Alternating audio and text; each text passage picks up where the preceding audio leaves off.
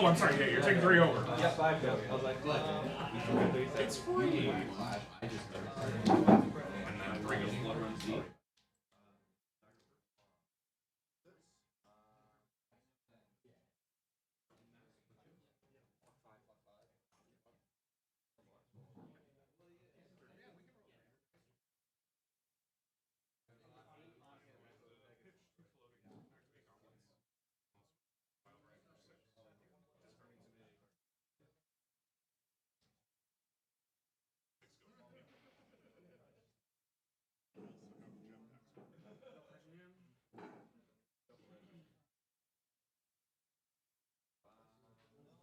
No jump back threes? Unfortunately, I did not have any jump back threes.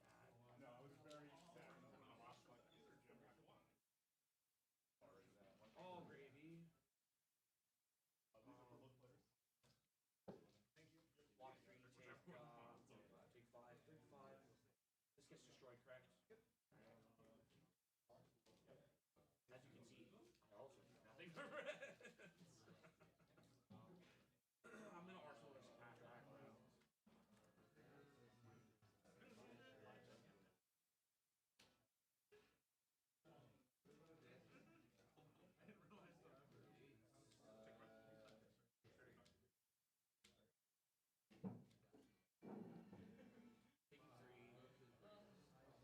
Or yeah, it works before I do. I'll go 30 shoe.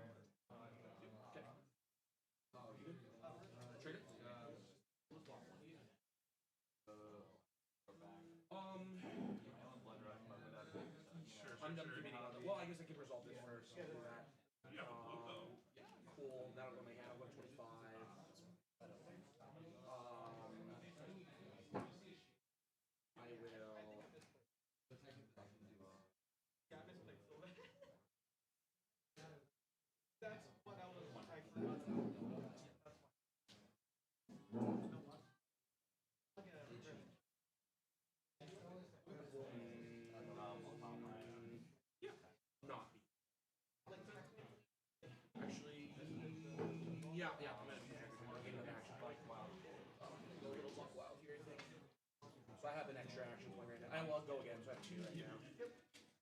I'm gonna block 4. Triggers go. Draw 2. And then I'm taking 6 of them. Yeah. And then here.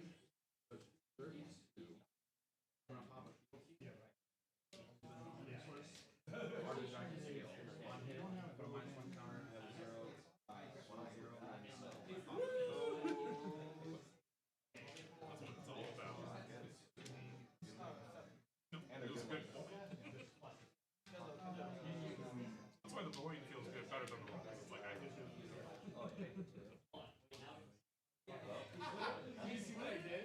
Oh no, it's that bad? Savage. Intimidate and then move to arsenal. And you're arsenaling the one you got back.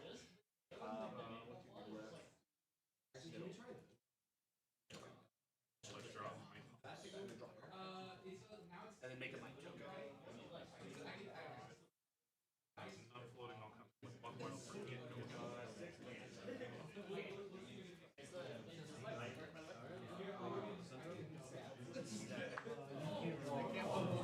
Testing, testing. 2? 2 and an arsenal. Typically, right? You let me keep everything. I'm going to do. Testing, testing. Oh, thank you, Jake. Okay, we're ready to go. 1 second. I will.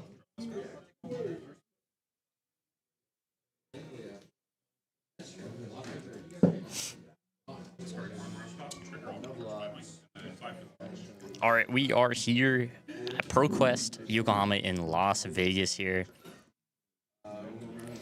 We got round 1. We got Dalton on Victor, and then we have Wesley Adong on KO, OG KO here. Looking in through here, this is kind of one of those more even matchups here. We're starting with the Victor going first. He's actually attacking on turn 0, which is pretty interesting. This matchup is one of those interesting ones. Wesley's deck completely blinged out. We might not be able to see a couple of the cards because they are 9, sorry. kind of blinged, you know, just the flexer he is, you know. So we attack for 5 here. He blocked, double blocked, and then it's gonna be a Titan's Fist for 4. He's gonna take Wesley's gonna take 1, going down to 39 here on turn 0. And then we know that Victor just put his defense reaction sink below in his arsenal. This is gonna be one of those important matchups. Wesley's gonna try to overload the Victor with Blood Rush Bellows with efficient 2-card, 3-card plays here, and the Victor's gonna try to hold on and be able to have more of those 1-card to 3-card plays. Wesley starting out here, he has a Wild Ride coming in for 6. This is gonna be the red copy going over 6 go again here. He's gonna draw, discard, hits the middle one, just a swing big here. He's gonna make a Might token off of the KO. We got 6 go again coming in to the Victor here.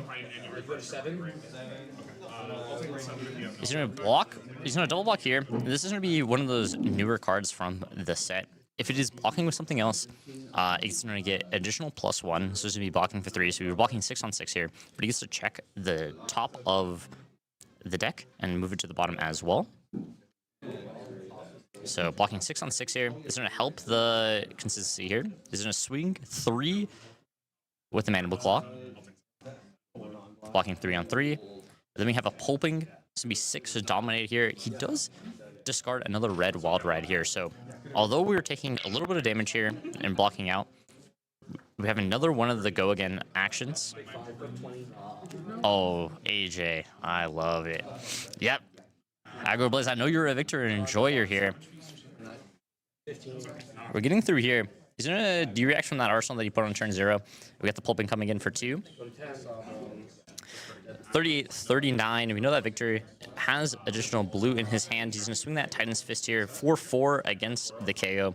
The Victor just can't block out because there's so many efficient attacks in this KO list that he actually will get reverse fatigued.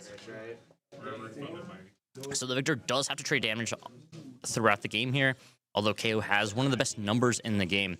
We look at you know, the KO has an additional yellow wild ride in his hand. He's going to take that 4 here. Just going to still play super aggressively. Might pop here on that turn. We're looking at a swing bag double wild ride hand. So has the yellow wild ride. This is going to come in for 6 because of the might token here. It's going to draw a discard. Let's see what we hit. There's another wild ride we know in hand. We had the swing big as well, and then a random card off the top. We're at that Reckless Stampede. That one's one of the good cards in these matchups, in these slower matchups for the KO deck. It's going to be discarded here, though. But that Reckless Stampede coming for 7, being able to clash multiple times and deal damage to whoever loses. But looking here at the Victor player, we're staring down 2 cards in the KO's hand. Oh, this is going to be one of those times. You have to be able to clash, and we have to hope you win as the Victor side versus the KO. We have that test of Iron Grip here. We're going to clash. Let's see where we got. Oh, we have a 0. Oh, I can't really see what Wesley revealed on the top. It does have an attack value, which is going to be better. They're reading the card here. So that Victor player is going to be having to discard a card here. I was like, no fucking way. Take 2. Well, it's so weird in this matchup because you're basically Wesley reading what Test of Iron Grip says. He has it's gonna be a 6 on top, so it's gonna be that blue 1 for 5. I can see from the hand cam if we look on the KO side, we're actually needing to flip. Go to take 2. Take 2. 3. We're zooming in on the KO side here, which is on the Victor. We will get that changed coming up, but Dalton discarding the Golden Sun here because of that clash and missed. Yeah. We will go. yeah, we hit Block. Yeah. Block 6. He's thinking. He's activating the gauntlets here. We're going to give the additional +1 to the next thing. The chain is going to be broken here. We did make that additional 1, and then we got the swing big coming in for 9 here. Super, super big. Victor only has 2 cards in his hand because he lost that clash here. So he can double block here, take 3, go into 33. We know there's just a blue on top. Maybe, you know, we've seen multiple wild rides here and a pulping. Maybe just doesn't have a go again on this time. Just has, you know, maybe a 2-card play in arsenals. So Dalton can come back a little bit. We did miss the tunic on that second turn here. So their tunic is only at 2 instead of at 3. We have a Buck Wild in hand. Looks like Buck Wild, a blue, double red here as well. So it doesn't look like he has a lot of go again in this hand besides the Buck Wild. But if he plays the Buck Wild, the only thing he can do here How lucky I am, right? is pitch another blue. All right, so we're just going to come in for the 8 go again here. And we have double red in hand. So you can only come into claw afterwards, or you just arsenal pass. But Dalton obviously does not know that. He's coming in 8 here, which is huge. I feel like this really just boils down to who draws a hand of like no blocks or whatever. Plus you got 2 blood red vegetables this turn, right? Yeah. All right, we're blocking for 6 here. We're looking at the top card. It's going to be a disable here, which is going to be that 7 or 8 on top here. Maybe if he has a clash and Wesley hits, he might just arsenal and pass here. I think the arsenal and pass might be just a little bit better. You got the 2 cards out. It's not like Victor can do really much with 2 cards here. But he could just come in with a claw here. Just keep the pressure on. Getting another 3.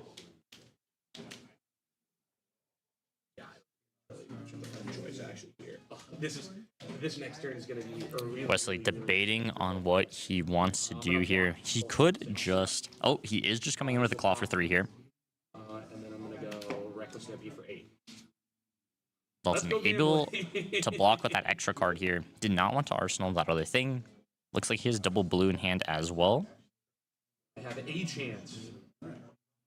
Now we got the Titan's Fist coming in On you, I think, is the reason why. just for 3. There's that Visit the Gold Ministry that we know from the clash from the previous turn. It's fine. Yeah, GG's, bro. Holy shit. Wow.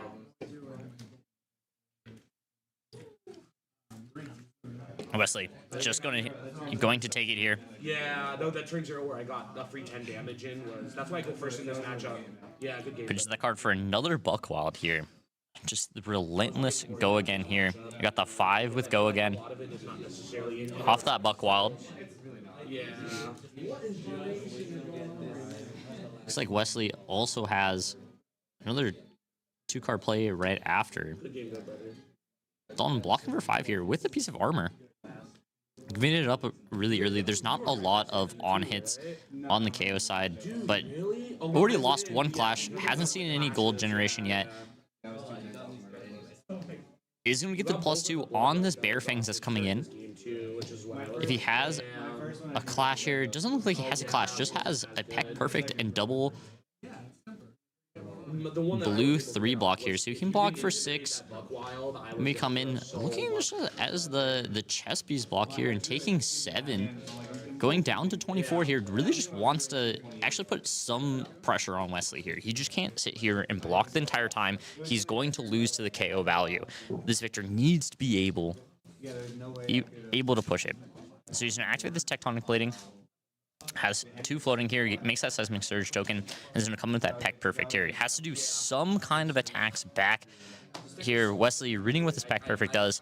This is one of the interesting one. Every single time he's going to be blocking this, they're going to clash and see who's going to mill a card off the top here.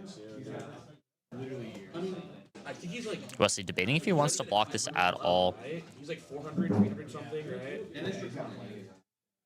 Looks like Wesley has multiple blues in his hand. They'll help, I think. I don't know if they'll make him like.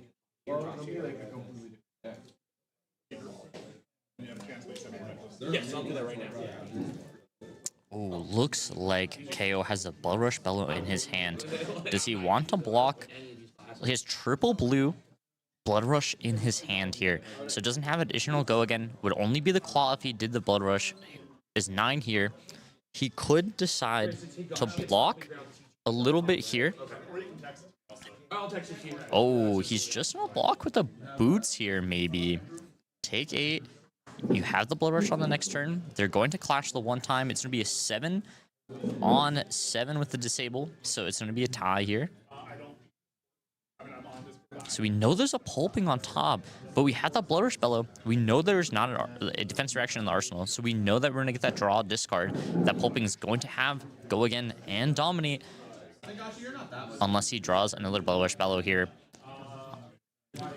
Life totals are closer at this time, but we're about to see one of the power turns from the KO. Got the Blood Rush Bellow, but we do have the balance still up on the side of Victor here, so he's going to be able to block 2 and draw an extra card. We're going to get the full 5 value on this turn. 2 floating here. Discard one of the blues. We know he has an extra blue in hand. Got the might token for the next turn. Gonna draw into that. We got the pulping, and there's gonna be a reckless. That reckless stampede here. Don't open them. At some point, I have a massive collection. So what he can do here is he can claw and then do the reckless stampede into arsenal that pulping here. I think he's gonna be the safest play if he wants to do that. Another play he can do is play the pulping after this, and then you can reckless stampede. If you draw and discard the opposite thing with the tunic, if he wants to risk it. We have the claw coming in for 6 go again here against the Victor.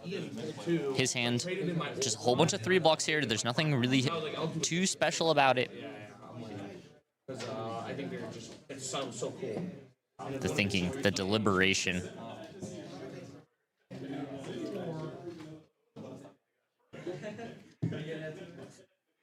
This is one of those matchups where the Victor takes a lot of time. He did not see any of those visits to the Golden Mania Stains. Only saw that one. Decided to swing the hammer instead of arsenaling it.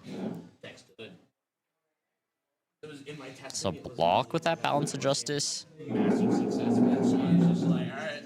Doesn't look like he's going to block with that. Oh, might be blocking one more. Oh, he's actually going to come in with the Quick Dodge Flexors. He knows that he's going to at least get 2 value off of this. If Wesley does the pulping, we'll get 3 value off of it if he hits everything. He knows that pulping's in his hand. He's like, are you going to play it or not? We're blocking 4 on the 6, taking 2 here. Wesley deliberating if he just wants to come in with that Reckless Stampede, if he wants to go with that pulping.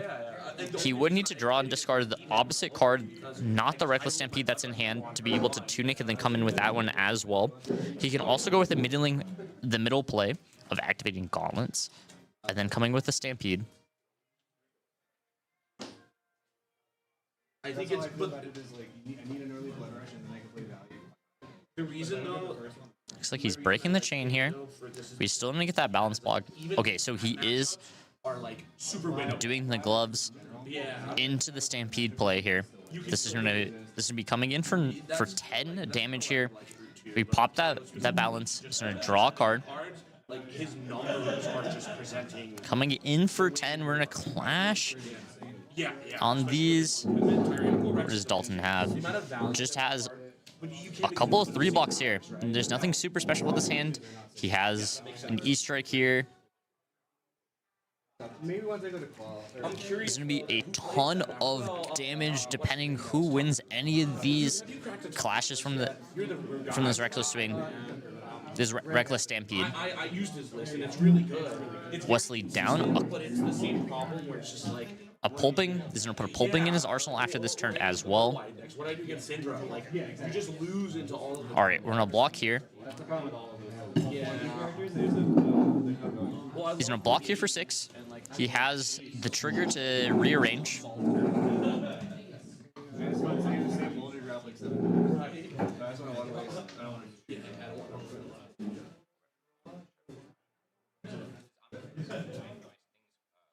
We're seeing what the triggers are going to go. If he can do the damage before the block triggers or what's going to happen. I believe all 3 of them are block triggers.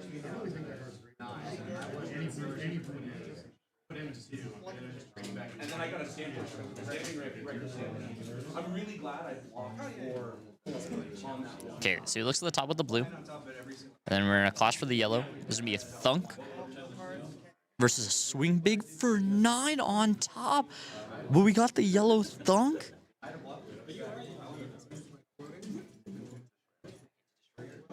Wow. He's going to win with the Swing Big on top. We're going to destroy the Seismic from the Clash of Bravado. The Reckless is going to come in. He's going to take 2 damage. At least. And then he's going to flex this and he's take another 3. So he's going to block this for 8. Take 5 basically here from the victor side. Really? I've never seen you play that deck at all. Did you just start picking it up? Oh, he's going to break. All right, he's breaking the thing. He's going for it. Oh, he hits a 6. So he's going to win on this. All right. So the victor activated, destroyed his only gold, which was the offhand, blocking 1, to put the Swing Big on the bottom, and then he reeled a 6 power blue on top. I know there's a little bit of glare, so you can't see that, but if you look at the hand cam on the side. But after the first one, Wesley's going to put it to the bottom. Let's see what he reveals. It's going to be another Wild Ride. This is a 3rd red Wild Ride on top. It's going to be a 7 on 7, so they're not going to take any more damage. We're at 22 to 22 here. There's 2 Might tokens. They put the Quick Dodge Flexors as well on top. So going to take that 2. We got 20 to 22 here. Wesley arsenaling that pulping. We know that there's a red Wild Ride on top that he's going to draw into this hand. Dalton left with 2 cards here. We know that there's the Thunk on top. I believe the last 2 cards in his hand is an E-Strike plus a random card.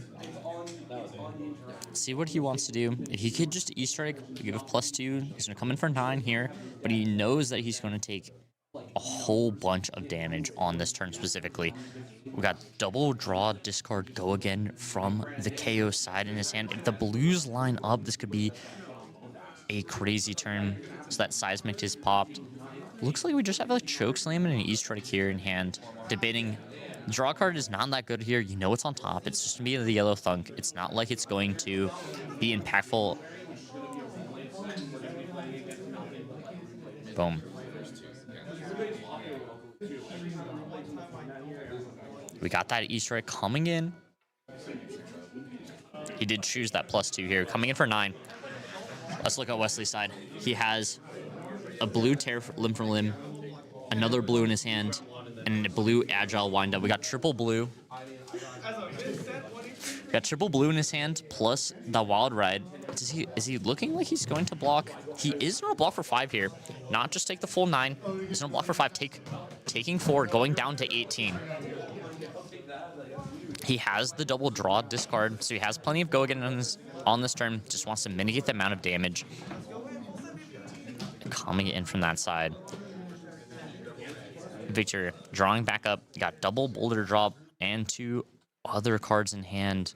Drawing, discarding off the wild ride first. We still know there's the pulping in the arsenal. Okay, discards the blue agile windup. He pitched the tear limb for limb. Where's the last card in hand is going to be a blue, so he has the full thing. He's gonna go 6-3 into 6 here. But the thing is that Clash with Vibrato, we got a Reckless Swing for 8 versus an E-Strike. Oh, and we know that there's the Reckless on top, but it's going to be draw discard from this pulping if Wesley decides. The luck of these clashes have not gone the victor's side so far. We have not seen any trounces, any block force. All the ones we saw was just that test Vine Grip at the very beginning, which did not go the victor's way, made him discard a card early into this game. Just gonna pitch that other blue here.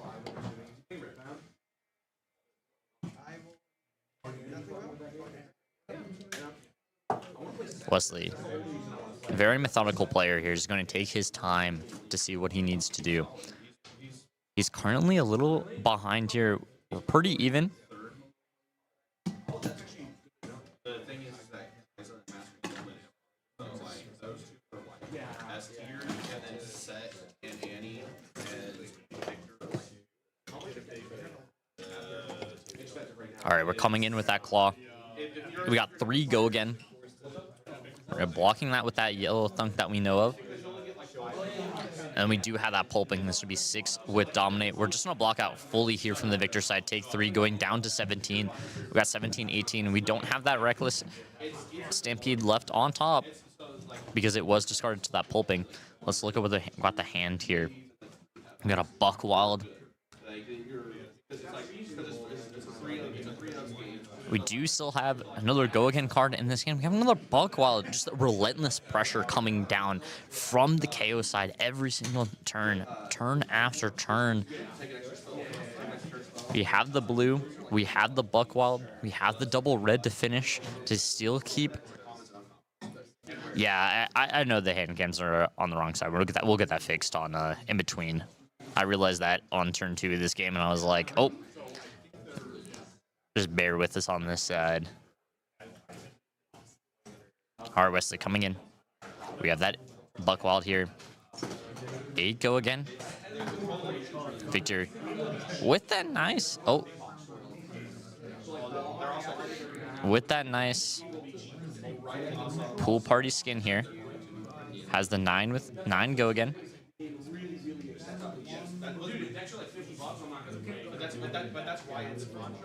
Ooh, and we're coming with that new 2 for 8 from this set.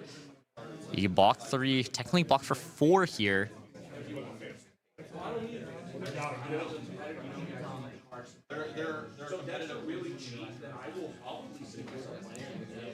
Now, Dalton as the victor side really needs 1 turn of bricking from the KO side here. It would be amazing if Wesley missed one side. Oh, but he did not miss at all. We see another Blood Rush Bellow in hand. But we are resource light here. We're looking at the hand. He has a yellow and a double red. So what he could do here is just have a little bit of a setup hand. Yeah, pitches the yellow and the red. They're coming with those Buck Wild just for 7 here. Have go again, but there's not really much else. He's gonna take 1 here. Then he's gonna arsenal this Blood Rush Bellow. I'm gonna put it in the arsenal. Let's see what the Victor has. He blocked with the CNC here, but he had another CNC in hand. And just be able to disrupt this Blood Rush Bellow here. But we do have the Crown of Providence if he wants to use it here. But we have a couple of them here. Look like we have double 2 block in our hand here. Double 2 block and a non-block here. So the only way to not get hit by this CNC is if he did that Crown of Providence, putting the Blood Rush Bellow on the bottom. Doesn't have any go again currently in this hand unless he wants to agile wind up.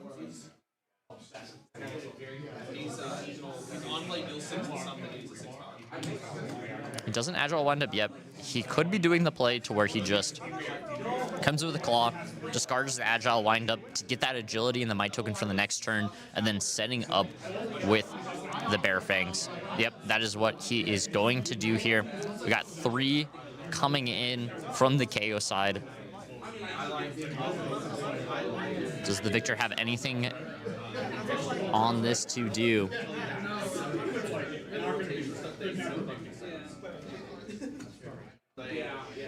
Looks like he has a Gold Maiden State and a couple other 3 blocks in hand here. Just been on the back foot the entire time from the Victor side. Had that turn 1, didn't do anything else. He's gonna take that 3 from the claw. Got the agility and might through the following turn. Then we will just draw and discard from this side. Bear Fangs coming in. If he draw and discards, but hits this beast within.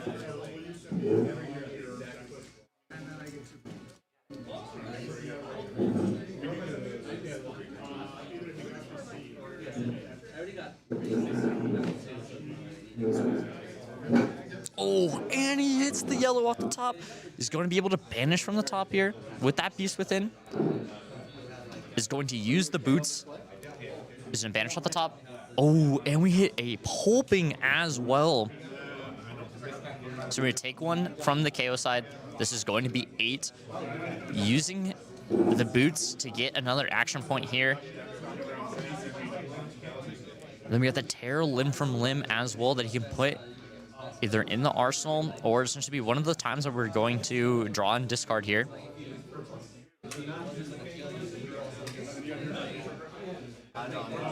So we have 3 go again. Into 8.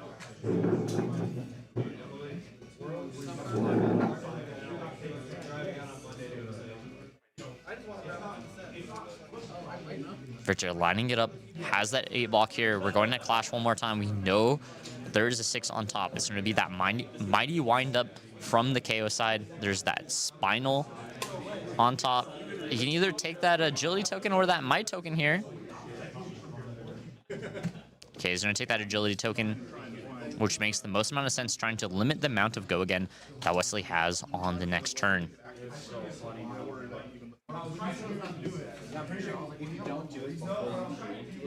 Stop it. I'm learning.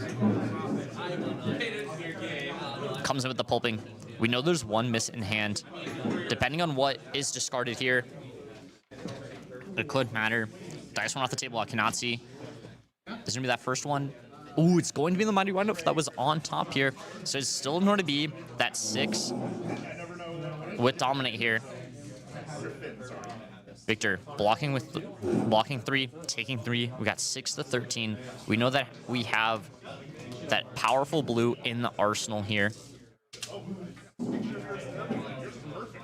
Going back to the Victor side, does he have a D-React that he can put in his arsenal to maybe stop something coming in there? No, he just has the riches of triple Domini here. So he's going to pitch to make a seismic surge token. Is going to make the gold, and then he's just in our arsenal, and he's going to pass here. Wesley, with all the tempo in the world, with a 5-card hand, knows his opponent has a spinal in the arsenal, so he doesn't have a D-React either. He's going to come in with that powerful tear limb from him. He's going to draw a discard. He's going to double the base power if he hits the 6 here.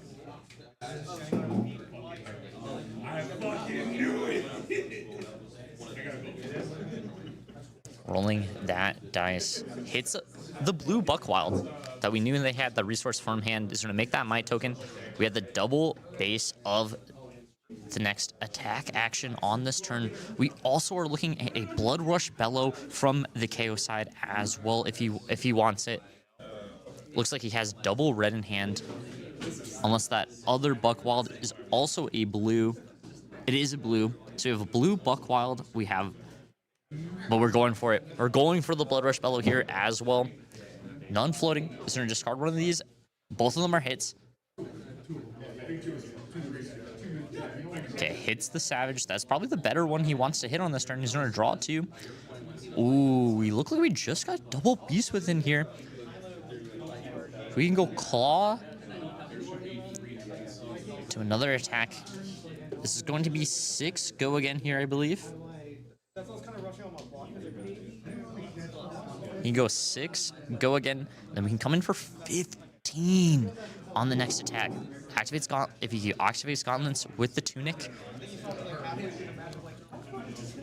Looks like Dalton has a test of strength here. Looking like he's gonna block. He's gonna think from the graveyard first. Maybe he can get a little bit lucky. Make the gold on this one. Draw the extra card. Be able to block 12. Maybe to live on this turn if he can. So no block. He's gonna put that +1 counter on the Spinal here. We're gonna clash on top. We're gonna 0 to an 8. Dalton with his first clash win of the game. With the whiff on top by Wesley.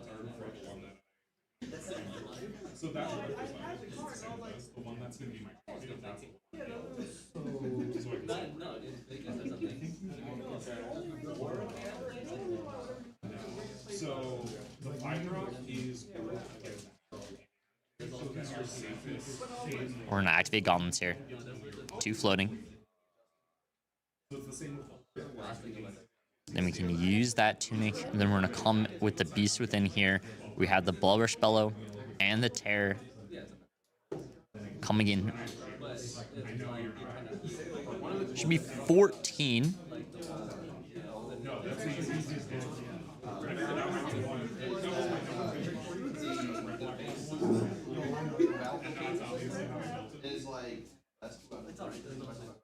Yeah. So you choose one of your back. you can just have that.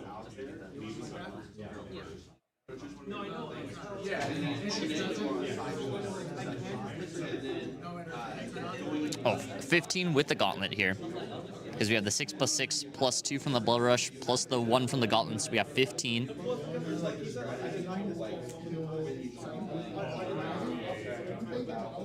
Looking pretty dire. Ooh, we have another test of strength, but we know that we have the whiff on top for Wesley, but the Victor whiffs with the test of Iron Grip on top. Is going to have to pop a gold here, put his non on the bottom. If he hits any power, okay, does hit the power and hits another blue. So just to make that gold, draw the card from the test of Iron Grip so he can send the Spinal Crush here. So he's going to block 8, go to 1 here.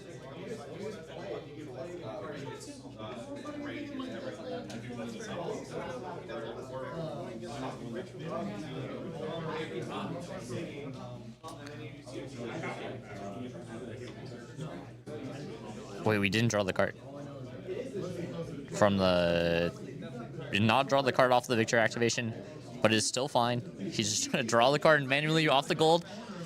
Come with the Spinal. Is going to come in for 9. Wesley. Oh. Coming for 10. I think I missed a Might token somewhere. Oh, no. He has the +1 counter from the Gauntlets. Yeah, so this is coming. He already drew a card. Oh, my bad. I did not know he drew a card. Oh, no, he did it. He did off blocking with the on the claw. My bad. That's on me. Spinal coming in for 10 here. We're looking at Wesley's hand. He has double non-block in his hand, so it's not going to be. It's not going to be enough. He has double. looks like at least one 3-block. He has double 3-block. He has a Wild Ride, another 2 non-blocks in hand. So he can't stop the crush here unless he wants to give up a piece of equipment, which is going to be the tunic or something like that. But it doesn't really look like he's going to be able to have go again anyways. So he's going to block for 6 here. Take 4, going down to 9.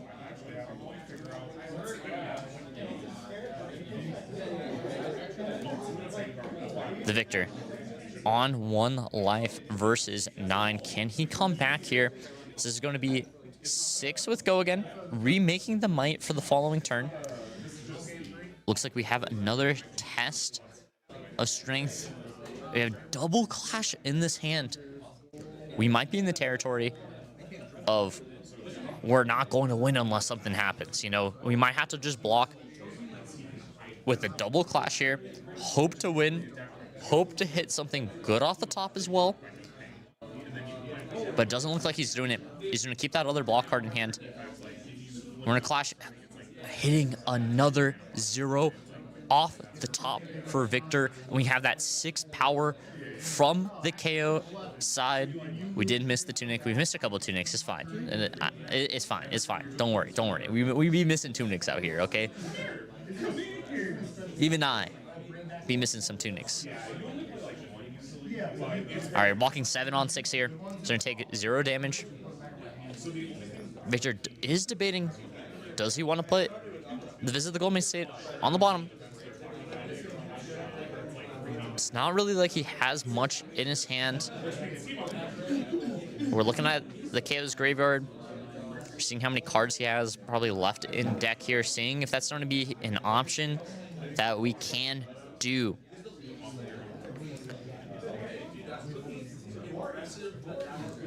Yeah, we know the hand cameras are swapped. We're gonna do it for the next round. Can't really do it in the middle.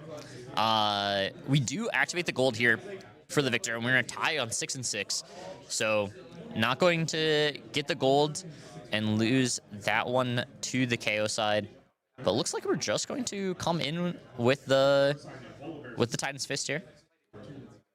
Yeah, 100%. Yeah, thank you guys for telling us. We'll get that fixed for the next one. Just have to manually move. We're also trying to get the glare situation. There's the glare on the one side of the table.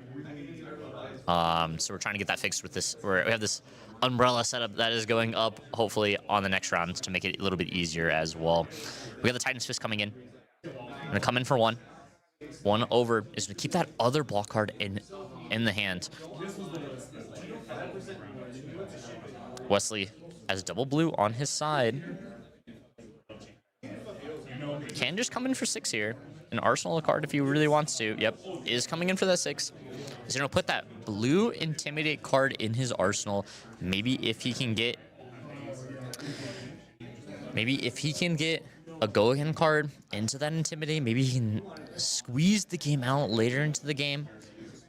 We have a defense reaction, a test of Iron Grip,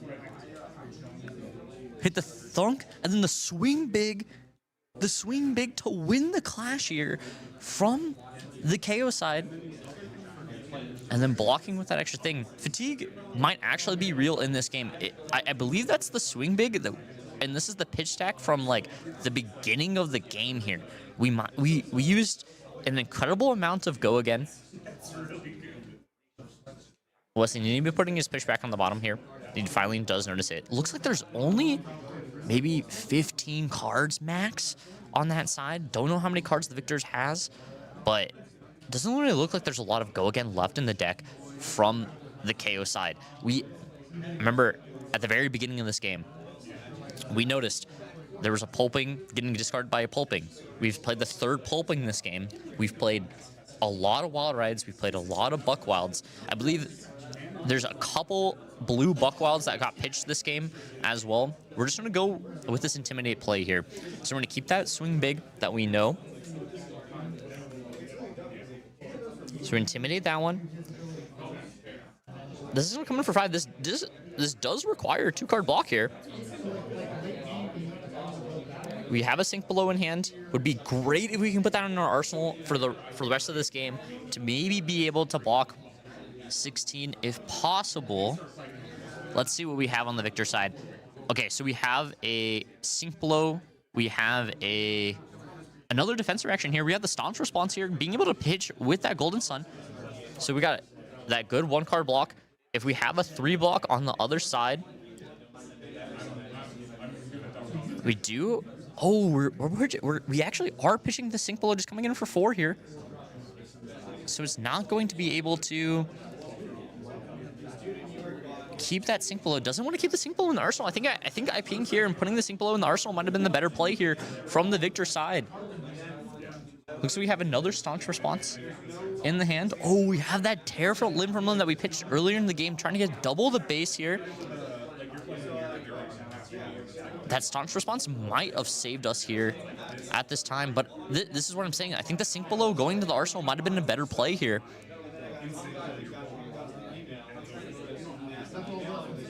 To be able to save us from this side. We look like we have triple blue in hand and that staunch response from the victor side. Oh, it's going to be that swing big coming in for 17 because he activates the gauntlets. Doesn't activate the gauntlet. No, just coming for 16, not 17 with the gauntlets. Doesn't pitch that extra card to see if he can do it. We're going to block and come in with that staunch, but it's not going to be enough. Victor is going to die here. I think that sync below would have had to been in that arsenal for him to survive this turn, but Wesley on the KO is going to take it down in the round 1 here.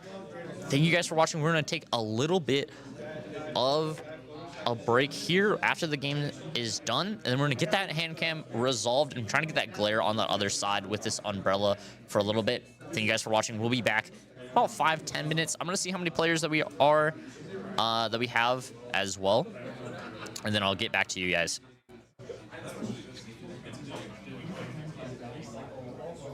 Oh, it's me. Hello.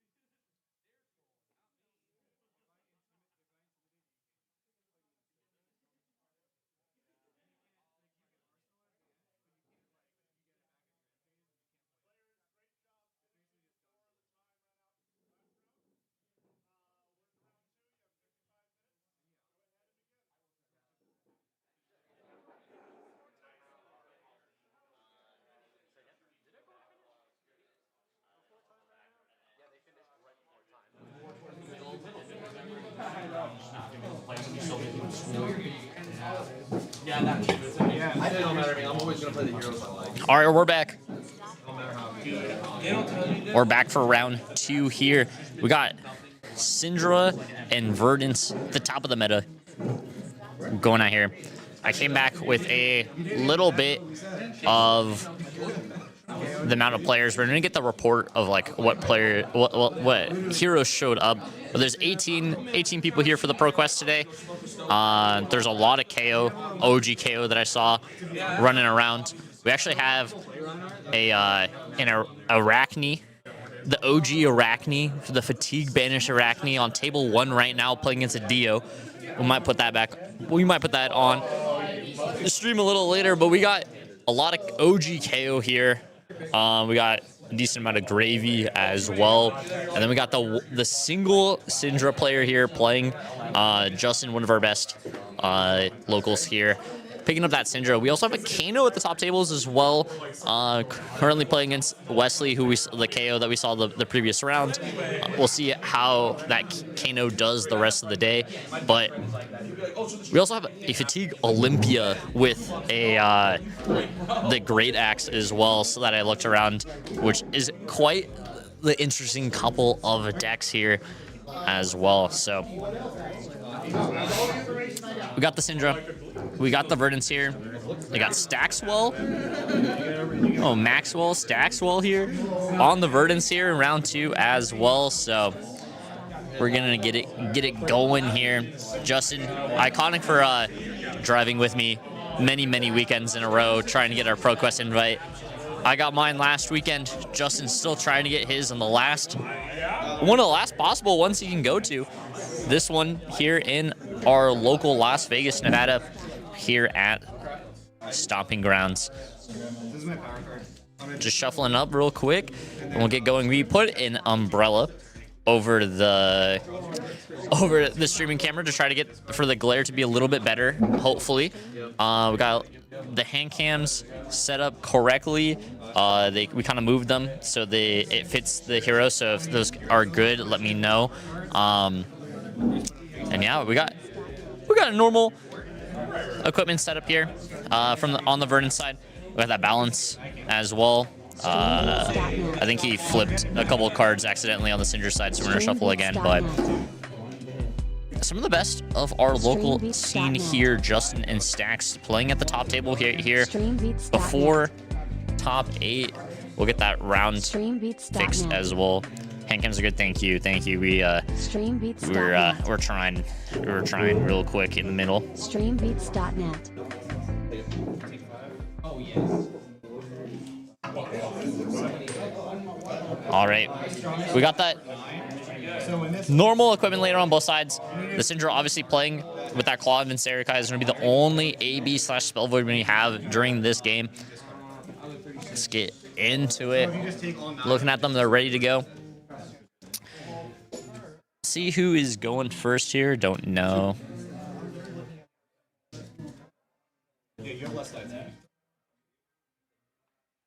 Sax pitching double red here to come in with the Pulsing Aether and Life here. So he's going to gain 1 and he's going to deal 4. So we got that 1 prevention here. He's going to take 3. Let's see if Justin wants to get it back. Maybe like filter out the hand a little bit. He's going to pitch. Yep, he's going to pitch the 3 to get it back here. He's going to pitch that Ancestral Empowerment. Sometimes it's like a very key card here to try to get that mask momentum through versus Verdance with so many preventive effects, so many D-reacts here. As we see from the Snack side, we also do have a D-react here as well with the Sink below. At 37-41, we have the Wrath in our hand here from the Syndra side. Got a little quiet in the building here. Everybody focusing on the back. These back tables might be 0-1 right now, but they're killers back here. Ooh, with the Rake coming through for the additional +1 here. Deal 1 here on the Verdant side. Blocked 3 on 3, expecting not to hit, but we got the 4. And we got the Ignite coming through, so we're going to be able to do this Wrath turn if we really want it. So we got 4 go again And now we have 3 go again here from the Ignite side. And we'll use that resource. We're going to go 4. Or 1.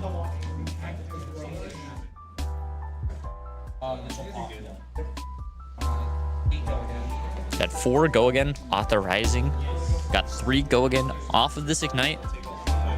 Let's see how Stacks wants to block this out. We know we have the D-React, and we got 2 Earth cards in our hand here. We don't have enough cards to decompose because we just have the Autumn's Touch and the Pulsing.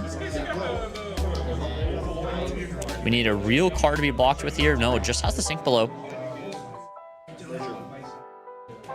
Decides not to flick here.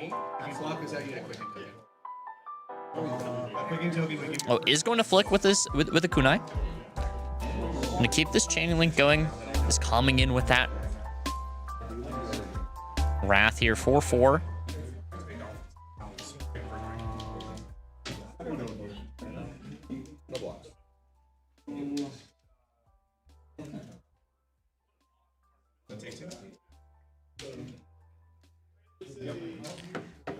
Four go again on this Wrath because of the rake here. I guess you get like whale for free, but it's not like. Yeah. I'm thinking about. I'm gonna make a might. We're blocking with a double piece of armor here. 4/4. We got the -1 off the Stormware Gauntlet plus the other thing, so we have 2 go again. Oh, it's actually going to be 3 go again with the Kunai here, and there's going to be another additional 3 with this as well.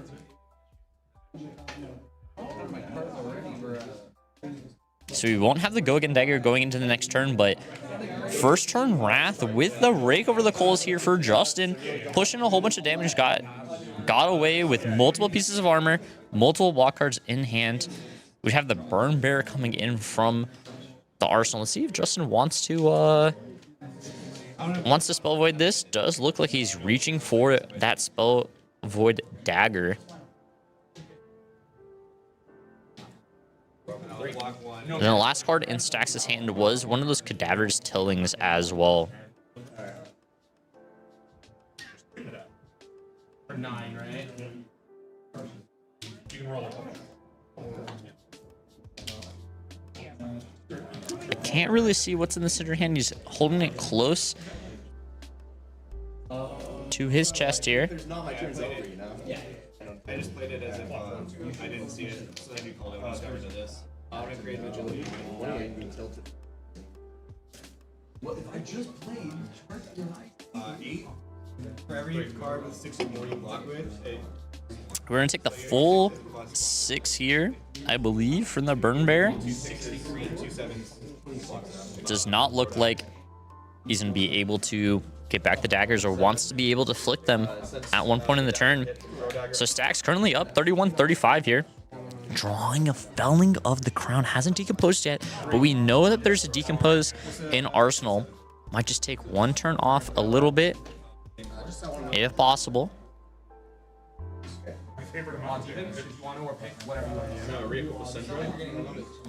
Ignite the start of the chain, but doesn't have that the go again kunai here to be able to go one go again afterwards. Just gonna come in with the 2 here. So take the 2. So what else we got? Oh, one of my favorite plays here is gonna be the Fire Tenant. Strike first here is not going to take up the ignite trigger. Is gonna come in for 3. We are going to flick this one. Going down to 32. We still have the +1 from the fire, and then also the +1 for the ignite here. If you want to do it. Oh, and the breaking point is going to come in.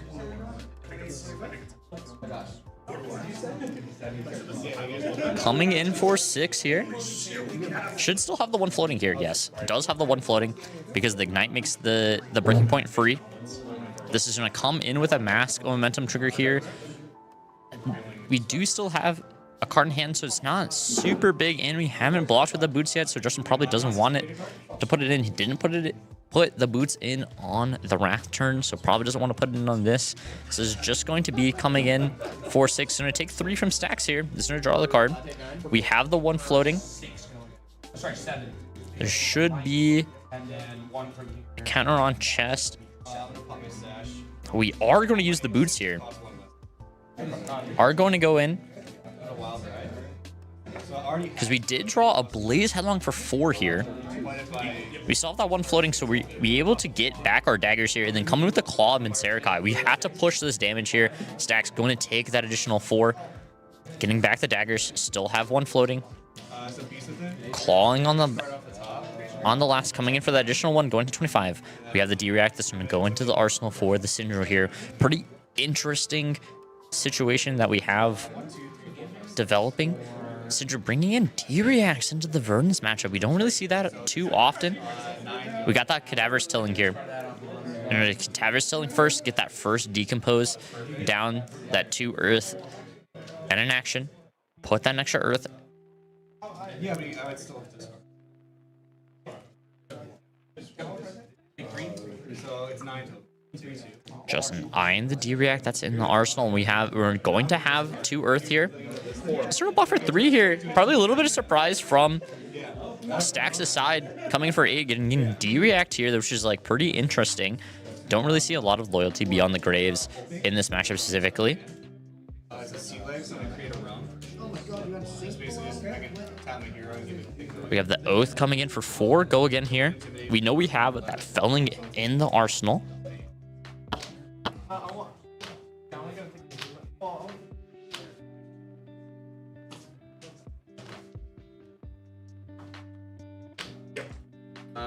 So go 15. 15. We'll trigger Mass Momentum first.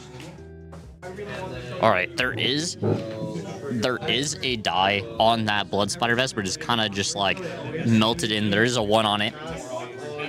So you got the 4 go again coming in. Does get blocked by that D-React, and then pitches the Taya for the dagger. Little out of the ordinary, but he can't really do too much about it. Is going to flick on that chain. So has still Mass Momentum coming in. Going to be in that 3rd chain. Let's see what he has on this part. A Taya coming in this matchup. It's very interesting for the Syndra build that we're seeing so far. We got the loyalty. We have the Taya here as well. Then we have a 4 go again here on the Blaze. Threatening at least a D-React to be able to cover it. We already used a Sink Below, and we used an Autumn's Touch here. So we're giving up a Light of the Leaves and an equipment block here as well. We're going to get back. The Kunai is just going to immediately attack with it just to get that extra 2 damage. Does not really care about keeping that Go Again dagger at all. It's just using it for damage straight after straight. We know that there's that Felling in the arsenal that's going to come through on this turn. I'm going to draw on this card. Perfectly made it. So this is going to be the 2nd Decompose, so it's going to come in for 8 here. Oh, we see the 2nd Loyalty Beyond the Grave here.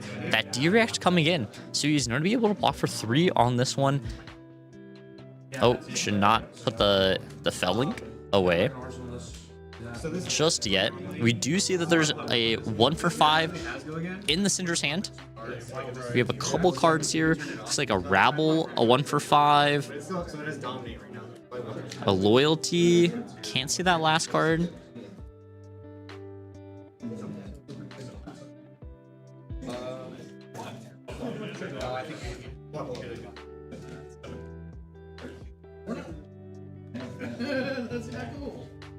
Looks like we're gonna block 6 here with that Loyalty and an additional 3 block. Only in order to take 2.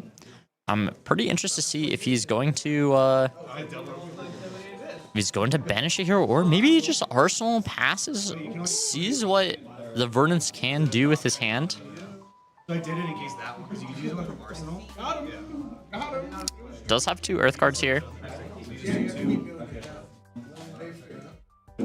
have this again, so you always need to call. So this is 6. When this attacks, I pay for immediately. Can't remember when out. This is round 2. It does say round 1. I will edit that. Give me 1 second.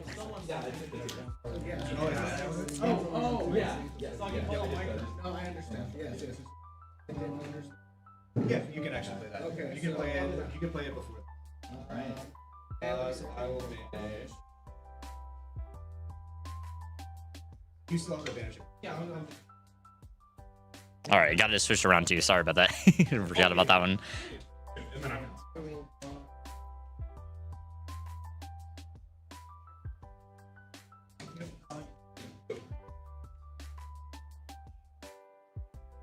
All right. Yeah, hand cams are good. Hand cams are good. We got a cadavers tilling, discarding this mental block here.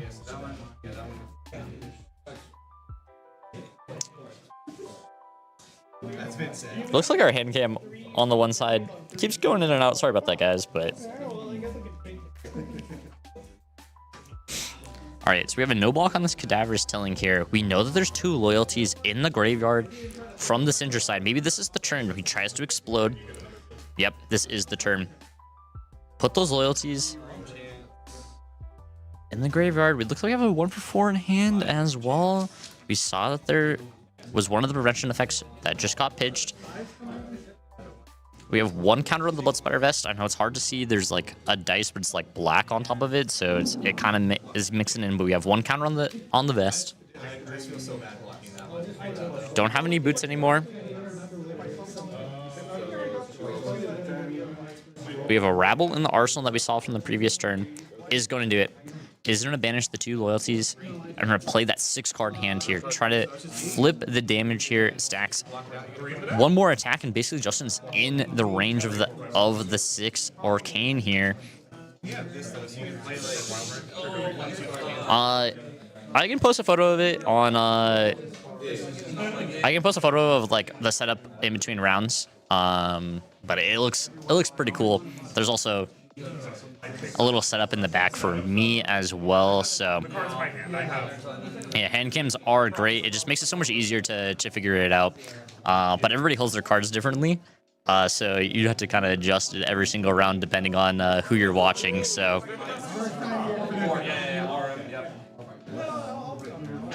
we got 4 go again on the Rabble here. Stacks thinking on his hand. Your opponent has 5 cards in his hand, plus this card in Arsenal. You're coming in with a 6-card hand. There's not a lot of times in Fab where you could just say that I have a 6-card hand coming in real quick. Probably is going to take this first chain link. It's very hard to be able to block out all these chain links here.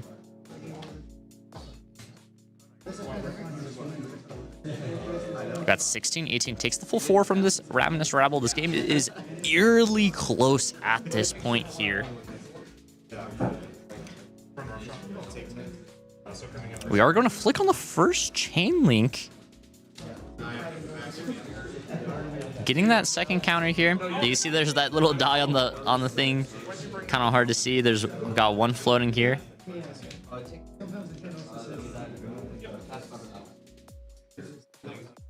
Pitch the full 3 here on that throw dagger to come in with the 1 on the kunai, but we've already flicked this turn.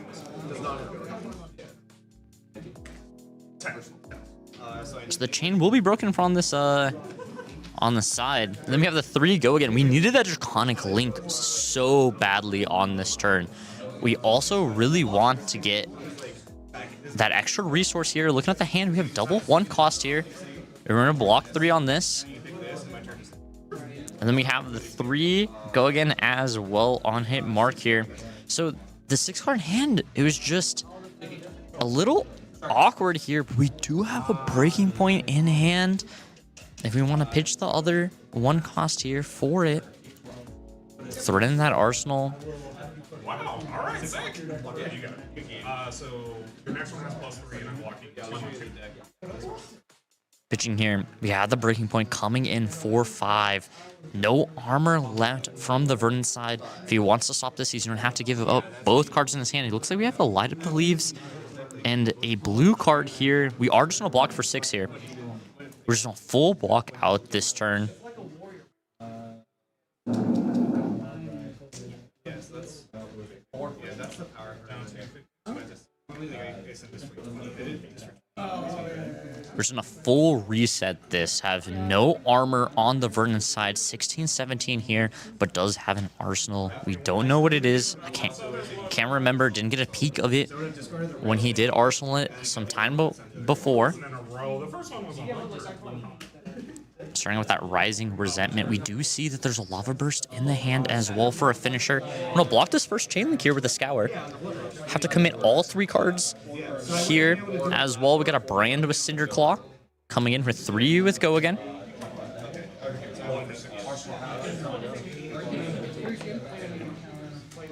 Took that first 3, going to 14.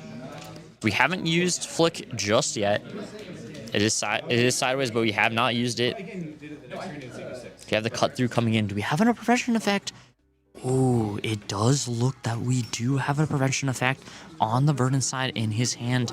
If we peer into it, if he gives us a little thing, we might actually have 2. We have both a shelter and a mental block in hand with an additional blue.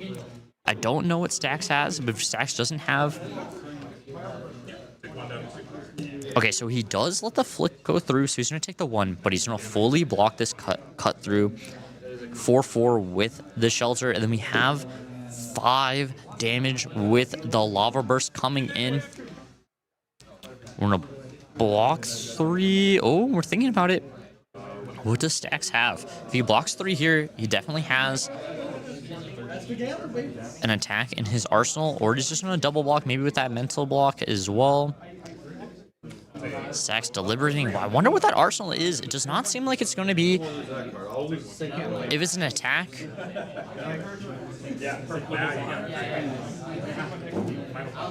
Actually, it's a gauntlet. We didn't stop the go again here. We wanted to block 4 and 4, taking that extra 1. I think we're looking at life totals real quick. We got 16-13 here. Stax deliberating if he wants to be able to block this Lava Burst here. This is going to be one of the most important parts of the game here. Does he want to block 5 on the Lava Burst? Does he, we don't know if he has an attack in his arsenal. If he did, he's probably just going to block for 3 here and come in with an attack. Even if it is a spell for 6 as well. It really just has been one of those games. Really bad RNG. I don't think we have any Marlins at this tournament. Sorry, no Marlins today. Our potential Marlin player is playing Victor today. So, all right, does block 5 here from the Vernon side. We're gonna come in with Pain. In the backside here, we have a Throw Dagger, a +1. Oh, we are in a +1 here with the Ancestral. We're drawing another D-React Loyalty here. It's fine. Does hit with the 1. The Pain in the backside is going to deal an additional 1.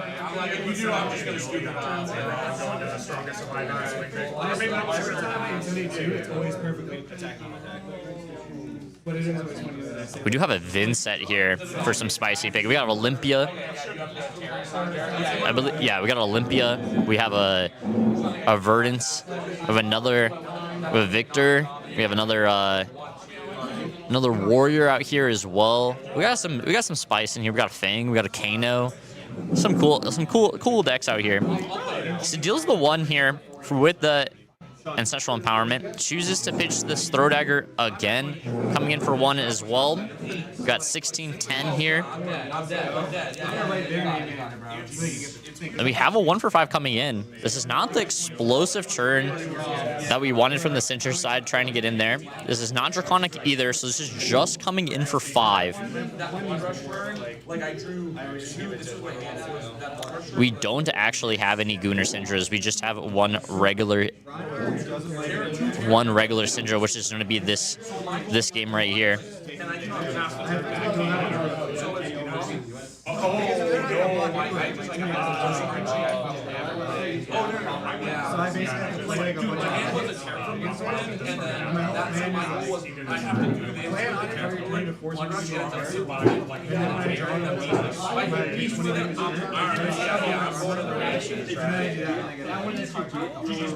Does draw here.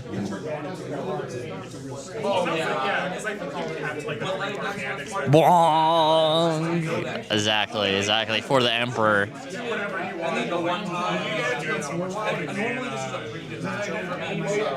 All right.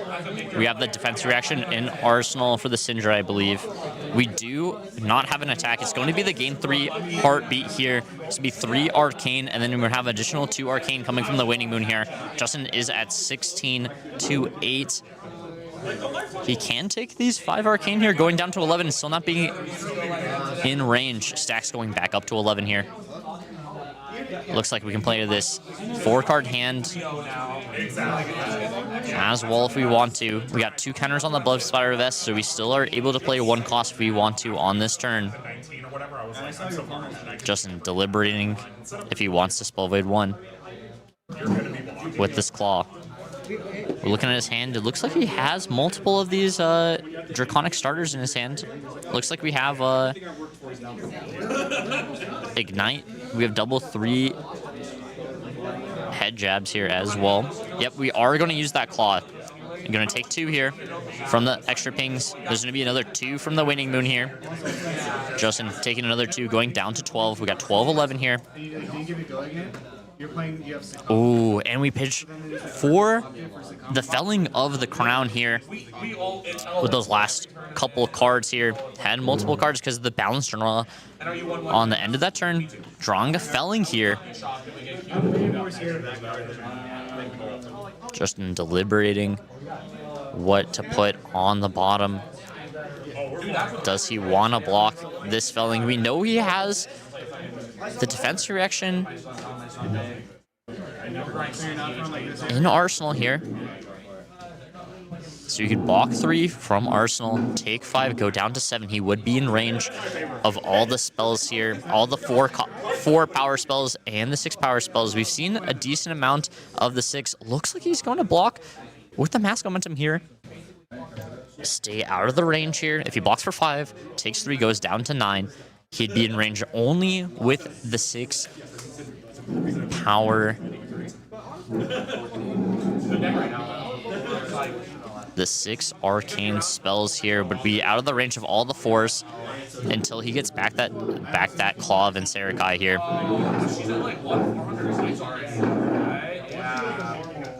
We got 9 to 11 here on the Syndra Verdant side. No armor besides that Storm Striders on the Verdants. Let's see, he does draw the Burn Bear with double blue here. He does have to wait a little bit here. We have the Ignite coming through. There's going to be 2 go again with the Ignite trigger.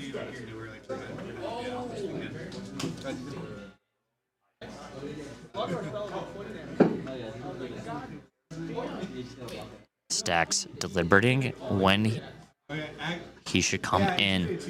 If he can bait it all the way to the end here on this turn to where Syndra activates to try to get the Claw, he could then pounce. He also has a Cadaver's Tilling in his hand. So if he keeps waiting, at worst he may be able to send the Cadaver's Tilling in Arsenal to Burn Bear if he really needs to. Justin most likely not presenting lethal at 11 with 3 cards in his hand. Is going to take the 2 from this Ignite. So take an extra 1 off the Rake of the Coals. This is going to take the Ignite trigger here because he did not play it in between.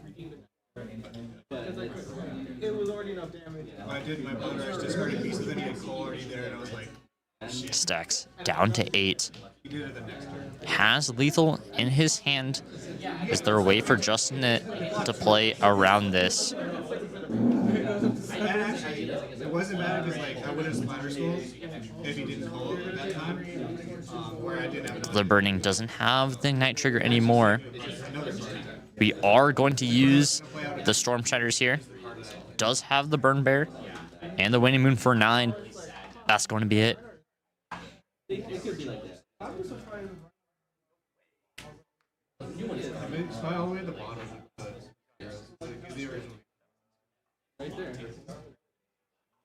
Yeah, the Rake did take the Ignite trigger, so he's not able to come back. The Rake does eat it. a simple misstep from Justin might end this game here. He did not play the rig in response to the Ignite trigger, so he can't get back this claw. That's going to be it. Stacks with the win here. A small oversight from the Cinder not being able to get the claw back here on the trigger with Stacks having it. That's going to be a round 2 with the Verdants moving on to 2-0. We'll be back in the next round.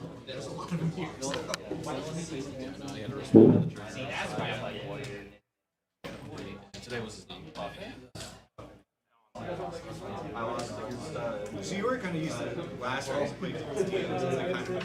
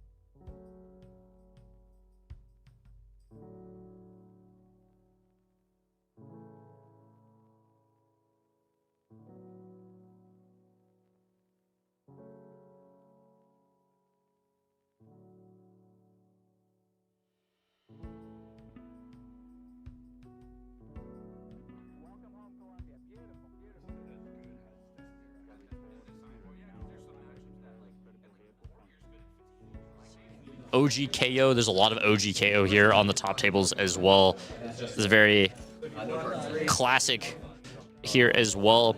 But we got this Dawnblade Dory versus KO on table 4 that I wanted to snipe. And then we also have the Syndra playing versus the KO as well on the top tables.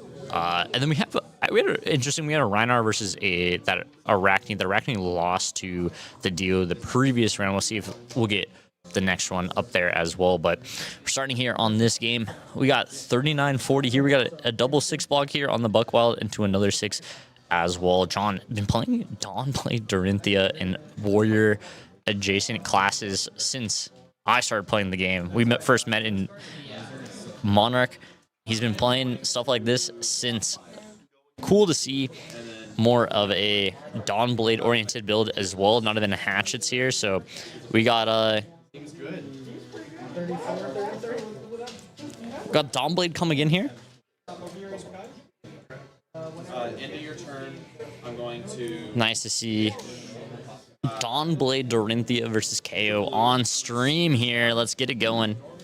How's everybody doing?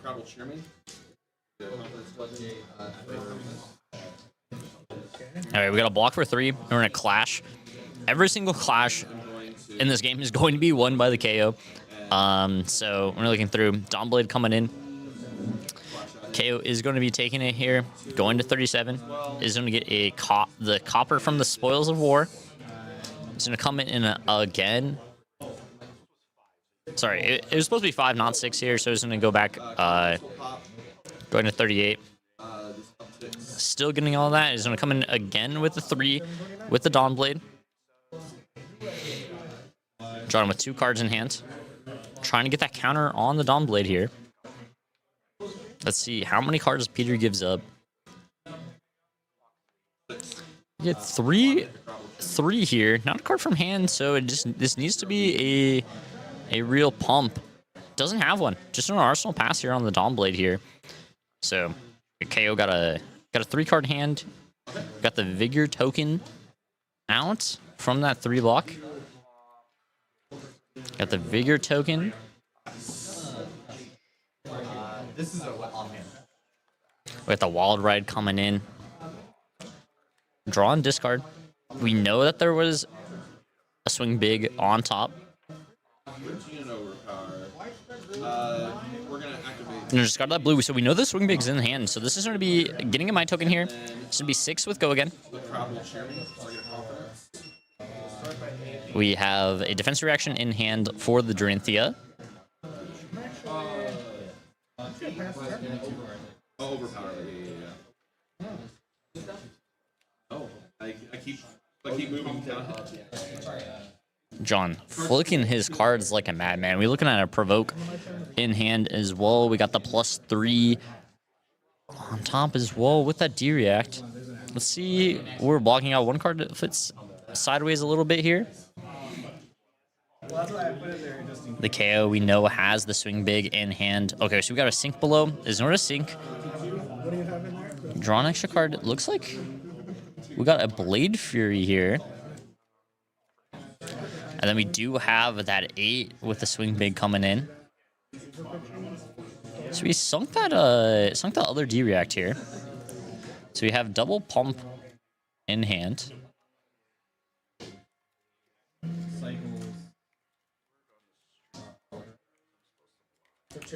So we did a little bit of the armor here. Looks like we're looking at a 6 card block with 2 cards here from the Dory.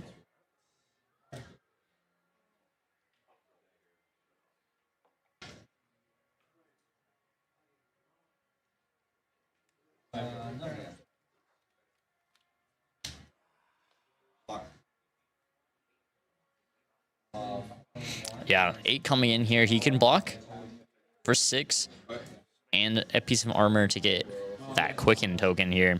Oh, yep. Is just gonna block full block on the 9 here. Get the Quicken token. Is gonna be have the Quicken for the next turn here. Doesn't have a Dawnblade counter, so this is kind of free, bro. This is a free Quicken here. It is pretty good. See what the KO can do here. Did play double 4-card hand back to back. Let's see what else they can do on this turn. This would be the Blood Rush Bellow here. So we're immediately started with the Buck Wild into something else into this Blood Rush Bellow.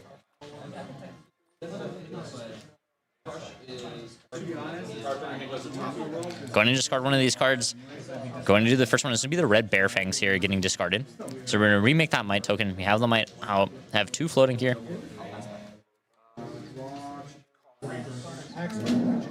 Drawing the 2 cards.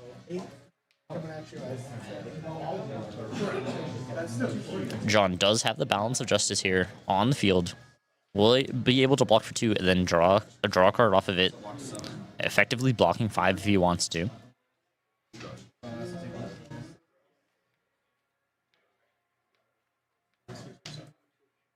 The KO debating on what he wants to be doing here.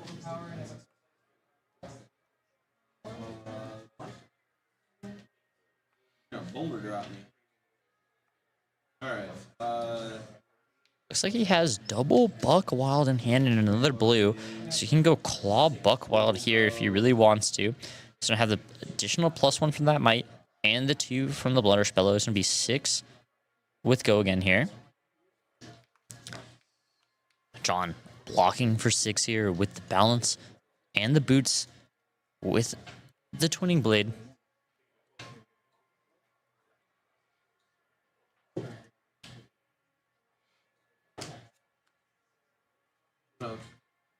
Blocking 6 on 6.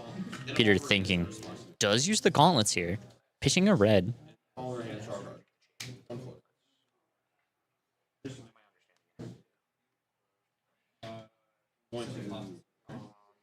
Very interesting that we're pitching this.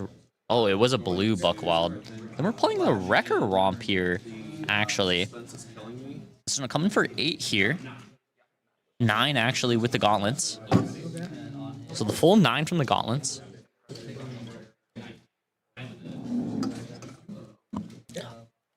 I won't lie. This is the one of the few times I've ever seen a Wrecker Romp ever casted before outside of a Rhinar deck. We got the full 9 coming in. We still have that draw off the Balance if we want it, because we did draw 2 off of the Blood Rush Bellow earlier. Is going to crack that Balance, drawing an extra card. We have a little more decision before we want to block on this turn. Looking at the Imperial Seal here for Dorinthia. Maybe thinking there's a little bit more defensive reactions than we thought of.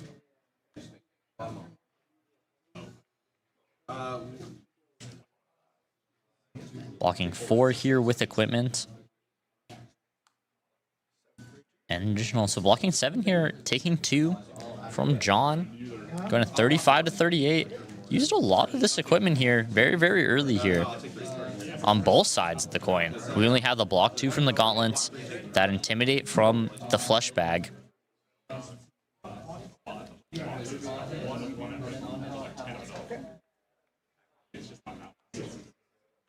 And we still have that Quicken out there, so it's going to have that Quicken. It's going to be 3 with Go Again here off of the Dawn Blade. So you had that Quicken token from the Swing Big. He's just going to non-block this, I believe. I will come and then he's going to come in with another Dawn Blade swing here.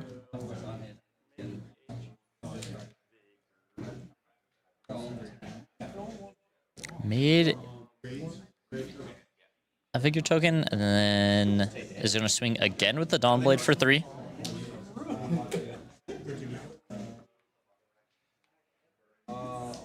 Has that nice Japanese Alt-Art Dorinthia on the table here. And that Steel Blade Supremacy playmat. You know this is a warrior deck for the ages. I'm just going to non-block this again. So he's going to take the full 6 here with the double Dawn Blade. Had Go Again the entire time. Is going to pitch that Imperial Seal to make the second Vigor token here. We still have that arsenal. We have a +1 counter on the Dawn Blade here. Just draw it. We have a multiple reprise it looks like in hand and in the arsenal here. Haven't been able to use them multiple times. Just the threading of it. We have the tear, limb from limb, pitch to draw the other one. Even if he wanted to block last turn, he was not able to with the double non-block. And move the counter off of this to There's your draw.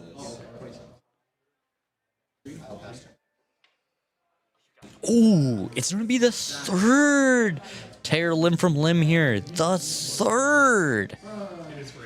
Isn't going to get the double here. And has double red here, so it has to pitch. Took all of that damage just to send 9 here with the show of strength. Still a decent turn, but could have been 17, but instead it is 9. Wow. What a great... Had double tear limb from limb. Might have drawn the third one here. Just takes the entire thing here. We got the steel blade. We got the steel blade one. This is gonna be the one that if any of these dawn blades hit, is gonna get an additional counter here. We're coming in for 4 here with that dawn blade. Glistening steel blade is the name. We have no defensive reaction here from the KO. We got 3 cards in Doherty's hand. We're gonna block with the extra armor. We're gonna intimidate real quick. We're intimidating that 1 card. Let's see what else we have here from the Doherty side. What?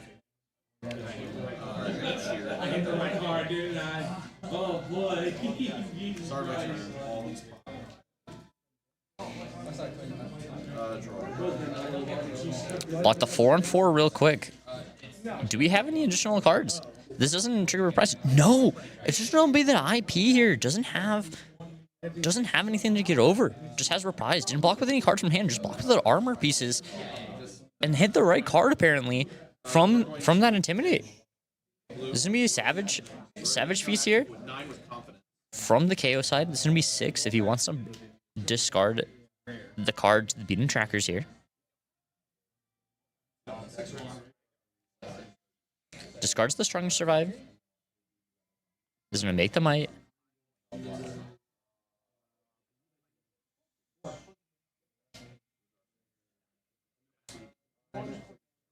Yep. So we're gonna get the additional action point here. Draw the card. This will be 6. Has an additional action point here, so it can have go again. Looks like we're blocking 6 here. I did have some time.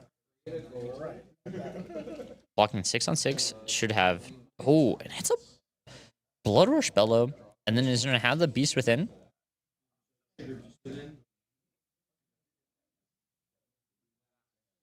So we get the strongest survive here. She's going to have that red going down to 31. This is to be able to draw additional 2 cards here from the KO side. We have the Brawler Spell on the second chain link here. He actually decides just to oh yeah. So the attack should have came in for 7, and then this is gonna be the might for additional 1. Right.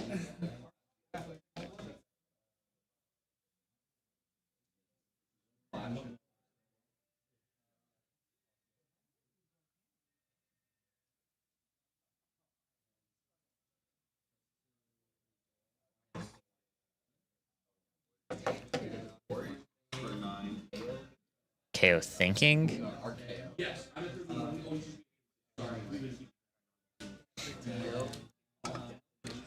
Alright, we got 26-31. They finally updated life totals from an attack a couple turns ago.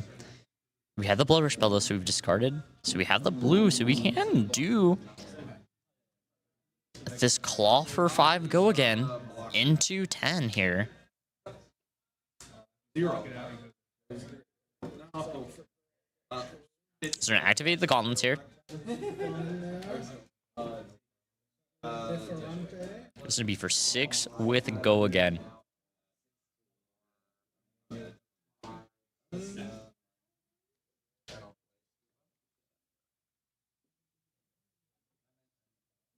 I am going to. Yeah, let it go. Sir. question to that is otherwise I'm blocking my dad. On hit, another This is gonna be for 10 here.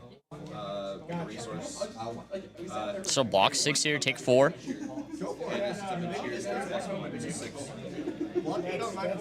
Going down to 15. That helmet block with an Intimidate did incredible work. Not being able to have go again on that turn, be able to keep those Dawnblade counters here. It's not even looking like it's like going to be that close here. If KO's able to come in here.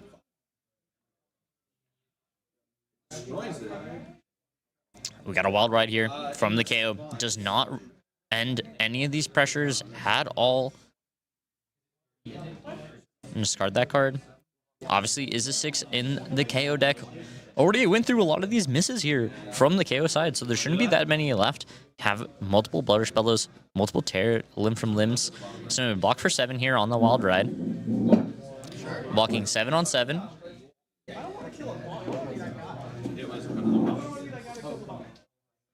What else do we have on this KO side? He's going to activate that Gauntlets here. He's going to give an additional +1. Oh no, it's Then he's going to come with the Bear Fangs here. Interesting, he doesn't want to go Claw into Bear Fangs. Losing value on this turn. So he's going to come in for 9. The block 6 takes 3 here from John. Maybe just waiting for a non-go again turn here. This KO is hitting. The KO is hitting every turn. Let's see if he has anything on this turn as well. Let's look at the hand here. So we have a Show of Strength. We have a blue. We have a Reckless. Let's see what he wants to do here. Pidge just to come in for 8 here with the Show of Strength. 8 no go again. Or to be 9 with no go again. Has that Might token from the previous turn. 9 no go again. Is this a little bit of John to come back in this game? So block for 6, take 3. Oh, has the sink below. So block all 10.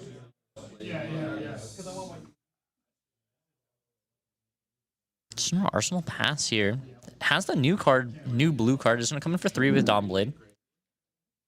Still don't know what the card in the arsenal is. Most likely it's just going to be one of those reprieve cards. Finally blocks with the card in hand.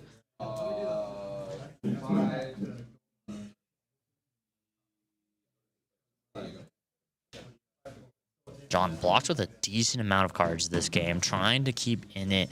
The KO just relentless pressure back and forth every turn here. So I'm going to start with the 4 card hand here. Doesn't look like it has... Oh, and we have the Glint here. And then we have a Provoke. So he's going to get go again, and then he's going to take a card from his hand. So he's going to reveal a card. If it's an action, he's going to put it and be able to block on this chain.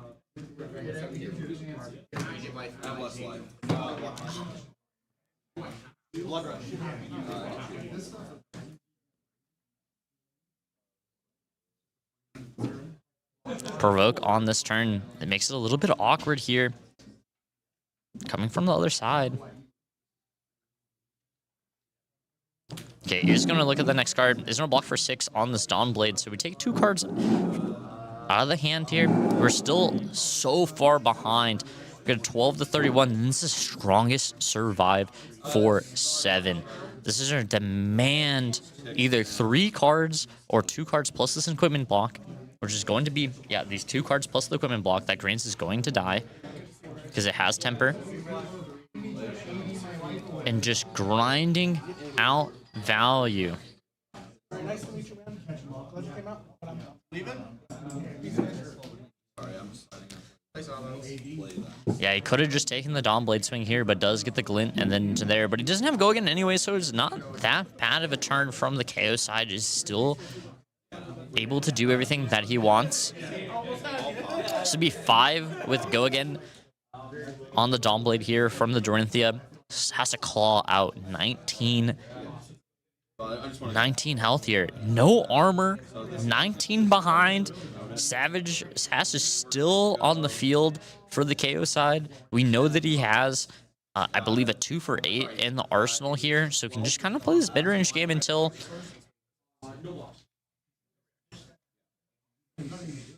still get a decent amount. And just going to actually take this one. So 5 coming in. There's going to be additional 3 here. Is going to actually give him what looks like a Dawnblade counter here. Yep. Is going to take that full 8 here. Gets the Dawnblade counter. And the copper. Looks like we have a go again card if we're going to take. If we're taking all of this. Oh, yeah. We got the Savage Sash turn coming through. Oh, he's not going to pop it. Doesn't look like he actually needs it here. Has the Buckwild in hand. So if he has a blue plus Buckwild. Yep, it's going to be 5 with Go again off the Buckwild. Just trying to close out this game. You can use your Lifetile as a resource. So take 1 here from the Buckwild.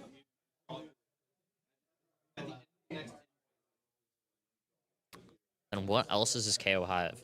He took all that damage to be able to cast this. Oh, looks like he just didn't have the resources in his hand. This is why he didn't block on the previous chain. So he's going to be able to do the Buckwild into this. He's going to block with 3 cards here, which is going to reset the Dawnblade anyways. Oh, wait, he's going to lose. So Dory's going to take 3 damage here off of this reckless, this rampage here.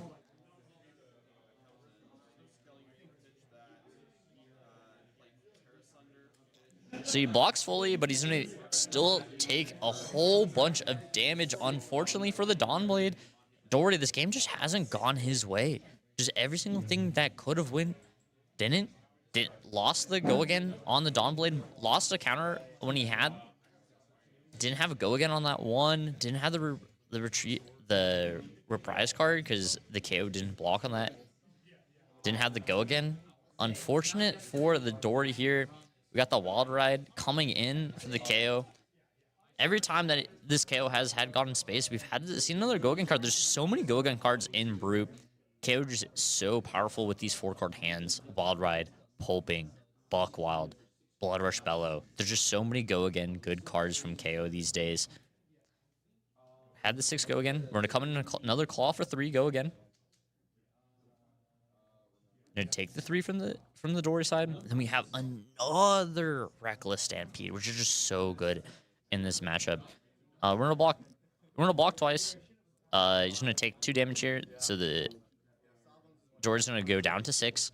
The Agile wind up. We're gonna win both of those clashes. Damn, we got 3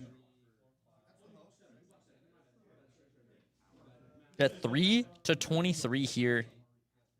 We've gone through 2. Man, this is just such a one-sided game here for the KO.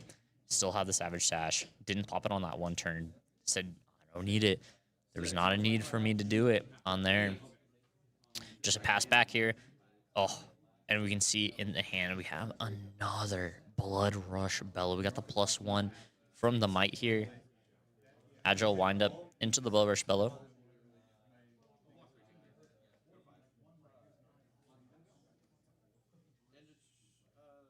Ooh, gets rid of the 3rd Stampede. If he just actually came in with the Stampede, he probably just won the game because there's 2. It would be so much damage, but does discard it here. We're going to be able to come with the Claw, plus another attack on this Chain Link, which is going to be the Pulping I believe he has in his hand, which is going to be dominated unless he hits another thing, and there's no D-React in the arsenal. So unless he whiffs, it's going to be... Let's see what this KO wants to do on this turn.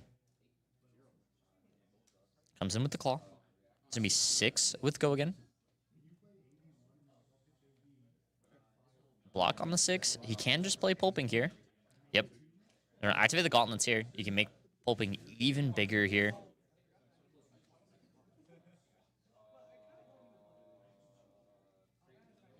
There's no Pulping. Draw. If it hits a 6 here, which I don't believe there's going to be. Yeah. It had double 6 in his hand. Dory gives up. That's going to be a barn burner of a game. Just Dory could not get into that game at all after the Dawn Blade counter got ruined. That's going to be it for round 3 here. We'll come back. Round 4. We're here. That's me. Look at me. We're in the camera here. We're on our little setup here. We got everything going here. Looking on the back of the room here. I can go over a little bit of the top tables, and we'll get into the next one.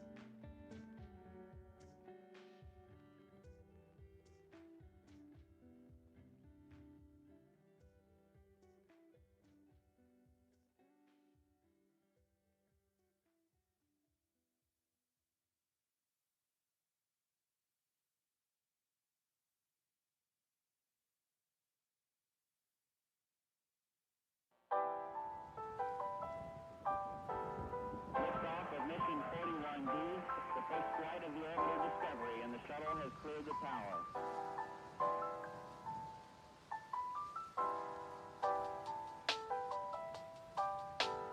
Discovery's 4 computers now have primary control of critical vehicle functions.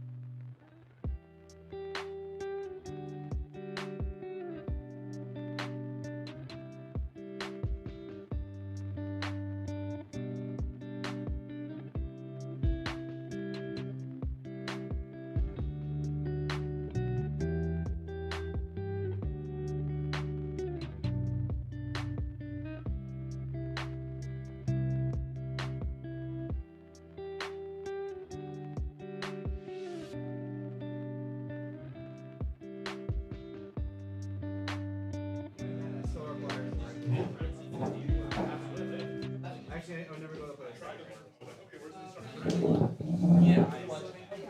trying to get. I need this fucking sprayer that I just don't have. So stupid. All right. We're back. We're back for round 4. Let me change it to round 4 here real quick.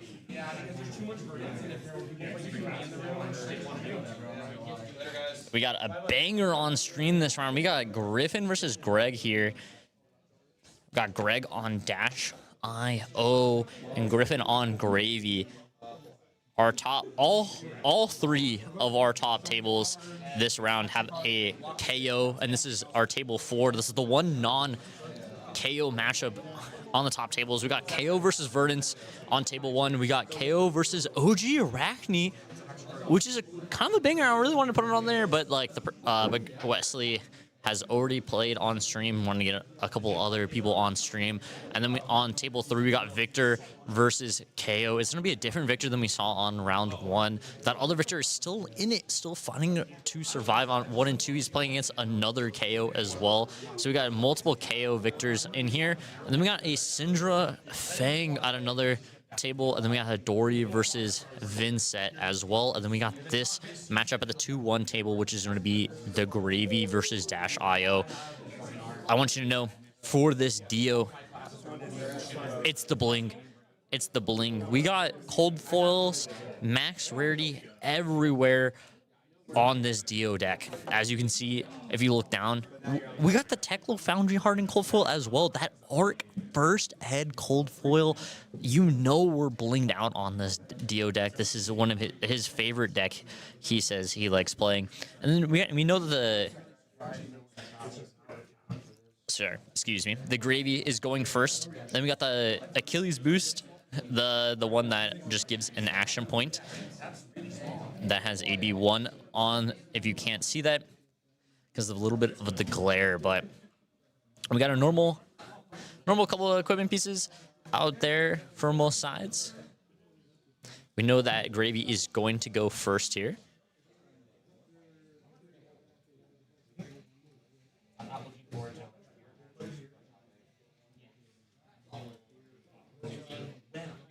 Little discussion before the round goes up. I think we're texting somebody.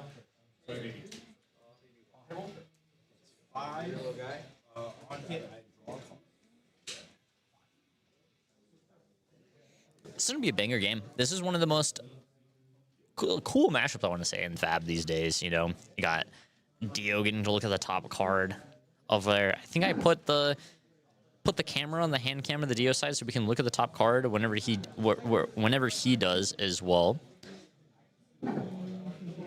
Maybe we can zoom out a little bit on the Gravy side, but yeah, we got the balance classic versus Dio as well. We got the quick dodge flexors as well, and we got the normal hook and that dead threads. I didn't get a peek at the top here from the Dio side.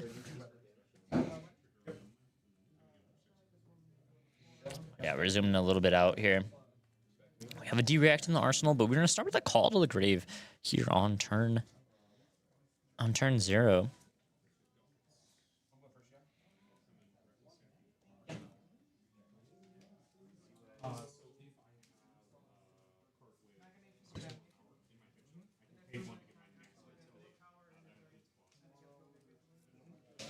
We're just going to look at the top of the deck. Greg with his amazingly long beard, majestically looking, waiting for there. We got the Chum here as the target for the Call of the Grave. On turn 1, Griffin shuffling. Griffin, one of the last true Gravy players in the Las Vegas area. Always in a land full of different mid-range and aggro decks. He's the one that has not strayed from the depths. Somebody actually had double ally hand. Greg, looking at the top, it's going to be an attack. It's going to be like Speeded can't play that off the top here. It's going to be okay. So we have the Sawbones out. We have the Chum in the graveyard, and then we know we have the D-React in the arsenal here. So most likely going to be able to fade some boom grenades, but Let's see what Greg can do on the first turn. It looks like he has a at least one item in hand. He's gonna be able to banishing this Fast and Furious here. He's gonna attack the Sawbones. It'll be 3 go again. He's gonna be able to kill the Sawbones here. Yellow thunk? We do have. What the fuck?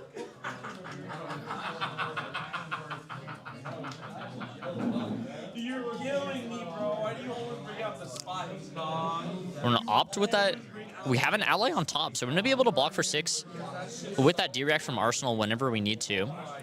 We do have an item on top for Greg. With 3 go again into the Sawbones, which is perfectly fine. He's gonna kill that Sawbones. Let's see what else Greg can do. We have a zipper hit. We have a lot of different attacks in our hand. You know, we have the 2 for 6 in our hand. We have the 1 for 5 in our hand. We have an item on top. Maybe he just wants to play the item on top here. Maybe play a 2 for 6. And then attack with the pistol as well. What he also could do is play it off the top.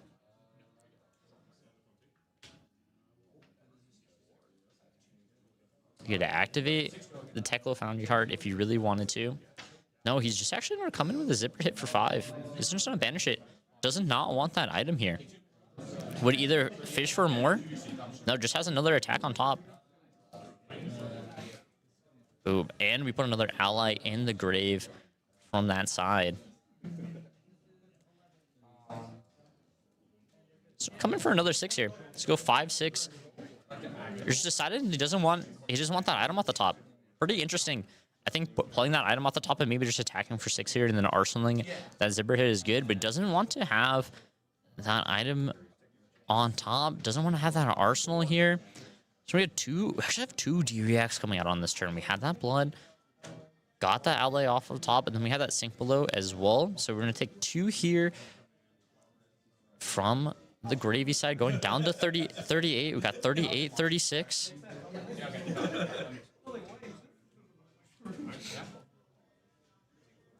Let's see what Griffin wants to play on this side. We have the Vashji. We have double blue in our hand. We can play the Rigor Mortis here, come in for 6 with Go again, and then also come in with Chum if he has the resources. Attacking with that Rigor Mortis for 6 with Go again on hit, making a gold. We did have a Vinset today.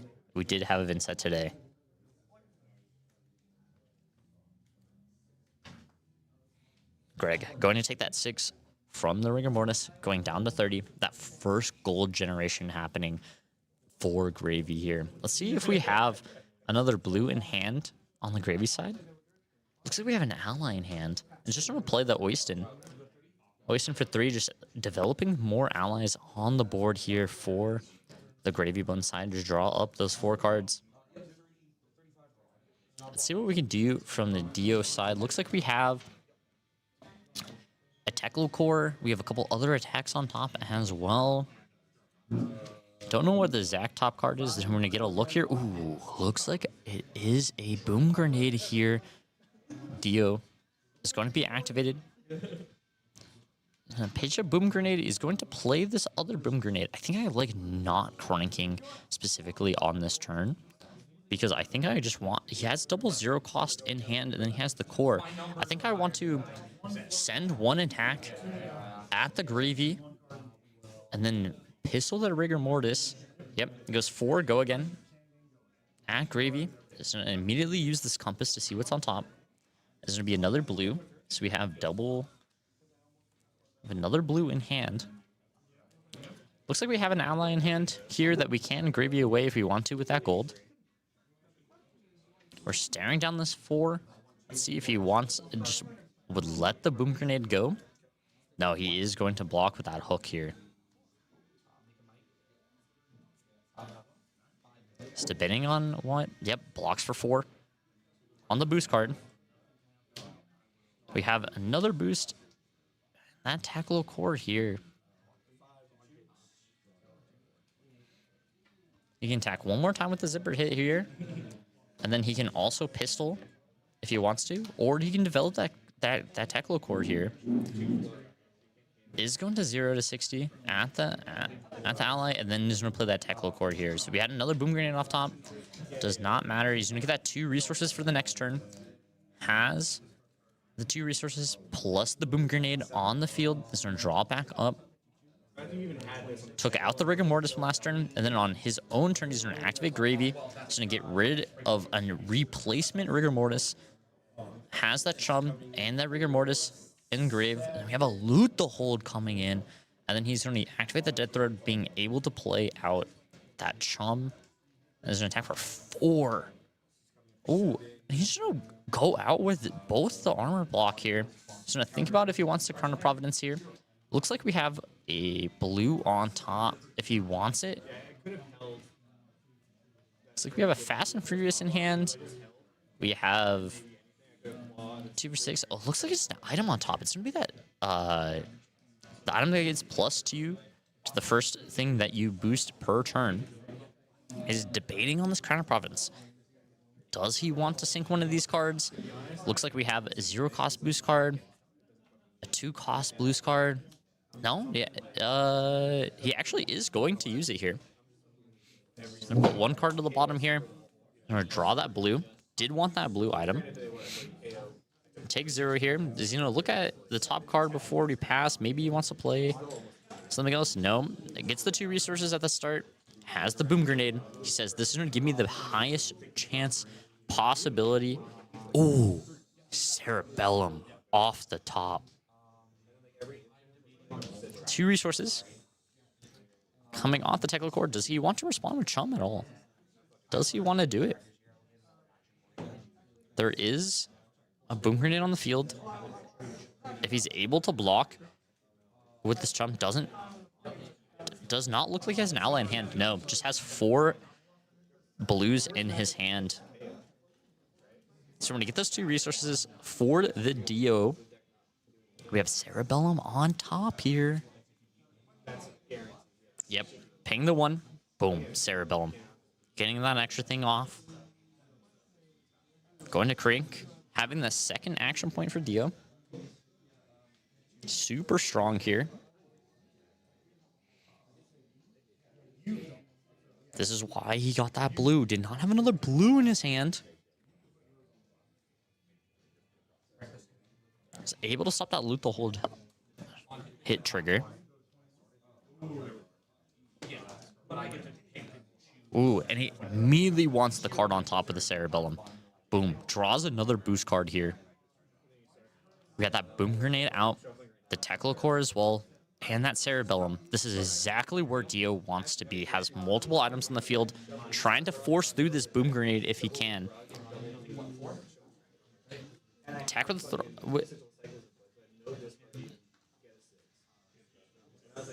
attacks with the throttle.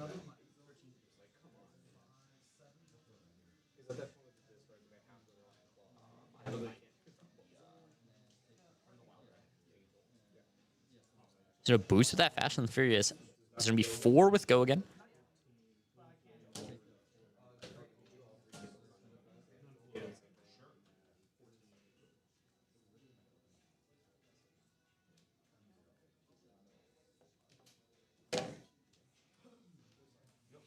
Gravy debilitating what he wants to do. This is going to be 4 with go again with the red boom grenade. On the back end, has 2 extra cards in hand. We know one of them is going to be that item at the very end. Maybe he's trying to be able, if he can, hit this boom grenade with the Fast and Furious, this good alt art one from the gem packs. Coming through. Debating on what's happening here.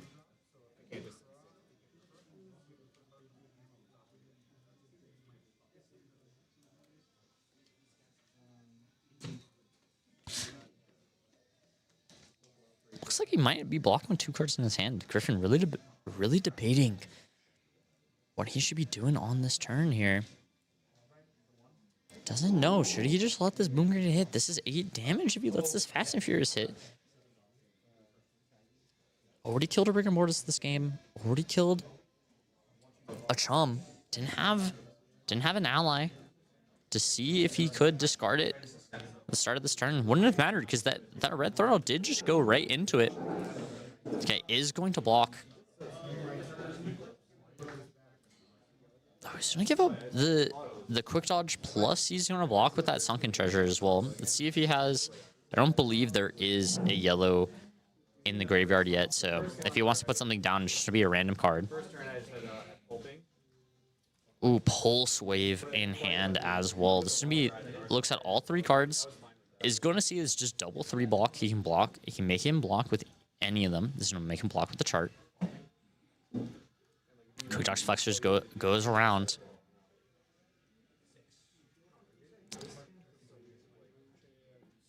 Then he's in a pistol. Anything that a pistol is just there. I mean, he's just gonna arsenal that last card. Pretty interesting that we didn't keep that extra card. We're gonna opt with that compass. There's an ally on top. Want to be able to port side and draw that ally if you really want to, but there's not really much to do. We know we're gonna draw an ally at the start of the next turn. That's not gonna be able to block versus this Dio, but we did get through this turn to where there's not gonna be a boom grenade the following turn. It's gonna go away, but he's gonna have 2 resources plus that Cerebellum out there. He's gonna port side and draw. Yep, he can play this Rigor Mortis from the graveyard here. Just attack him for 6. Greg taking the 6 here, going to 24. All right, Boom Grenade going down. Cerebellum on 1. We have the Tekla Core at 2 resources here on this turn. Let's see what else we can do here. Greg with another red Boom Grenade on top. Has another item on, and it's another Cerebellum off the top. Back-to-back Cerebellums turn after turn off the top here to start the turn from Greg with the Tekla Core out there. Let's see what else he can do. He has the double action point. He can...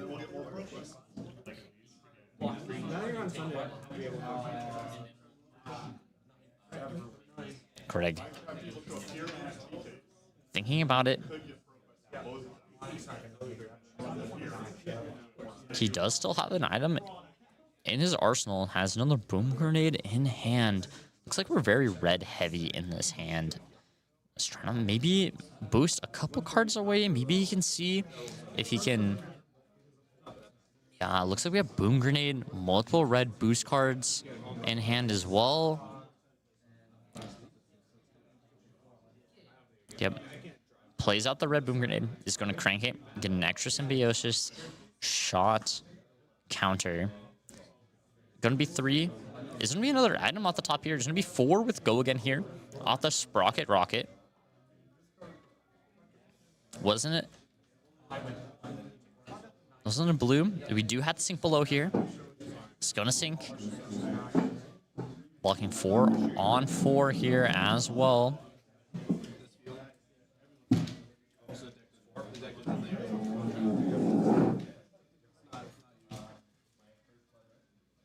Cerebellum is going to draw a card here. Looking at the extra top, what did we draw? Greg needed a resource card on this turn. We got another Fast and Furious here. We have cranked this turn. This is going to be another 4 with Go Again. Does Griffin have another block card in hand? Has already given up the boots on a previous turn. Already given up the hook on another turn. The only other equipment block that he has is going to be this Dead Threads and the Balance of Justice here. He's going to opt on the very top. Looks at a ley line yellow here. He's going to put it back on top.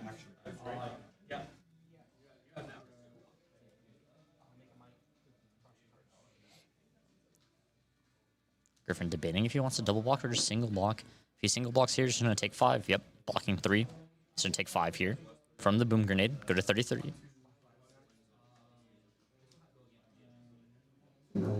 Greg completed the mission of doing there. He should only have one action point because he did draw off the Cerebellum earlier. Yeah, should have only one action point remaining after the draw. Just didn't put down the thing. So to boost another tech look, to boost another item at the top of this turn with the Sprocket Rocket here. This one coming to another 4. So block 3 here. Take another one. Going to 32.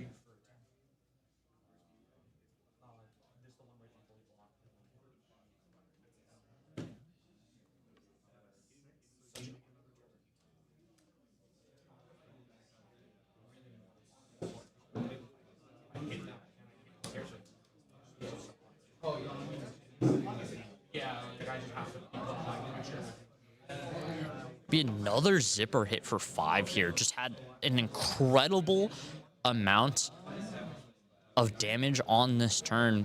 There is no way that it was going to do anything. And then he's gonna shoot the rigor mortis is down. He doesn't try to shoot again, so he knows he only has one action point.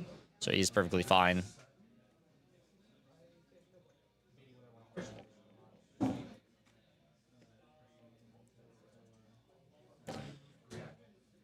Looking at it here, we have a Techlicore off the top. Looking if he has anything else. Greg doesn't have another Cerebellum. Or it's not 3 turns in a row. Cerebellum the first thing. We're gonna attack with this Oyston for 3. Greg most likely is just going to be taking this damage here. We haven't seen the max V besides the one that is boosted that was on top right there. So he still has 2 max Vs remaining.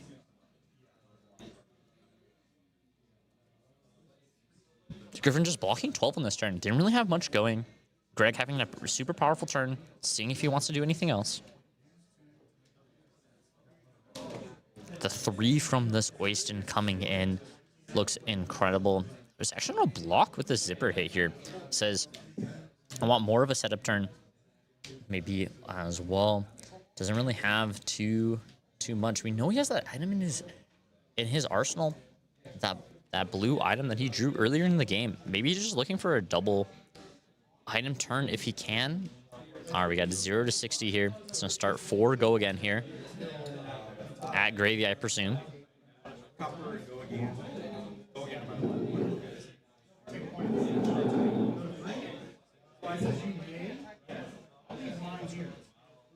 Yep, is going to take it. No, this is actually just a blue. It's just gonna be 2 go again here. So Gravy down to 28. You got 28, 24 here. Of a T-bone. It's gonna be 3 go again. It's gonna give an armor block here. It's just gonna give the hook here that's already has one. And then I was gonna walk it out and only take 1 point of damage. Yep, is gonna take an additional damage here. So we have double blue, and then he's okay. So now he's gonna come in with the item off the top. Kind of just boost it twice to see if he could get another item off the top. He's gonna keep looking. Doesn't have it. So just attack for 3 and then develop the item here. Couldn't find another item to maybe get another card off the Cerebellum.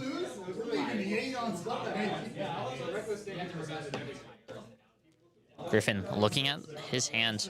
His opponent really didn't present anything. What kind of turn can he have? With all this room, he has a ley line in his hand that we saw from the previous opt. Where's that card in Arsenal that he's had so much? Oh, it's going to be... It's going to come in for 6 here with the ley line. It's going to... With the blue on top. Murderous Rabble. 6 go again here. Greg's been on the back foot this entire game. Going to 18 here. 27-18. Does have additional item on top on the field here. It's just not that dire. And then it's just gonna actually come in with the Oyston here. Just gonna go 6 into 5. Just 11 points this turn. Doesn't have an additional go again at all. Can't really do much else on this turn from the Gravy. It's just an Arsenal pass after this 5. Greg is taking a whole bunch of damage here. He's only is at 18. Going down to 13. He's going to keep his 4-card hand. Greg down by 14 life. There's only one ally on the gravy side. Doesn't have any allies in the graveyard either. Drew another double 3-block blue. So he wants to be able to block with these hands from Griffin. Let's see if Greg gives him the option. Cerebellum's going to die at the start. We're going to find... We have that item. It's going to be 5 with Go again because we did boost on the first one.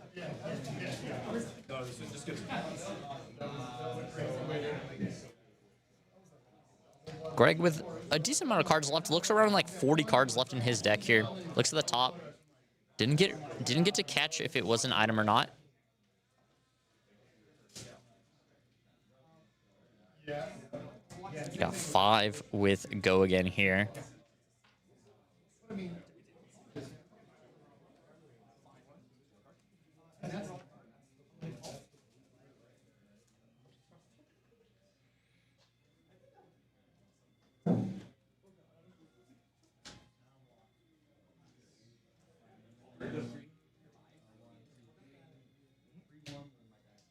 No block here. Ooh, and we had the boom grenade off the top. Surely he also cranks this after the non-block. He's going to take 8 here. It's going to go to 19 here.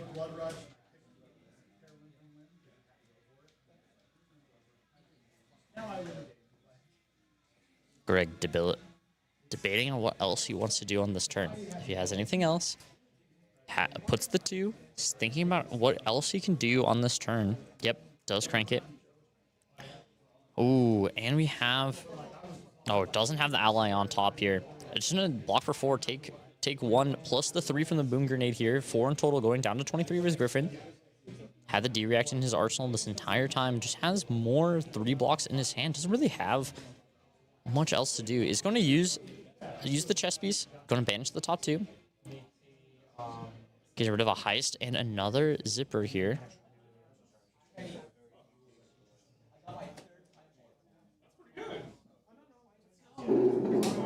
Greg gets to attack one more time. All right, throttle here. 6. Go again. Let's see what Griffin wants to do. He does opt on this turn. If he does see an ally, maybe he keeps a little bit more cards. No, he's going to block the full 6 on 6 here. He's going to attack for 4. 1 action point left. I don't think... Yep, he's going to block 3 here. He's going to attack one more time with the symbiosis shot. He's going to keep that extra card for his arsenal. Maybe set up a max V turn if he can. If he can draw the max V with some other things. Greg making this game closer than it seems. Still 23-13. Griffin not finding the allies he needs in this mid game to keep the pressure. But it is just kind of straight fatiguing at this point. It's been blocking straight 4-card and 4-card. That's a Cerebellum on top. That is a Cerebellum. Is that a max V in his hand? We have a Cerebellum off top. Does he have the resources? Greg, do you have the resources to be able to play everything? We know there's a Cerebellum on top. We know there's an attack in the arsenal. That is going to be the max V in hand. Just going to take the 3, going down to 10. Does Greg just have it rolled up on this turn? Or is Griffin able to block out like he has the rest of the game? We know there's one ally on top here that we see in his hand. Is going to be the Sawbones. We have that Cerebellum for the 3rd time this game. First action of the turn is going to be the cranked Cerebellum off the top with 2 action points from the Dio. Such explosive opportunity here. Looks like we have 2 attacks in hand. Looks like we have a Pulse Wave and another 0-cost boost. What else do we need on this turn, Greg? Do we need a resource card? Be able to play everything. We have 3 resources here. We can make it 3 resources with the Teklo core. If there's a 0 in the arsenal, we're going to be able to. He's just immediately going to draw the card. Ooh. Has another attack off the top. That's 0 cost here. So it looks like we have T-Bone Red. 5. Go again here. With the T-Bone. Demanding that first block.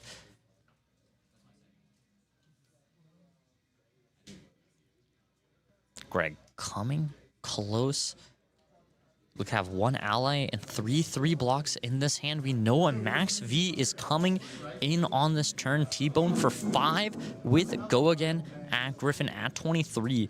Does Greg have enough juice left? That the deck is getting smaller and smaller. He might only have maybe 2, 3, max 4 turns left in this game from Greg being able to attack here. That Cerebellum off the top to start this turn was going to be key. Looks like he has another item at the top. Don't need it at this time. We just have another T-Bone, Pulse Wave, Max V on this turn if he wants it. Griffin looking at the cards. What else does Greg have left in his deck? 1 Max V, boosted away. 2nd Max V in hand here. Griffin looking, how many attacks does he have left? Does he have more T-Bones? How many more things? How many more boom grenades? That's all the consideration Griffin is giving this game. This game is coming up super tight in the end game. Griffin being able to ship down early with these allies. The Rigor Mortis for 6. This Oyston has gotten an incredible amount of value attacking, but it's not enough. Griffin counting the deck here. That's looking like a little bit over 20. I want to say around 20 cards left in the deck here from Greg. Looking at like 2-3 turns left in the game. Griffin debating how much more. How much more can he block? Methodical turn. No reactions here. Griffin takes the 5, going down to 18.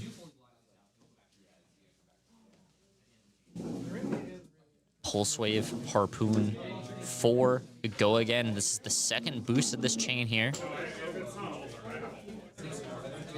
So look at 2 cards, double 3 block, but can't choose any of them to block. But I expect Griffin to block at least one card here, if he does have it. We have another T-Bone and that Max V in hand. We still have that Arsenal card from Dio. We don't know what it is. Blocks of 3, he's going to take the 1, going to 17. What else do we have on this turn? Another Pulse Wave, Harpoon in hand for Greg. It's going to be another 4 Go Again. Sees every card in his hand. Knows he has an ally. The loot the hold. He's going to take the Portside extension as well. Going down to 16, Griffin is. We still have that Max V. Boom. Max V. That T-Bone was a blue the entire time. Doesn't pop the Goliath Gauntlet. Doesn't need to on this turn. Maybe thinks about it again. There's no block for 2 here. Take 8. Going down to 8. Griffin is looking still at that Teklo Pounder and Cerebellum on the other side. For Greg, still has the boots. Still has an additional 1 block here. Has that Goliath Gauntlet if he wants it for the next turns. Didn't pop it on this turn. Maybe he should have. We're finally getting a gold on this turn with the Portside exchange. We have a ley line on this turn as well.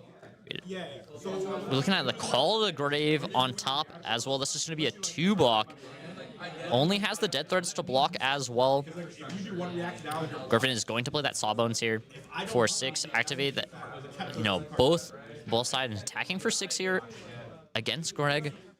Looking at Greg's hand here, he has a couple attacks. As we can see, we don't know what the top card is. He does have a Spark in his hand, but that Spark is still facing down that balance. If he wants it, we know he's going to be able to draw at least 1 card off the Cerebellum this turn. Maybe he doesn't want to take too many in there. We have the 3rd Max V in the hand from Greg. Yeah, not taking the port side gave him both in his hand. Maybe he should have took that instead of the loot the hold here. I agree. We have a boat The boat in hand for Griffin. I don't know if he's going to have the space to be able to play it this turn. We have the outpace. This will be 6 with go again. Boost the T-bone off the top. Greg, do you have the boom grenade? Does not have the boom grenade on top here. It's going to be another attack. This is going to be 6 with go again. Coming at Griffin. Does he double block this? He could be scared of the boom grenade. Does double block this. 6 on 6. Looks at the top card. Might be able to have a blue on top to be able to pop the gold on his turn if Griffin can keep that boat in hand. Greg, Max V in hand. Spark in hand. Still has the Cerebellum on the board. Haven't found an item to get that section action point, but can use the boots, the accelerator, to get that extra action point if he needs it on this turn. We know that there's the 0 cost on top if he wants to pop it. Has the expedite. Looking down at this Sawbones here. Still has the Goliath Gauntlet that he didn't pop on the last Max V. Really wants to keep this Max V for the next turn, hoping that Griffin doesn't have that Arsenal Disruption. We know he has the boat in hand. Most likely has the blue on top after. The Max V is going to think that's going to have to close out this game for Greg. Only looks like he has about 16 cards left in library, and going to be 17 with this T-Bone coming up. That's only one, max 2 turns of boosting left. He's going to activate the accelerator. You're going to draw that last card. You're going to break the chain here. We know he has the expedite. He's going to come in for 3 with go again. If he wants it. He's going to do the spark. He's going to activate that spark. He's going to draw that extra card here. That balance is going to come through. Draw Griffin that extra card if he wants it. What items does Greg still have left? Does he have? He does have the boom grenade that he pitched at the beginning of the game.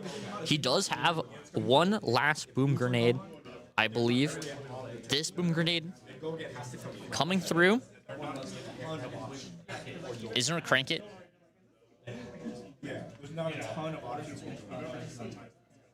We know he has the expedite. He's boosted 1 time here. Has the expedite. If he hits another boost card, that's a 0 or a 1 here off the top. Oh, looks like he has an item here. Oh, looks like he hit an item off the top, so that's not going to be it. If he hit another boost card here, that was a 0 or 1. He was going to be able to max V if he wanted it. But instead we have... It's going to be that blue item here to name a card. I think the best option for Greg here is to kill the Sawbones. Yeah, the best option here is to kill the Sawbones with Expedite, boost, then play the item, name Command and Conquer. If he can soul read Griffin, has not seen a Command and Conquer this entire game. There's another null time zone off the top. Didn't want to play it. Is going to name null time zone. That's a good one. That's a good one. Yeah, that was just such a weird... Expedite hit, so he gets another action point because he puts the null time zone out there. Didn't want to play the other null time zone off the top either, which he could have on this turn. We can name Command and Conquer, maybe a defensive reaction if he wants it.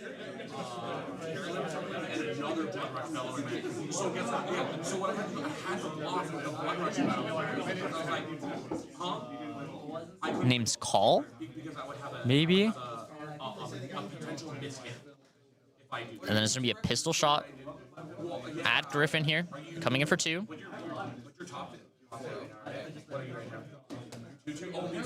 Yeah, he could have shot the Sawbones, so he didn't have to attack, but it instead goes at him. Wanting to get that the null time zone out. Griffin thinking if he did name Call, coming in the pistol shot. This is going to be another pistol shot as well. There's no block of the Call. Just has the Command and Conquer in hand.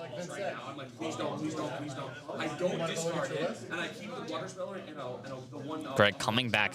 We know that he has the Max V in his arsenal. Did not spike the boost card. How many cards does he have left? It can't be much. All right, cool. Discard this. I have to discard has a chart. This would be a yellow-red chart. Doesn't not gonna get an ally here. He gained the action point by the expedite, putting the item in and cranking. Taking for 3 out the Oyston. Snow block with the chess piece. Take 2, go to 2.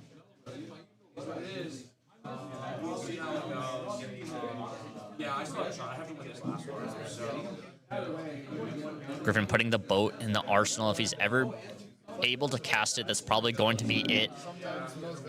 The boom grenade and the cerebellum are going to go away. The null time zone.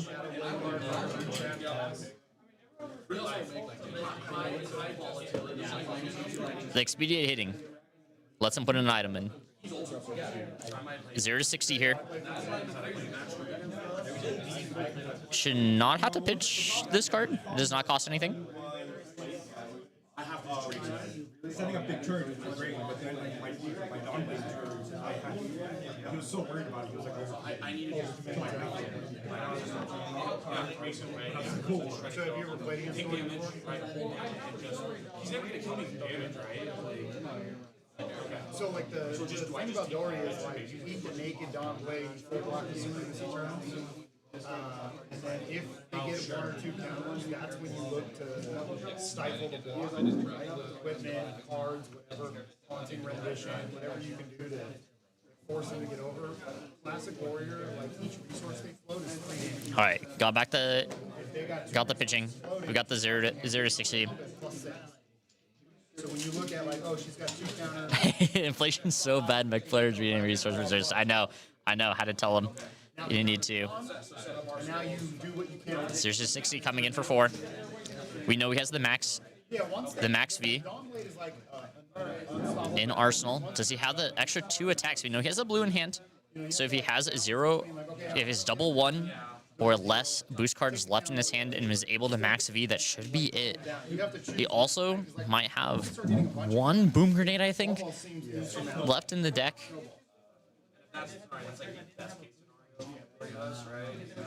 Yeah, if he max V's this hand, it might be it for Griffin. Had a little bit of awkward in the mid game, was able to block 12 a couple hands in a row. Didn't have a lot of the ally consumption. Has a boat in arsenal. Looks like another boat in hand, but has double 2 block in his hand. He might need to spend a gold to be able to block for that extra 3 block here as well. Boom. 24 damage on 1 turn. Sit back and turtle again while you banish. Griffin debating what else is he looking at. The allies that is already gone, looking at the other side, seeing what he has left here. Because even on the turns you generate single. Yeah, no time zone was a crazy call here. Had the pitch card, so couldn't even play the boat. I was thinking maybe you just call the boat, but no, he calls the blue card here. 0 to 60 blocked for 4 here with the Command and Conquer and the Dead Threads. Got another 0 to 60 here. This would be 3 with Go Again. He's gonna put a random yellow, has a bunch of them here, making an extra gold. Oh, I'd love to come to Brazil again if there's another event. Oh, and the outpace for 4 with Go Again. We know he has the max V in the arsenal. He has the Goliath Gauntlet as well to make it a 12. He has double 2 block left in his hand. He's going to draw, discard, hits an ally. So discard the ally here. Get 4, Go Again. Boat in arsenal. This gotta be it. There's not much that Griffin can do. This is the max V. If we read it correctly, is in the arsenal. That's triple boost on the field. He's counting how many. There's only like 6 cards left in Greg's deck. This is pretty much this is the last turn. If he can kill him on this turn, that's it. 6 or 7 ring champs and 12 or whatever. Greg pondering the orb on his beard, just knows he got it locked up. Griffin trying to figure out a way to maybe block out of this. Block with the call here. It's gonna take 2, going down to 4. And then that's that Goliath Gauntlet that he didn't.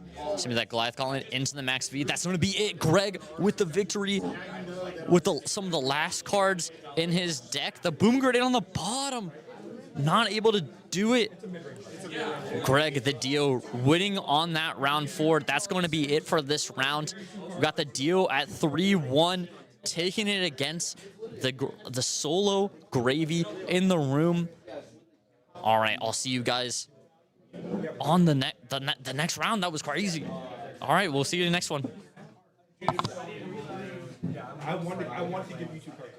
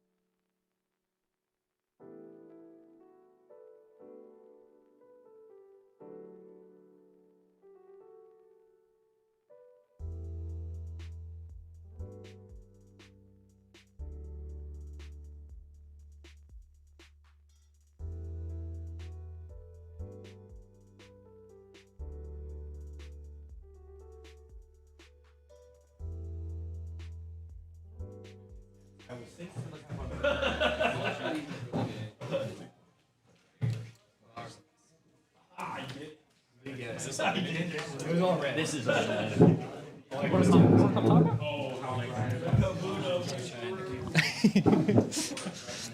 all right. We're back. Round 5. We got the gravy. We got Griffin on gravy on the winning end versus the Huntsman in the room. The Arachne Huntsman. I know this matchup is usually pretty bad for the Huntsman, but you have to put the winning end on stream for the Huntsman, you know? We have the gravy, the lone gravy in the room as well. Everything else, the top tables were KO plus Verdance. Got a Dio versus Victor. Both not that good matchups. We had a KO versus Victor, a Dio versus Victor, a KO Mirror. Those were the tables for future match this round. We had a Syndra versus Kano. So we went with the Arachne and matchup just to see if he can make it in. Honestly, see if he can go again into an ally enough into banishing the gravy deck. Had to put a good gravy matchup on here. We have a lot of brute coming up in the top 8. Looks like there's at least 2 KOs in, maybe a third KO on the winning end as well. At least 3 in. We have 2 that are already locked. We have a third KO mirror to see who makes it in. So we got 3 KOs. So we're gonna see a decent amount of brute on stream, trying to get some matchups up in here. So here we go. Got Gravy versus Arachne. Arachne has the choice going first on this turn. We'll see if see what we can do here. We got a Leave No Witness plus a Shred Pitch to the Scale Peeler. Looks like we have the Hunt or Hunted and the 1 for 5 in the hand. The 1 go again. If this hits, makes it so the equipment gets -1 this turn, so it can't be blocked basically. Then he's going to come in for 5. He's going to be able to look at the top of the deck. It's going to be a little hard to see a lot of this, and he's going to bottom that card here. Does not want Griffin to be able to know what it is. Block 6. We have the Hunter in the arsenal here.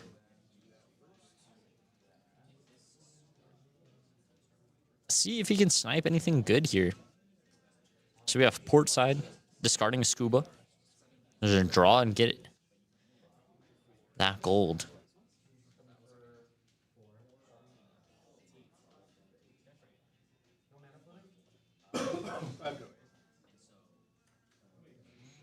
Gravy opting on this time. We see a Call to the Grave on top.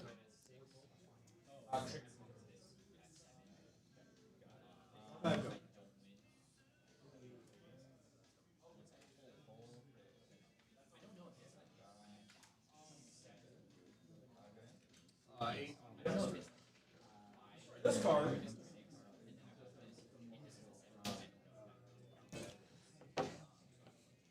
All right, got the Murderous Rebel coming in for 3. Go again, looking at the Call to the Grave on top of the library.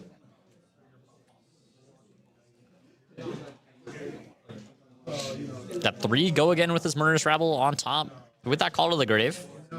So I actually block it with the Sink Below here. Doesn't have a blue in hand to play that Hunt the Hunter. I think that should have been pretty much an option. He could have sniped that Call to the Grave on top. He knew there, but maybe actually just wanted to leave it there. We're gonna put the Prismatic Leyline on the bottom with that Scuba. He's gonna make another one of those golds and is gonna have it.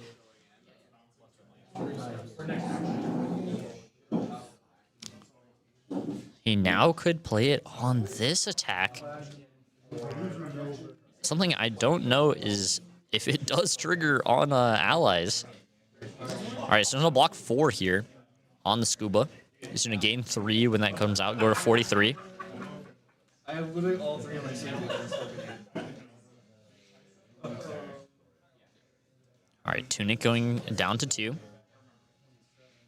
We have the 0 for 4 coming in here. Most likely going to kill the Scuba.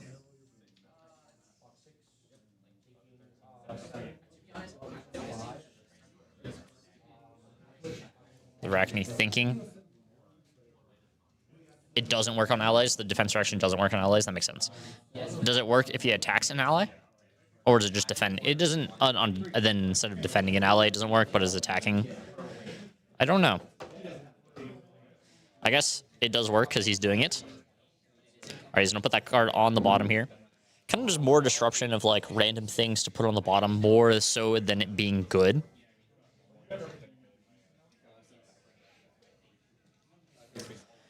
Arachne faded a Scuba early into this game. There's a lane land on the bottom of the deck that we know of. We have another Hunt the Hunter in hand here. Let's look at the top. And we're going to call to the grave. It was 2 allies. Going to make double gold. No resources on this turn, but he has double gold here. He can put another ally with the call to the grave if he wants to. It looks like he has double defense reaction and another ally in hand with the Sawbones. So he'd basically go play an ally, play another ally from hand if he really wants to.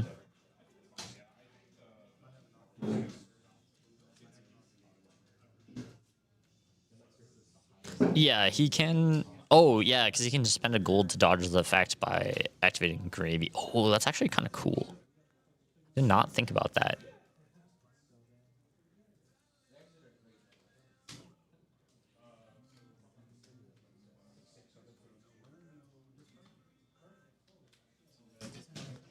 Activates the dead threads.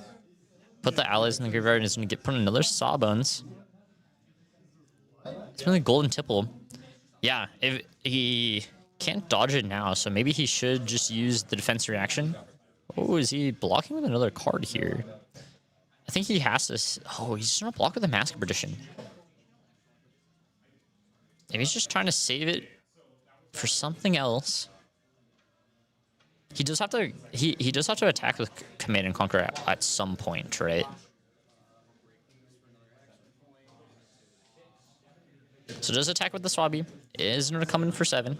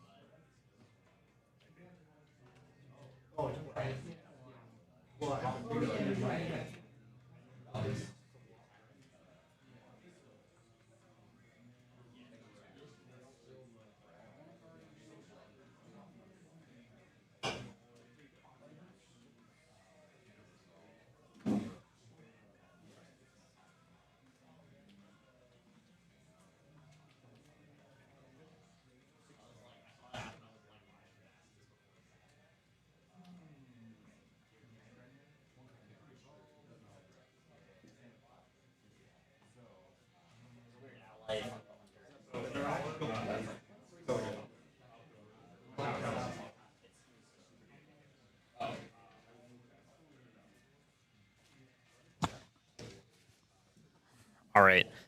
We had a question about the Hunter x Hunter thing. Yeah, it doesn't work well because it's an ally.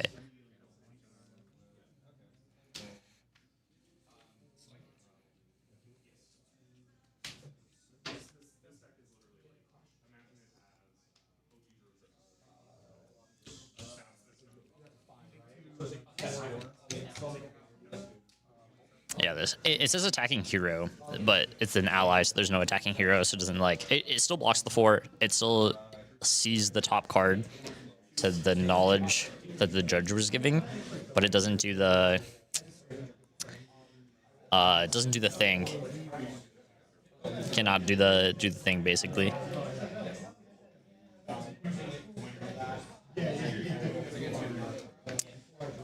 We have a grave thing.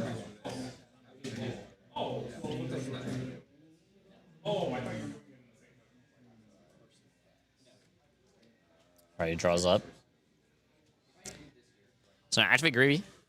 Pop a gold, discard something else. Looks like he's gonna discard an ally from his hand. Is it 3 allies in this hand right now?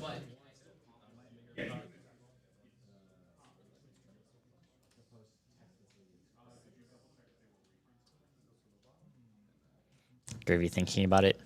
Uses the compass here. Activate another gold here. Has a remembrance in hand. There's a swell, but it's going to be Command and Conquer on top here. Oh, he can't get... If he has another Hunter... Did he pitch the other Hunter? Oh, this would have been the turn if he had the Hunter in his arsenal to be able to play and then name Command and Conquer here.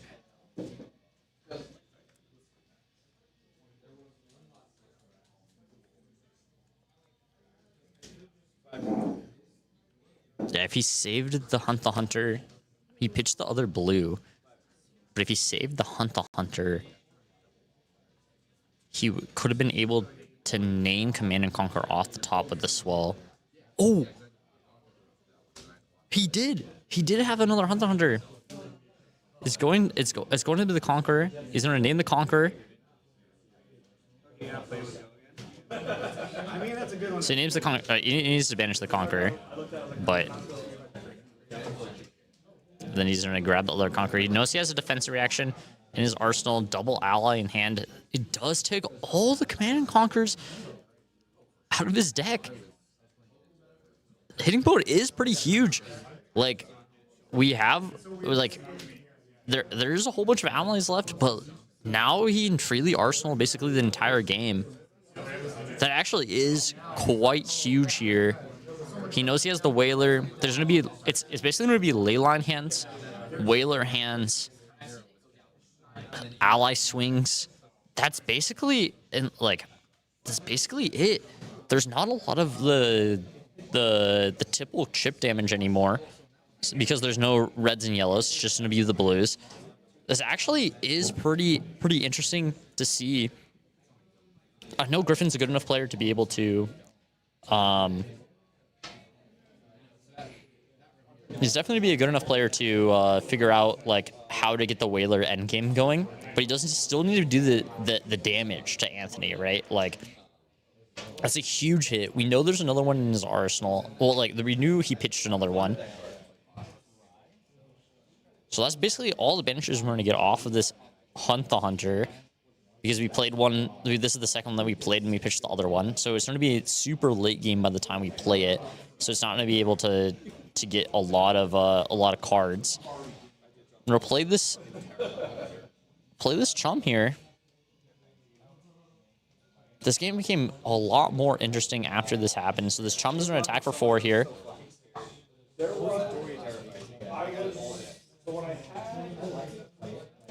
It doesn't make the remembrance super useless because he can wait for the remorseless to come, and like if the Whaler dies on the trigger, he can remorseless because he can basically save whatever ally with the remorseless now. But it is just going to be straight allies and maybe a little bit of like of attacks, like maybe like red swells. Like a couple of those things, but this is a huge hit here. That's gonna basically take the whole entire game to figure it out. Super interesting. Yeah, he's just gonna like grab a Tunic Arsenal pass here.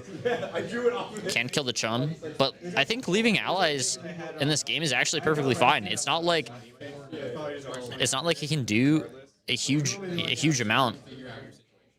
Yeah, it's gonna be another one of these tipples here. They're coming to one go again with gold. This game became so much more interesting with those bolt banishes. That's kind of how I play this matchup every time. It's like I just refuse it until If Anthony didn't block the ally with the Hunter and instead casted the Hunter and then got another 3 cards, this game could look super spicy here. Actually, an incredible game.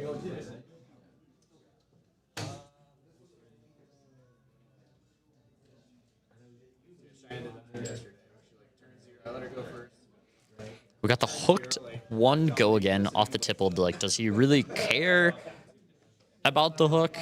Getting another gold here off the 1. He did block with the boots. Yeah, he's just gonna take the one, letting Griffin get the gold off the one. It's just too annoying for it to really matter.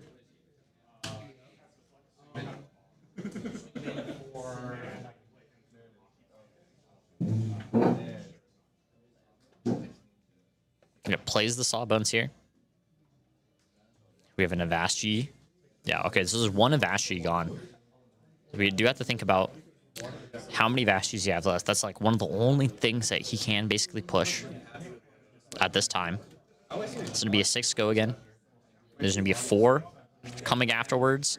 We know he has the D reaction in his arsenal. So Anthony can basically strand Griffin's arsenal for like the majority of this game. If he just keeps attacking all these allies, you know, swings, you know, daggers at the Sawbones enough times, you know, maybe flicks the Graven Call to come back to have 2 power,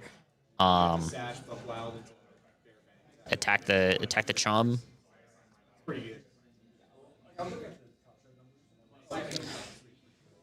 I wonder if the gold even matters at this point of time in the game.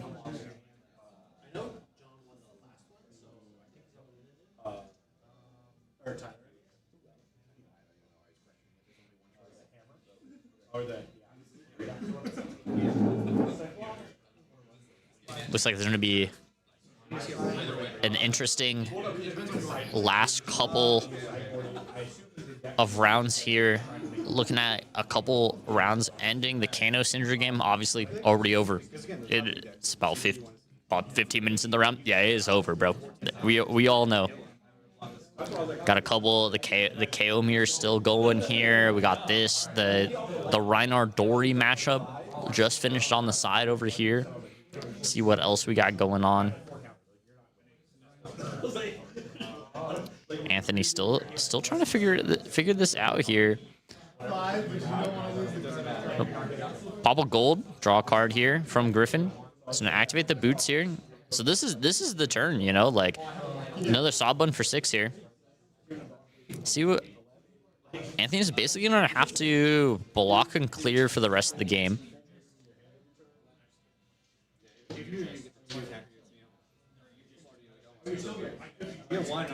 What else does Anthony have to kill everything in this game? It's so good. Because it's unconditional. Both Sawbones on the field. There's a Chum still in the graveyard and a Chum out there. There's not a lot of go again in the Huntsman deck at all. It's not a lot. Because even then, like, even if I can only send 2 cards, So block 3. There's an Sigil. So it's going to basically be able to block 6 here. Griffin still with that D-reaction arsenal that we know about. There's a Whaler in hand here. Anthony with a leave no witness. He basically needs to kill these Sawbones basically.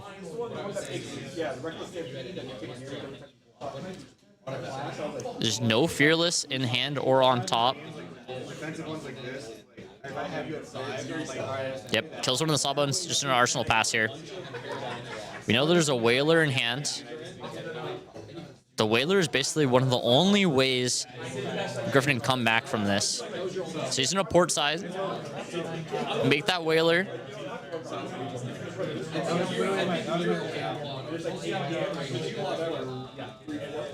We know there's 2 calls in hand as well.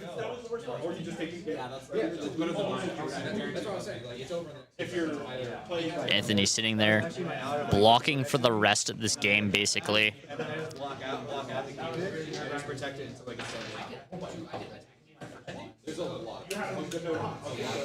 So actually call to the grave of the back alley break line this early into the game here. Believe he only plays 1, max 2 back alley break lines here.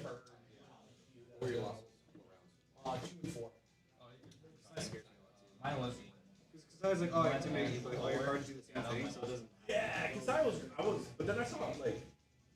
Actually, it's the Dead Threads. This would be 6 with Go again here. 6 has another action point. What an interesting game. Anthony just takes the 6 here. Goes down to 34. Can Anthony grab... So he plays the Whaler here. There's an attack for 4 with the Chum, with the hook. Does Anthony have a way to kill this Whaler? We know that the Remembrance is on the bottom. He pitched it earlier. So if he kills this Whaler, presumably if it was the only Whaler that he has, there's the Sawbones. So it would have to be 8. So it does take the 4 here. The goal does go up. All right, this is the turn. Does Anthony have? Does Anthony have enough damage to kill this Whaler? Or is he going to leave it there? Like what can he do? Does he attack the Scale Peeler? Attack the Chum. Attack the Graven's Call.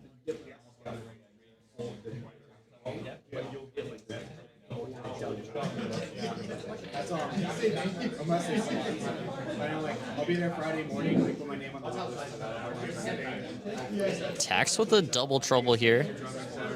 Just gonna flick.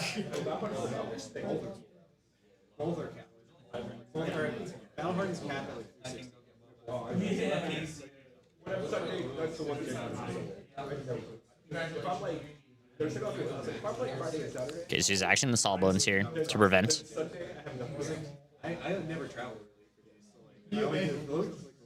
By 4 o'clock. Yeah, I don't want to do it. We're killing the Chum here. So it's not even the Whaler. Maybe I'll want to do more. Also, it's that's what I generally do. Sometimes I'll go Sunday, hang out. I do one. I get one.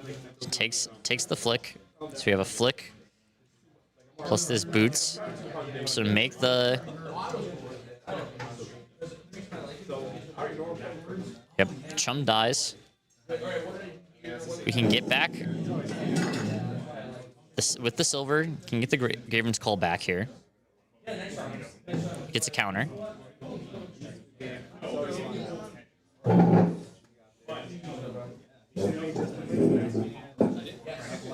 Anthony having the Graven's Call with the counter here can maybe... It's just gonna pass. It's just gonna pass. It doesn't give the go again with the boots. It's just he's just gonna use it for to get it back. Pretty interesting play. Basically IPs a card that he didn't need to. So it could be 3 life higher if he really wanted to. But gets the Chum out. Doesn't kill the Whaler. Doesn't kill the... He only had 7 damage, so couldn't kill the Whaler. Yeah, only on hero, unfortunately. It's going to take...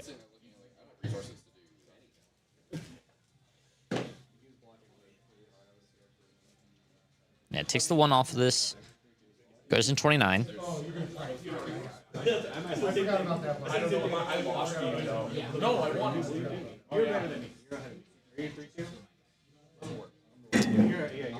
When I lost to him, but you were saying it doesn't really matter when you win or lose to. Lost, win, lost, win, lose to. It's what rounds you Lost, lost. Okay. So if I lost to 4, Let's see. oh. Yeah, the matchup is pretty cursed for Huntsman, but I couldn't find a feature to basically put him on, except for this one. And not a lot of the other rounds were playing for much. This was basically the last winning in. I think this is actually the only table for maybe the KO mirror in this was like the winning in tables for top 8. But I was like, do I want to watch a KO mirror or do I want to watch this? And I think watching Huntsman is more entertaining.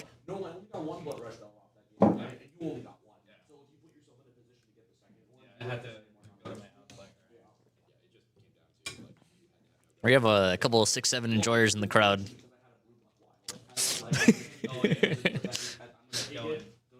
Serious question, but just don't actually have any good match.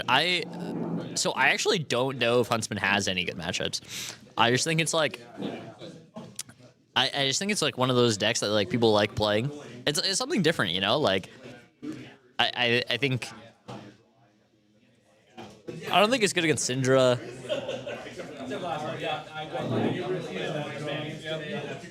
So yeah, he's gonna attack with the Whaler for 11.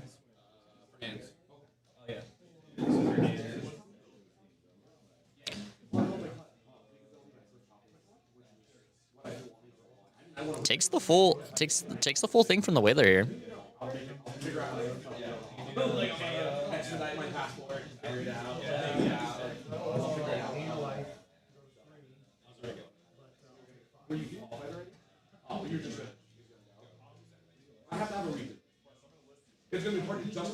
Huntsman has a couple of good matchups. Yeah, basically the D-React is the reason you can play him. Yeah, there was a Olympia, but I found that out later. You can get those damage dice, I believe. I don't know where to get them specifically, but I think if you like Google Fab dice.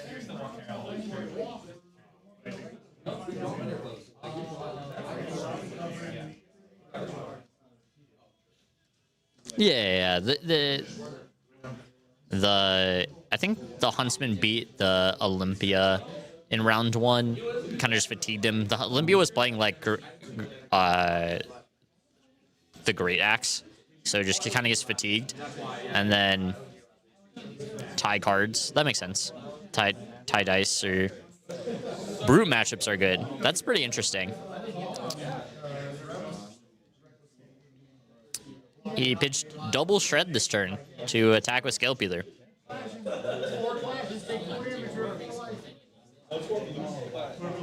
going to attack the Chum. The Chum is going to activate and discard the Sawbones. He's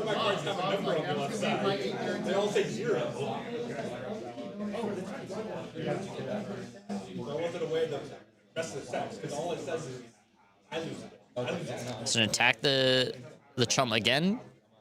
Does he have another attack in his hand? That's why I was like, do I bluff it? Yeah, I do. Because then if you like you ate the first one.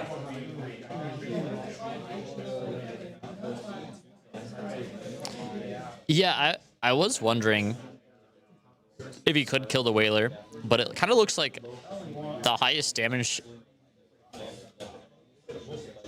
Yeah, I think he has to use his entire hand, but it's basically like Scalar Graven into like this, but because he has the Sawbones out and the Chum, like he has to kill the Chums first, and then he has to kill the Sawbones, and then he can be able to kill the Whaler. But if there's either of the two out there, he can't kill the Whaler.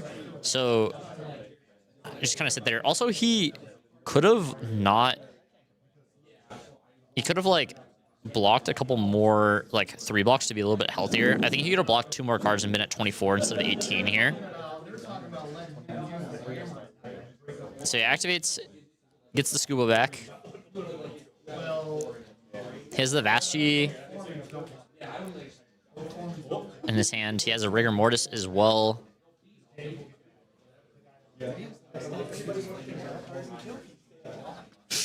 Our Dio local is saying that Dio is the best deck in the format while walking by.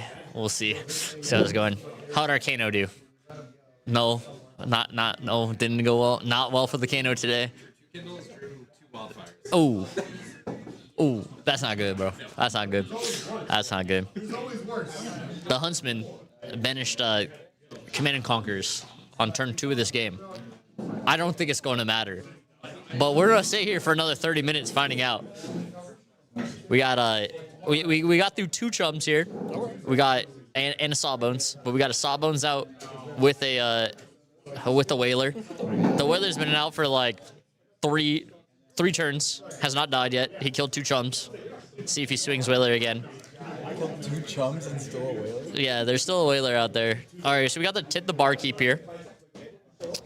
Getting another Go Again token. Oh, and we got the Vasti coming out. We're just gonna go Rigor Mortis. for 6 here into Sawbones for 6. So we're just gonna attack for 12 here and develop another ally. Anthony at 18. We don't know what his arsenal is.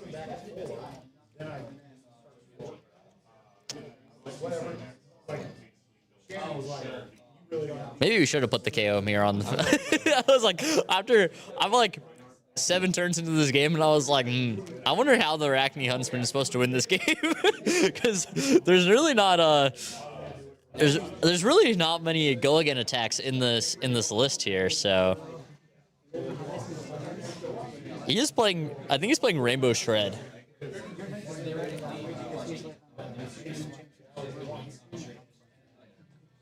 Greg, did you win the Victor matchup? Oh, he was playing Racing Victor. 4-1 on the Dio, bro. 4-1 on the Dio. And it just turned into a Cerebellum. I was like, all right, sick. I'll take 4, and then I have a Cerebellum on top.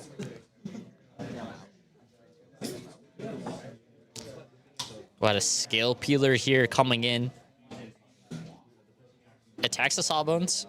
Attacks with the Graven's Call as well with the Tunic. Onto the Sawbones as well. So we're going to successfully kill the Sawbones this turn. Yeah, surely Scar vs. Scar has to be decent on this. Maybe there's like Outpace, which is like the 3 go again if it hits. So we got the Scale Pillar Graven Call to be able to kill the Sawbones on this turn. Yeah, it's not unkillable, but it seems like the more Sawbones out, the more Chum's out. Like, it's kind of hard for them to be able to kill it. I think we might be able to kill the Sawbones this turn, and then if he can kill the Rigor Mortis and just leave the Whaler out there. Oh, he has the Fearless Confrontation on the Graven Call, so he's going to prevent this too. So Anthony here has to send a full card. Yep, he's going to send the full card at the Sawbones, but basically makes it so like the Rigor Mortis is saved on this turn. Yeah, taking 12 to kill this Whaler isn't that good.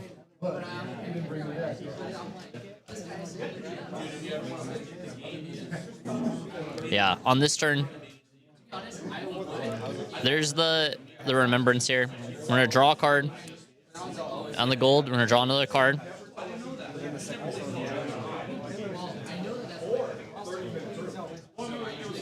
Activate Gravy. Yeah, Fearless was solid in the rune. I don't think it was needed this turn, but it is one of the things that can happen. Swabby going into there. It looks like we have double Leyline Blue in the hand. Looks like we found the 3rd Leyline as well. Pitching another one here. Has the blue here. They come with the Vasti. Is going to come in with the Whaler, and then to come in with the Rigor Mortis. It's going to be 17 damage this turn. We got the 11 go again into 6 as well.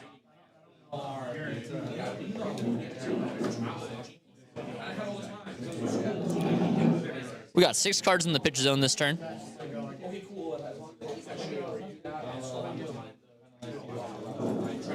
Anthony at 12 is going to look at 11 into 6 this turn, and then next turn if it's still here, he gets to go to 11 to 6 with go again as well. We got the double Leyline pitch at the bottom. I was thinking maybe he could plus this up a couple times.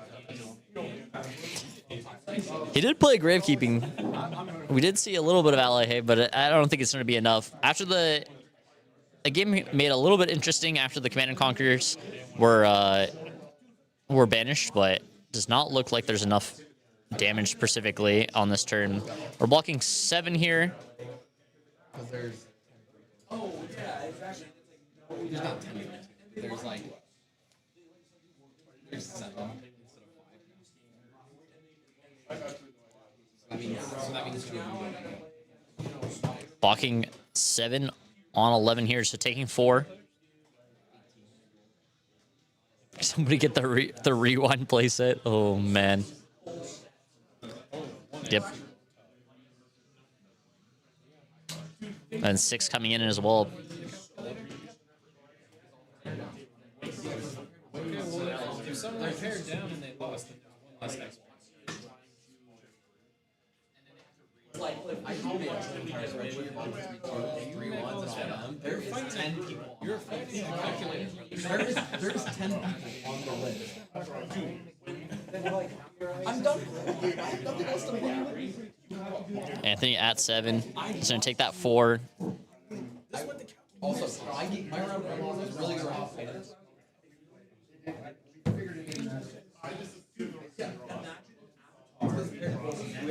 Yep, and then we got another reserve for 4 just at the rigor mortis here.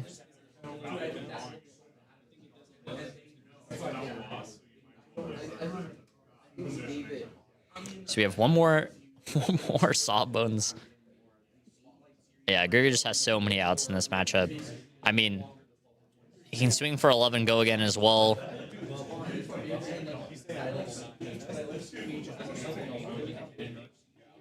We're draw discard with this gold here.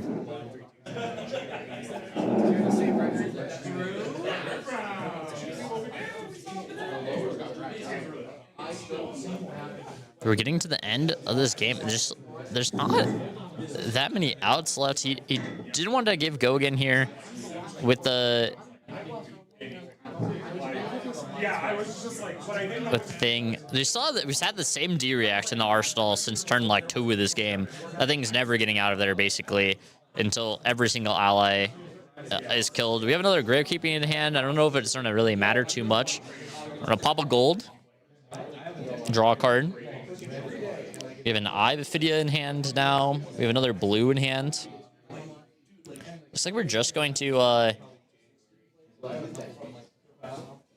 attack for 11 here. Might just pitch every single card in his hand, just trying to get out of.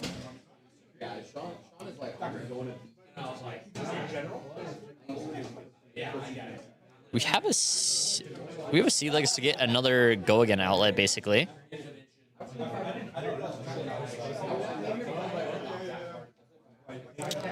Yeah, I don't think he can keep enough cards at this time. I think he needed to block a couple more cards in the early game on the attacks.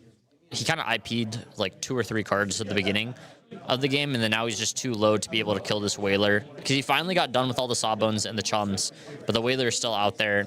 He's at 2. He has to basically kill it this turn specifically to even have a chance, but I just don't think there's just so much damage from the Gravy side.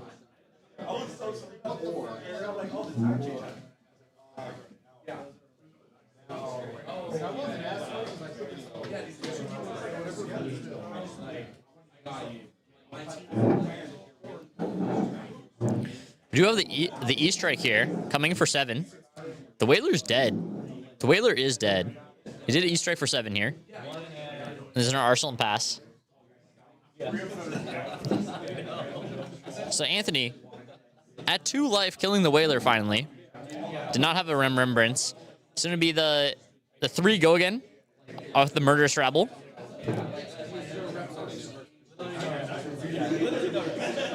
Does Griffin have the double Murderous Rabble here? Yep, does have the double Murderous Rabble. There's going to be a 3 and 3.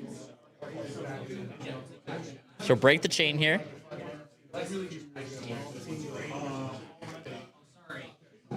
Going to play the Sawbones. He's going to give it go again here. There's going to be 6 with go again.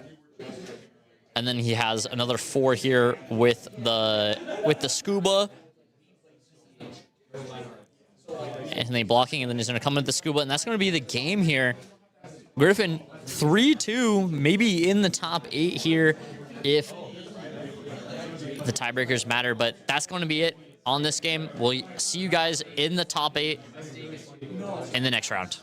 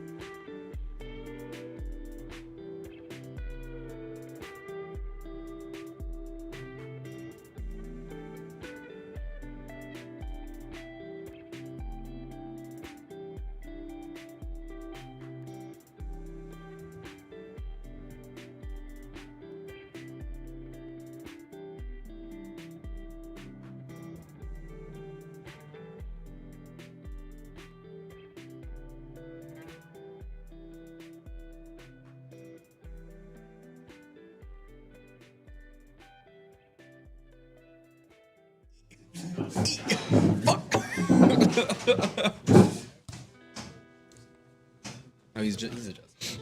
All right, we're back here for the top 8. We gained a patron here. This is Dalton. Dalton. We zoomed in on the camera. I don't know why the camera zoomed in. Okay, we zoomed back out. I don't know what happened. All right, so we're here. This is gonna be our top 8 here. We got Wesley and Justin for the 1 and 8 seed here on top. We have playing the KO versus Syndra, which is gonna be our feature match for this top 8. Very excited. And then we have KO versus Victor on the next matchup. Yep. And then we have Greg versus other Peter on KO. There's 3 KOs in this top 8. There's an amazing amount of brutes to get this thing. Was walking by the table. Greg actually went double red boom grenade on turn Love 0. to see it. Best player right there. That's My dude, favorite. He's just so talented. And then we have the Verdants versus You got it. Gravy Bones. It's Gravy okay. Bones. Sorry, it's burping. Gravy Bones on the bottom here.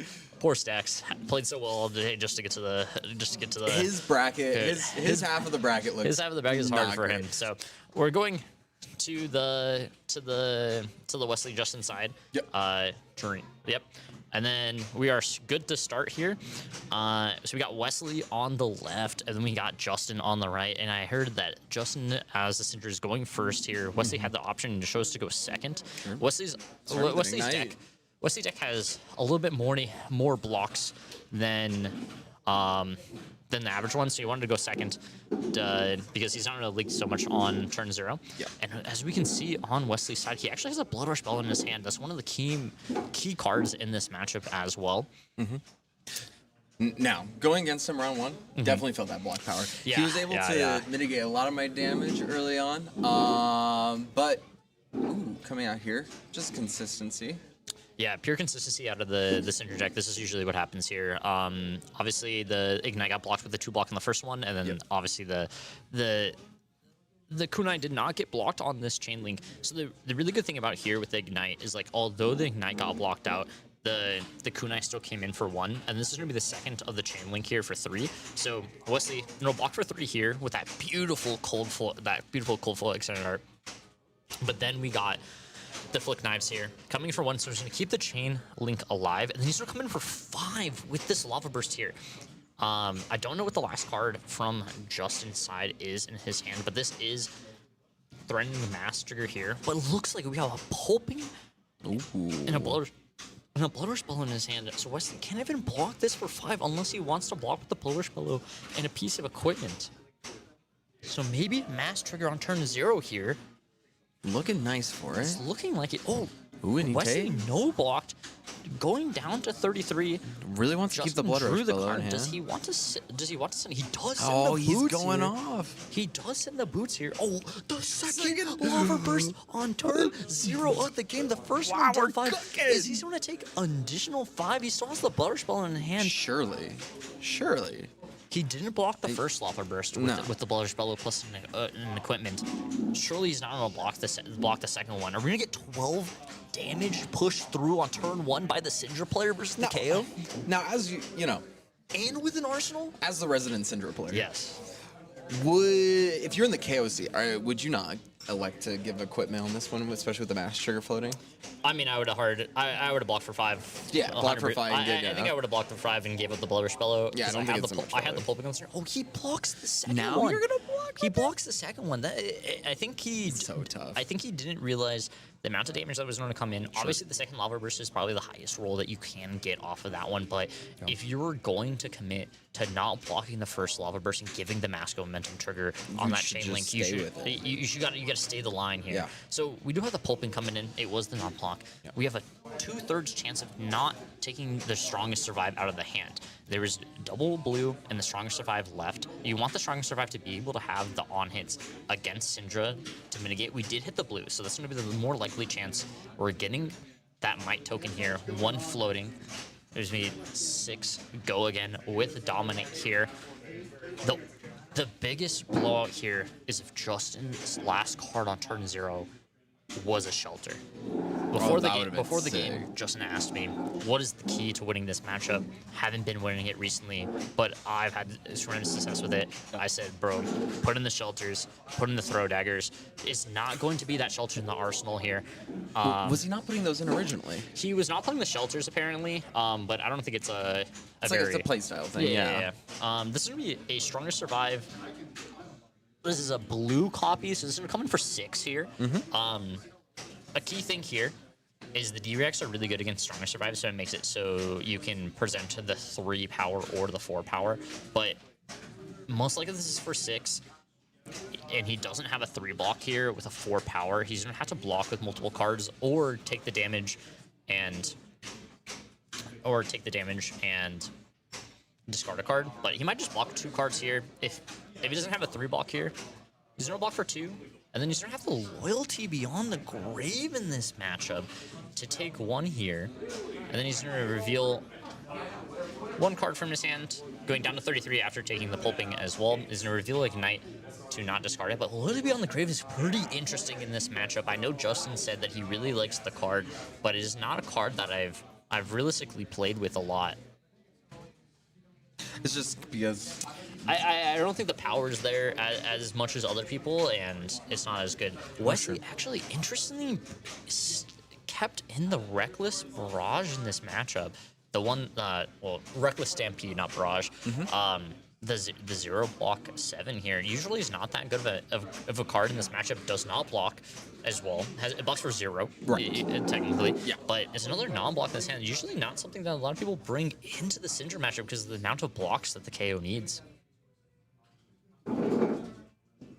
making the hand slightly more clunky. The hand does look pretty clunky on this one. He doesn't have a go again card naturally from the KO side, so he's looking to block a little bit more. Kunai. Starting with the Ignite, goes to go again, and then the 1 off the dagger doesn't block with the beaten trackers here. I think I would have blocked the 1 on the 1 here on the beaten trackers, because he does need to flick if he wants to keep the thing alive. But now you turn into this cut through gets blocked by 4 here. You're gonna have that clash here. You're gonna win the clash, but well, it's hold 4. on. It's 4. No, it is very hard for a Tear Syndra limb to from ever. limb, just randomly. Yeah, I don't know if he's playing that in this match. This is one of the times where it has 4 go again on the cut through here, but I would still flick if he could, to keep the turn alive, and then basically any 1 cost in the arsenal is a blowout because it's gonna keep the time. Does buy back, flick and then buy back. Wait. Yep. So he flicks, puts the counter on the chest piece, and he's gonna buy back, which is actually pretty interesting. I think I would have just, I still would have flicked, but I probably wouldn't have used the counter to buy back there. But it makes it so the arsenal does not. It can't be another lava burst because he would have done it. Right. Can't be a 1 for 5 because he would have played it. It's kind of interesting. I wonder what card is in his arsenal specifically. You know what it could have been? No, because even if it was a Wrath Retribution, he would have played. He flicked the dagger. He would have been able to play it anyways. So I'm really wondering what that last card is. It must has to be a D-React of some kind, but then he would have played it on the Strongest Survive and kept the last card. So pretty interesting. We'll have to keep an eye on it and see what flips over on that turn. Yeah. On the other side, though, Claw with a Might, so we're coming in for 4. Yeah, and discarded the Agile windup, so he gets to make the Might token plus the Agile token. Ooh, and then Stampede. Yep, and then we got the Stampede on this turn. Justin's not going to block this turn. There's no clashes that don't happen. You're just going to take it through here. So Justin, again, doesn't use the arsenal, so really interesting on what the last card is. Very aggressive when he plays. I noticed during our match, he doesn't really utilize his arsenal just because he's able to have these really, really clean hands. The Oath of Loyalty here, actually. So that's the reason he wasn't playing it, because he can't play it besides the first chain link here. So he had the Oath for go again. So he didn't block with any of the cards in his hand, so most likely has full Draconic cards in his hand. Maybe has a Fealty Generation to play something else, but this is something that I really like. I know a lot of people have moved away from Oath of Loyalty specifically for something like Pain in the Backside and stuff like that. But I think Oath's power is just so good that you just have to keep playing it. It's the best starter in the game. If there's literally anything else you can do, it's amazing. And immediately followed up with the Brand of Cinderclaw. Every single card in the deck can now be played post Brand of Cinderclaw. That is not a reaction or a throw dagger or something like that. And did you get a peek of Justin's hand here? You know what card that I was saying that is one of the key cards in this matchup besides the Blower's Bellow? Does it start with a shelter? Starts with a W, actually. It's going to be Wrath of Retribution. Wrath of Retribution. Wrath of Retribution in the hand here. So he has... And then he also has the Art of the Dragon Blood here. Yep. So we go 4-3-4. And then he's going to be able to cast that Wrath here. Be able to dagger 2 times. Flick. Ooh. The thing with Wesley here... Contemplating the flush bag. Contemplating the flush bag. If he flush bags, he has a 50-50 of hitting the Wrath or not on this turn. Do you know which one it is, left or right? I do not know. We'll have to see. see. Let's see how it rides. Come on, give me the cam. No, Justin, let me see. He's going to flick here, which just makes the most amount of sense. Yeah. Because you keep the mask online, and then whatever this card is, it's going to take an extra card. Ooh. It is the Wrath. It is the Wrath. So we get the Wrath 3 go again here, which is going to be super key. He has already flicked this turn, so he's only going to be realistically come in for 1 max 2 daggers if he wants to give up both daggers on the following turn. But he's going to take a card out of Wesley's hand, 100% on here. He's going to deal additional 2, max 4 damage after this. But he's going to give up the 1 cost here. He has another 1 cost in his hand, so that's going to be the play. But he has the swing big in his hand. It's a little bit awkward for Wesley here. So it comes in for the 2. Flip. Yeah, so he blocks out the 3 on the Wrath. Comes in for 2 here. He's actually going to block with the Savage Sash here. And then we're going to Cinder back to the dagger, and he's just going to pass. I like the consistency here. You're kind of in the even game state. Your opponent has, blocked with Sash. You're not really going to get any other cards out of your hand, and you don't have the starter on the back, so it's going to be good. So we do look that he draws up a shelter as well, so some interesting cards. Justin's getting his double shelter in his hand, actually. Man.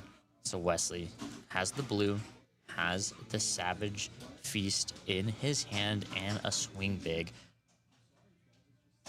-1 on glove. He does need to I'll be right have back. -1 on his gloves.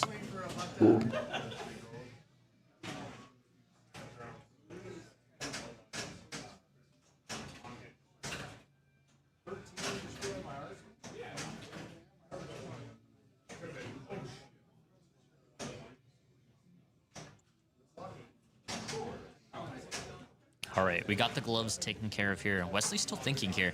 He has 2 options, basically. He can send... I think you pretty much always have to send the Savage Feast here to start off. It's going to be 7 with go again. You're going to discard the swing big from his hand. If you spike the 2 cost off the top, it's really good. But even if you whiff the 2 cost, you can then just claw right after. So you're doing minimum 10 on this turn. Just would go down to 12. And then you... Basically, you don't have to look at, this 4 or 5 card hand if Justin wants it, but he does have double shelter here, which is pretty interesting. So he's going to be able to block 8 this turn. That's a lot of damage to be able to block. Especially because Wesley took a lot here just to keep these cards in hand. It's a really interesting pacing now. Pitches. Yep. Yeah, he's Savage doing Feast and going off. Feast. He had the option of going swing big into claw, Sure. Which is 12, but he's going to go with more aggressive play, which is going to be the 7. He did not spec the 2 cost as a 3 cost. 3 cost, tragic. And it's not buffed ahead as well, so...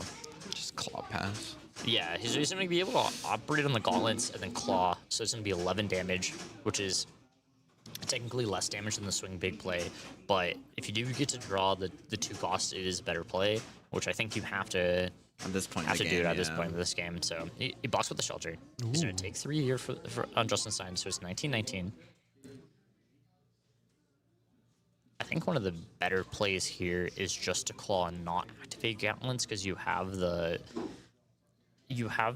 Might token for the next turn, and if you draw a Blood Rush Bellow, which I think you might actually need to draw a Blood Rush Bellow to win this game at this time, so looks like is Justin has a Throw Dagger in his hand, so he has. Do you know what the arsenal card is on Justin's side? It's a Ronin Renegade. Ronin Renegade. Okay.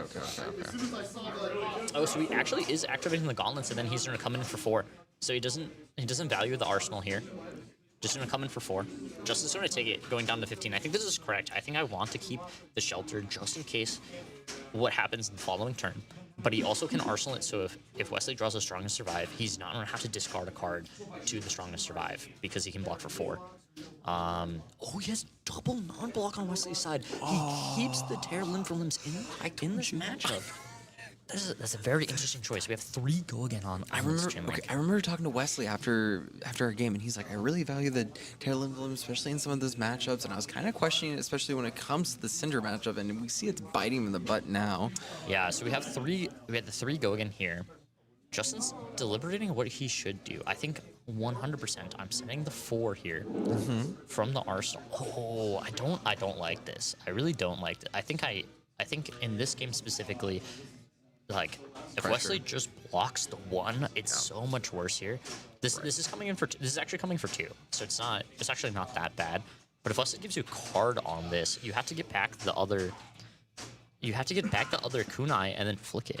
Versus if you just he's gonna give the 2, so it's good. He's giving out the Savage Hatchet and the gauntlets here, but yeah, I just think it's a little too much. A little too much. Yeah, he's just going to take the 3. He's going to flick, though. Yeah. So he's going to go down to 12. He's going to get both of the kunais back. And then he can actually swing 1 more kunai if he wants to. And then he's going to be able to arsenal the shelter. Yeah, I think you have to swing the kunai here if you're going to do this play. But I really like the 3 into 4 with the Ronin Renegade, and then just hitting with the Throw Dagger, because basically almost every single card you're able to do. But if you're going to get both of daggers like this, I think you're just supposed to get back the daggers, flick on that chain link, and then hit the Ronin Renegade for 3 here, and then force him to give you a card. But now you're looking at KO with 4 cards in your hand. What this does bluff is you can attack for 1 here. If Wesley takes it, you can get a resource off chest and do another 1. And then if Wesley takes that one, you can threaten another card. But you could have just circumvented that by doing the thing. But he's going to respect it here. He's going to block for 2.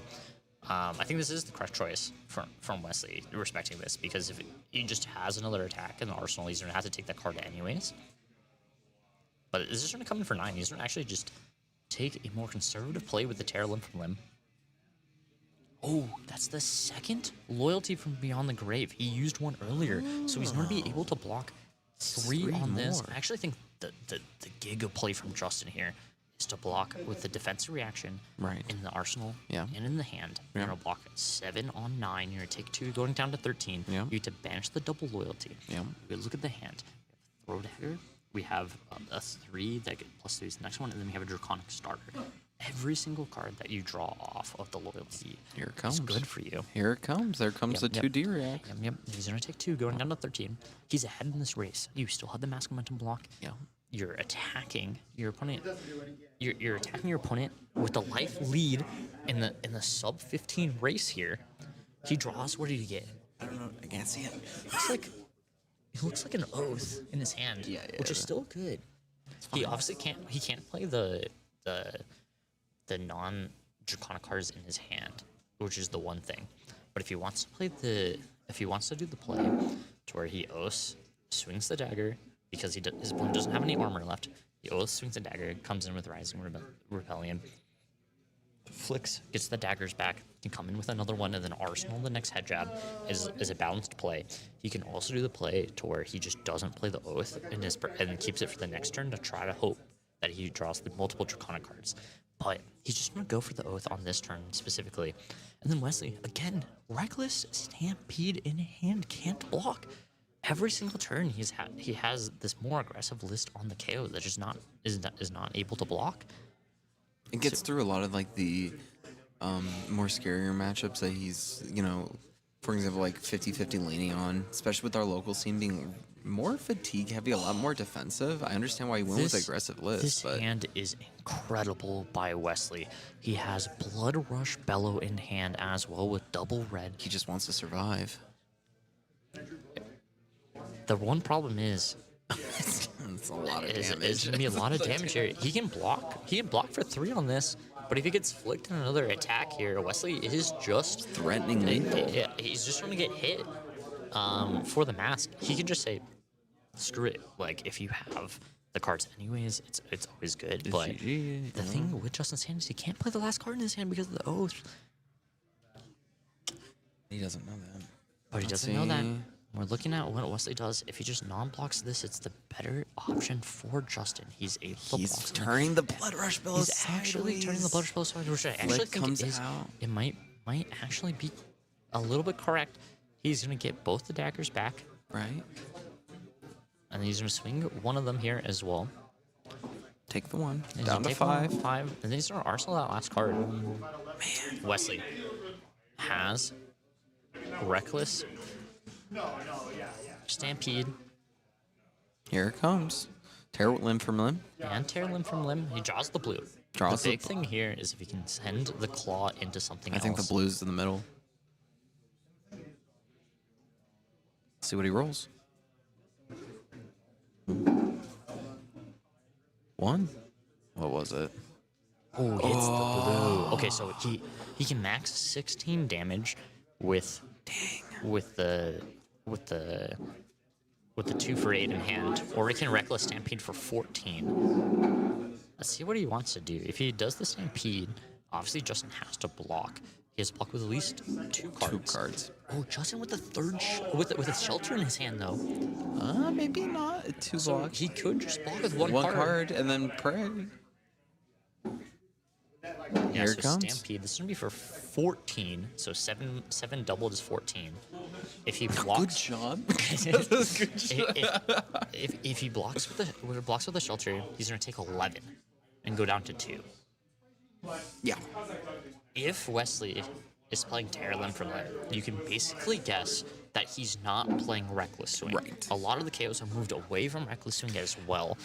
I personally still like the one of fun of, but I think a lot of people have moved around it.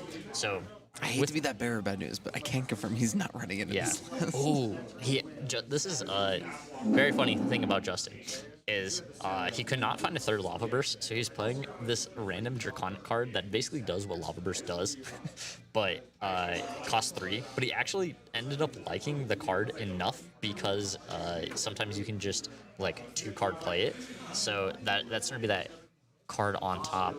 But Justin here, we know he Wait, has. is he not? We're playing a 3 of Lava Burst right now?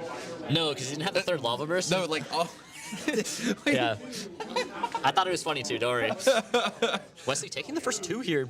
It's going to take... So we got the 2 within the 1. Wesley going down to 2. He's going to get the extra resource here. I think this is it. I don't think he has... I don't think he can get double around it. non-block in his Yeah. hand. Every single turn in this game, he's had double non-block. Blocks for 3. Has the +1, and there, that's it. And Justin getting with the win. Wow. With the Syndra 8th seed moving on into the semifinals over the number 1 seed Wesley, having too many non-blocks back to back to back to back turns, not allowing him to go over it. Here's the scary thing for Justin. On the other side on the same side of the bracket as him, there's a little guy with a V on his name. Did the victor win? I have no idea. I just saw Kenny. Hold on, let me go out. Let me go out. Sean. Did you win? No. Never mind. Not a problem anymore. He's playing the KO. He's playing the KO. So- all right, and that's going to be it for this round. And we'll see you guys in the next one.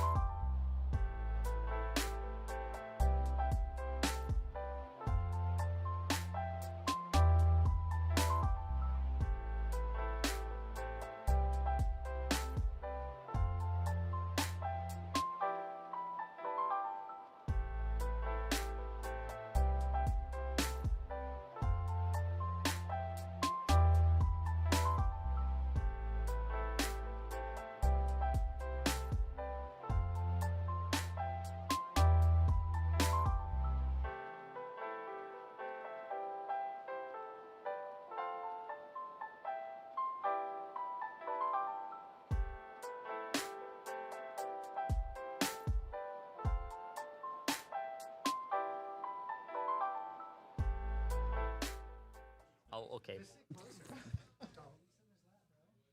Hi. Wow, you didn't put on dude. I'm kidding. I'm kidding. I'm kidding. But just sit behind him this year. Just scared. All right, of we're him. back. Welcome back. We're back. I don't. It's so zoomed. It's still zoomed. Hi. Dalton is still here. All right, we're. It's on auto zoom? auto Okay, zoom. okay, Okay. cool. So we got the top 4 coming in. We got Justin versus Kenny on the top, which is going to be that Cinder versus KO, and then on the bottom we have that KO versus the Gravy, which is going to be our feature match for this round. Very exciting. Because obviously. You don't have to watch a Cinder KO a second time in a row. Thank you. I got you. So we're watching the KO versus Gravy. It wouldn't be one of those interesting matchups here. Usually is going to be on the more Gravy side, but depending on how aggressive the KO lists are and what they can get is going to be the determining factor. So let's get right into it. We're going to be here for a little bit, so let's get into it. We're gonna lock in, strap in. Let's go strap in. So they're now. Do you think the vertical 6 sort is better than the 3 and 3, or what are you looking at here? Because like this is the question you proposed. Yeah, this is the question. First of all, what do you think is better? Like he's going top down versus side to side. I would only do vertical if I'm in the position of what Peter did already, which is I set out my armor already, and then I'll be like, fuck. I gotta power shovel still. Exactly. But everything else, I'd be like, yeah, no, this is fine. Peter Griffin on stream, yeah, noise. We have Peter Griffin on stream. I personally, I really like he has all the stuff like that, but then I just stack it into one and put my hero on top of it, kind of like how Griffin did, but with the heroes on top of the pile, and then pile shuffle like that, and then getting to the shuffle. But who do you think has the cleaner, hand shuffle here? Do you think it was Peter or Griffin? Oh, well, did you see the fumble that just occurred here? It's Griffin, dude. It's done. It's done. I think that has to be my prediction as well, bro. All right, and that's the top 4 done.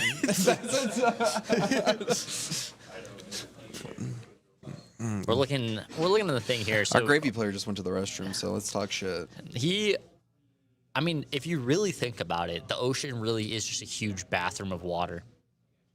Oh, I thought you were about to say like soup or something like that. No. It's like I was ready for you to ever be. pissed in a pool before? It's like you ever pissed in an ocean?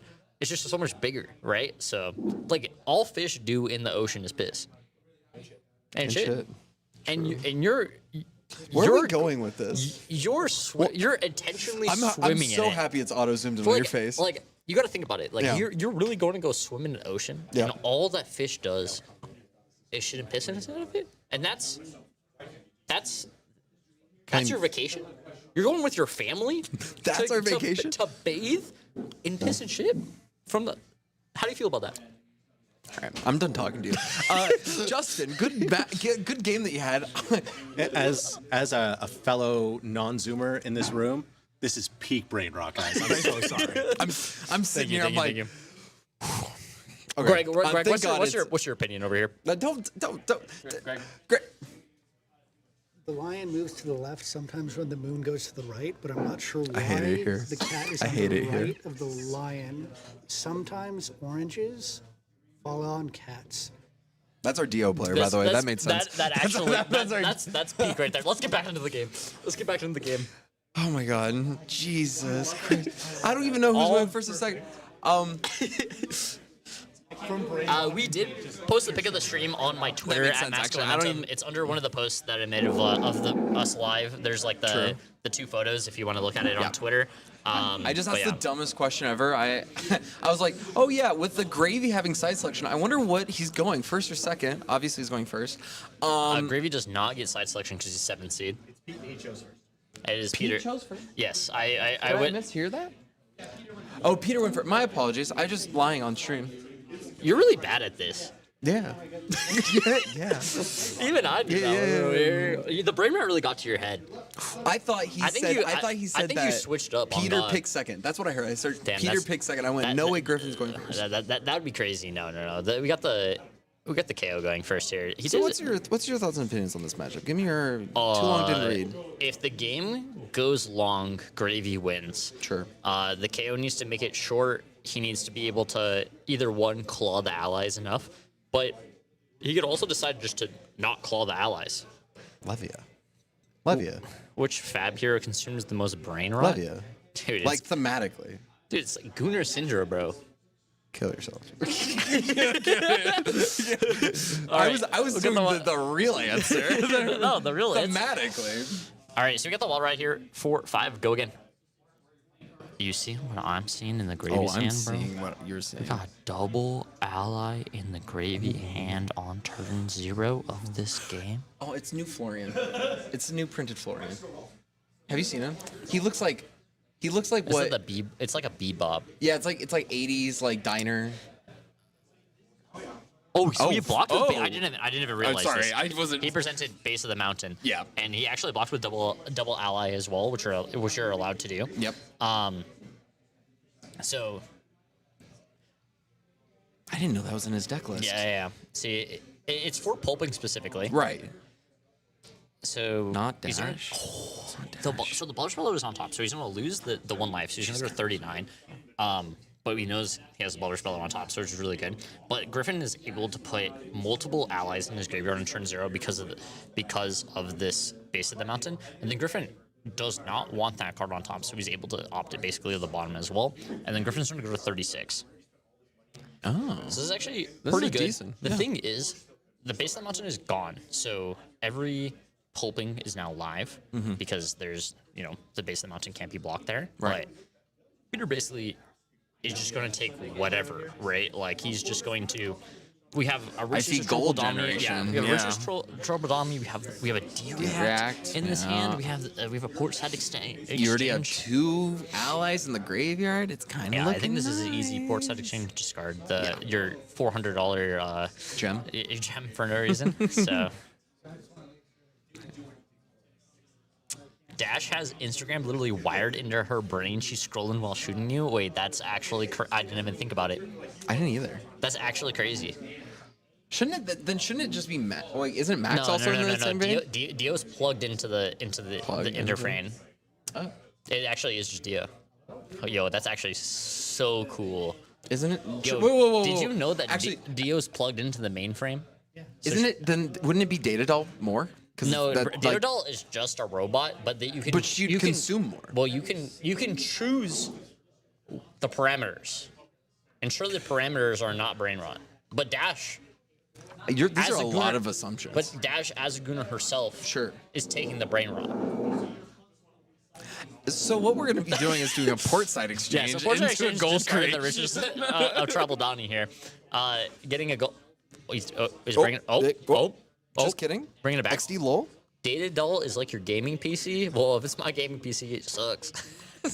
Yeah, it does, dude. You only play League and Oh, Talishar. Dash IO and Dash IE is Data Dull combined in the lore? I don't know about that. I never heard about that one. So we're both right? He discards the Oh, the D-React. Wait, React. what? Actually, that's pretty insane. Well, So because he wait. gets to he's Oh, gonna so you can pitch do for the- he's gonna pitch for the thing anyways, getting the gold. He thinks Then he's going to he's second gonna side. immediately use it. Yep. He's gonna draw, discard, double Double. Mortis in his hand. Oh. I'm gonna use. She's consolidated Data Doll into like a chatbot companion. Yeah. Okay. So Okay. he So we're actually, both right. he doesn't pitch the extra ally in his hand because he wants to keep it for the D-React because he knows. 3 armor though. Yeah, he's gonna get 3 armor, which is perfectly fine. Right. But he has the D-React, and so he keeps the ally in his hand, so he can block for 6, 100%. Right. Let's see what else he blocks. He has double 3 block and a 2 block here, and he has the Anka. Basically, what he gets to do is the Blood Spell still comes in, but he can block with a balance, and then he can also activate the Anka if he really wants to, and then makes it so that yes, you get to draw you get to draw off the Blood Speller, but you draw 1 less. Because you could have to discard a card off the Anka if he wants to do that, or he can keep the D-React. Flip. Pulp. So it's going to be the pulping. Hey, 1 pulping down. 2 pulping down. Yeah, two pulping down. It is love to very see it. interesting because if he actually kept the pulping and just like started out with it, he does have the D-React in Arsenal. Do you not get rid of it, or is this a? No, he got rid of the pulping. Pulping, okay. He No, he the got D-React. I thought no. Griffin Yeah, put he the has- D-React he away. has two. Oh, okay. I was like, what He the? had 2. Wild Ride. So Wild Ride's going to come in. Hold. So what he can do is activate the Anka here. Compass. He's gonna compass first because if he hits an ally at the top, he can discard. It's not an ally. It looked like an Avast. Yeah, but he's still gonna do this. So he's gonna discard the rigor mortis. And so Cancel the he's draw. gonna draw and discard, but he actually has to discard two cards. Yeah. Now because the Anka. So he draws, and then he's gonna discard, and then discard another card. Hopefully these players. Yeah, so what could happen here There's is one. if he strands him, if he takes the resource card here, which he did, and he has double red in his hand that he has to discard, Discard another one. he still needs to discard another one. If he doesn't, we'll have to call a judge. He's not discarding another one. God dang it. Be right back. Doesn't he have to discard too? Before this plays out? I think he does. Wait, hold on.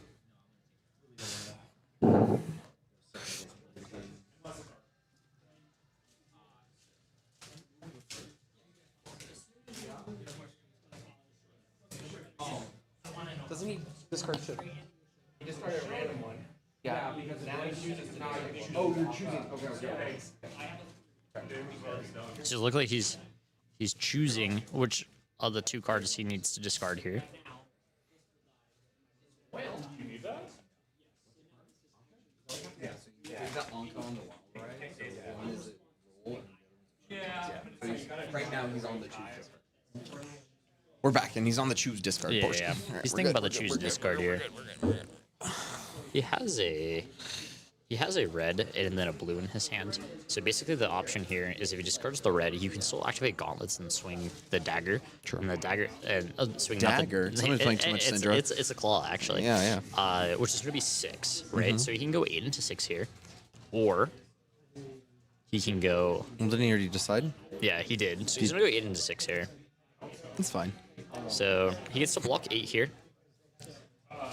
and then he's gonna come in. Yeah, come in with gauntlets. He's gonna be able to balance here if he wants it. Griffin might not actually balance on this turn, depending.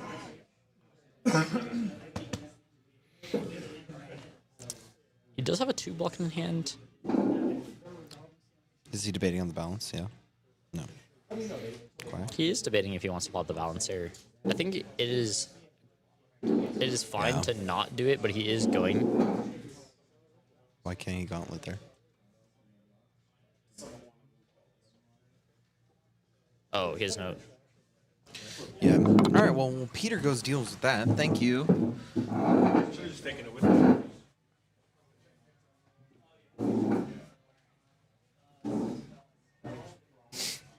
Well, Peter deals with that. Yeah, he can pop Gauntlet.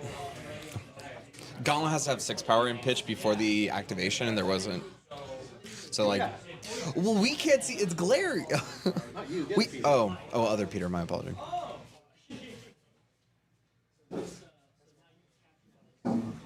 We fixed it. We fixed it. We fixed it. All It right. just comes in for 1 less. Okay. Comes in for 1 less.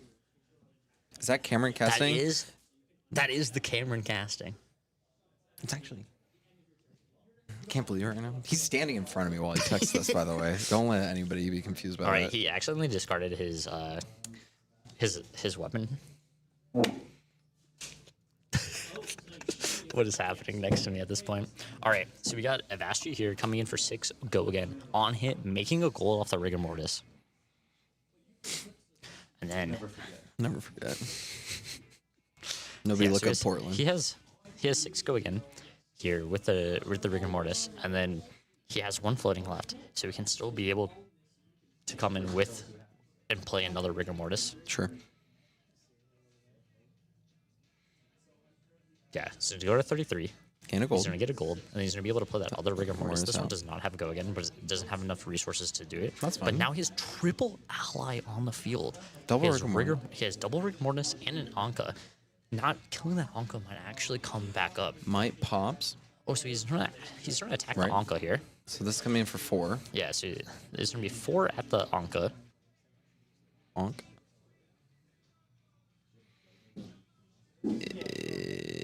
Is it? He's about to put a card in front of it. He's attacking Gravy. You have to do that. No. Okay, never mind. Wait. All right, so he's discarding Oh, discard. the sure. Fearless. Yeah.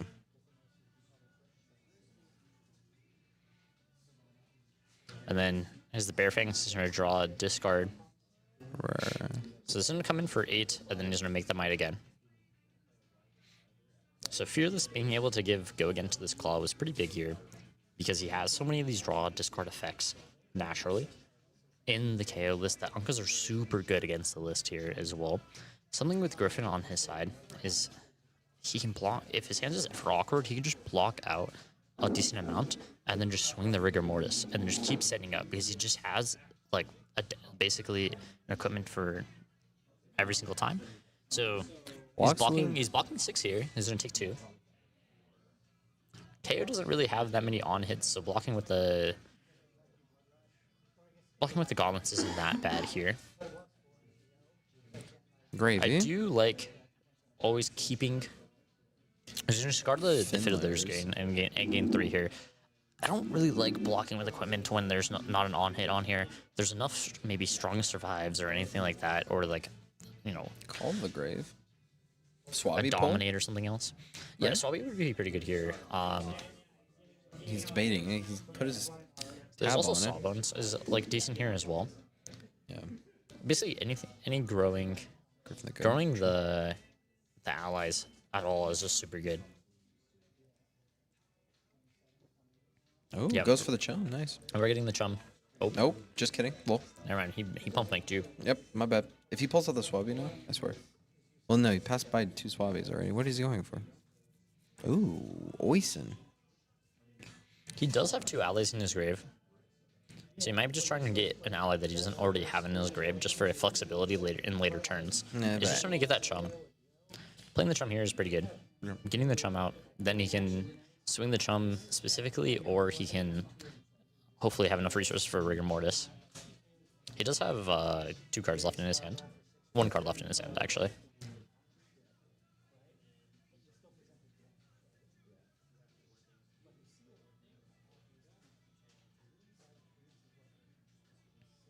And then on the other side, what is the other? Beast Within, Tear Limb from Limb, and what else? Yeah, it doesn't look like too good of a hand for Peter on the KO.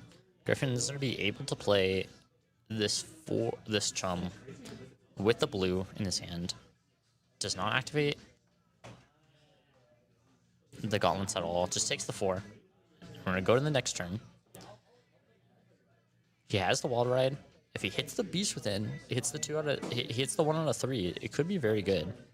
So he's actually going to attack the chum here. So he's going to hope. So he's going to come for 7. So he doesn't have a Fearless or anything like that. Or there's also no reason to do anything about it. Basically, being able to play this chum makes it so he gains that 7 life.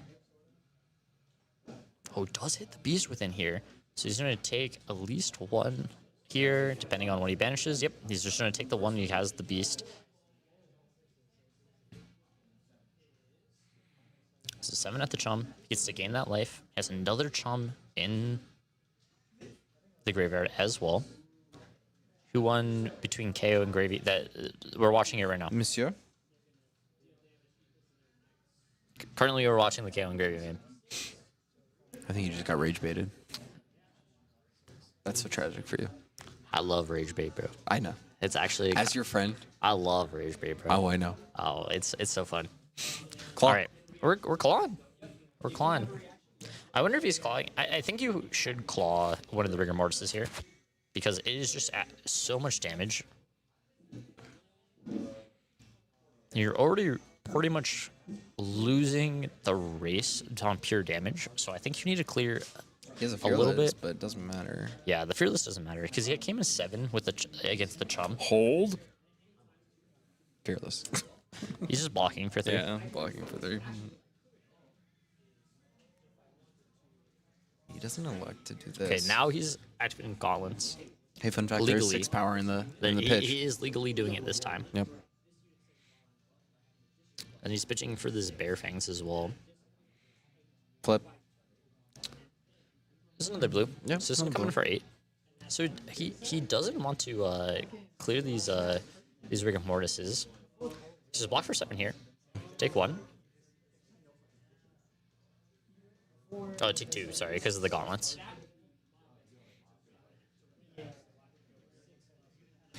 And there's the He has the gold. Rigid Tripodomy because he's shuffled his deck. He saw it again. He's gonna make the gold, swing for 6 with the gauntlet. So he's gonna get 2 gold on this turn.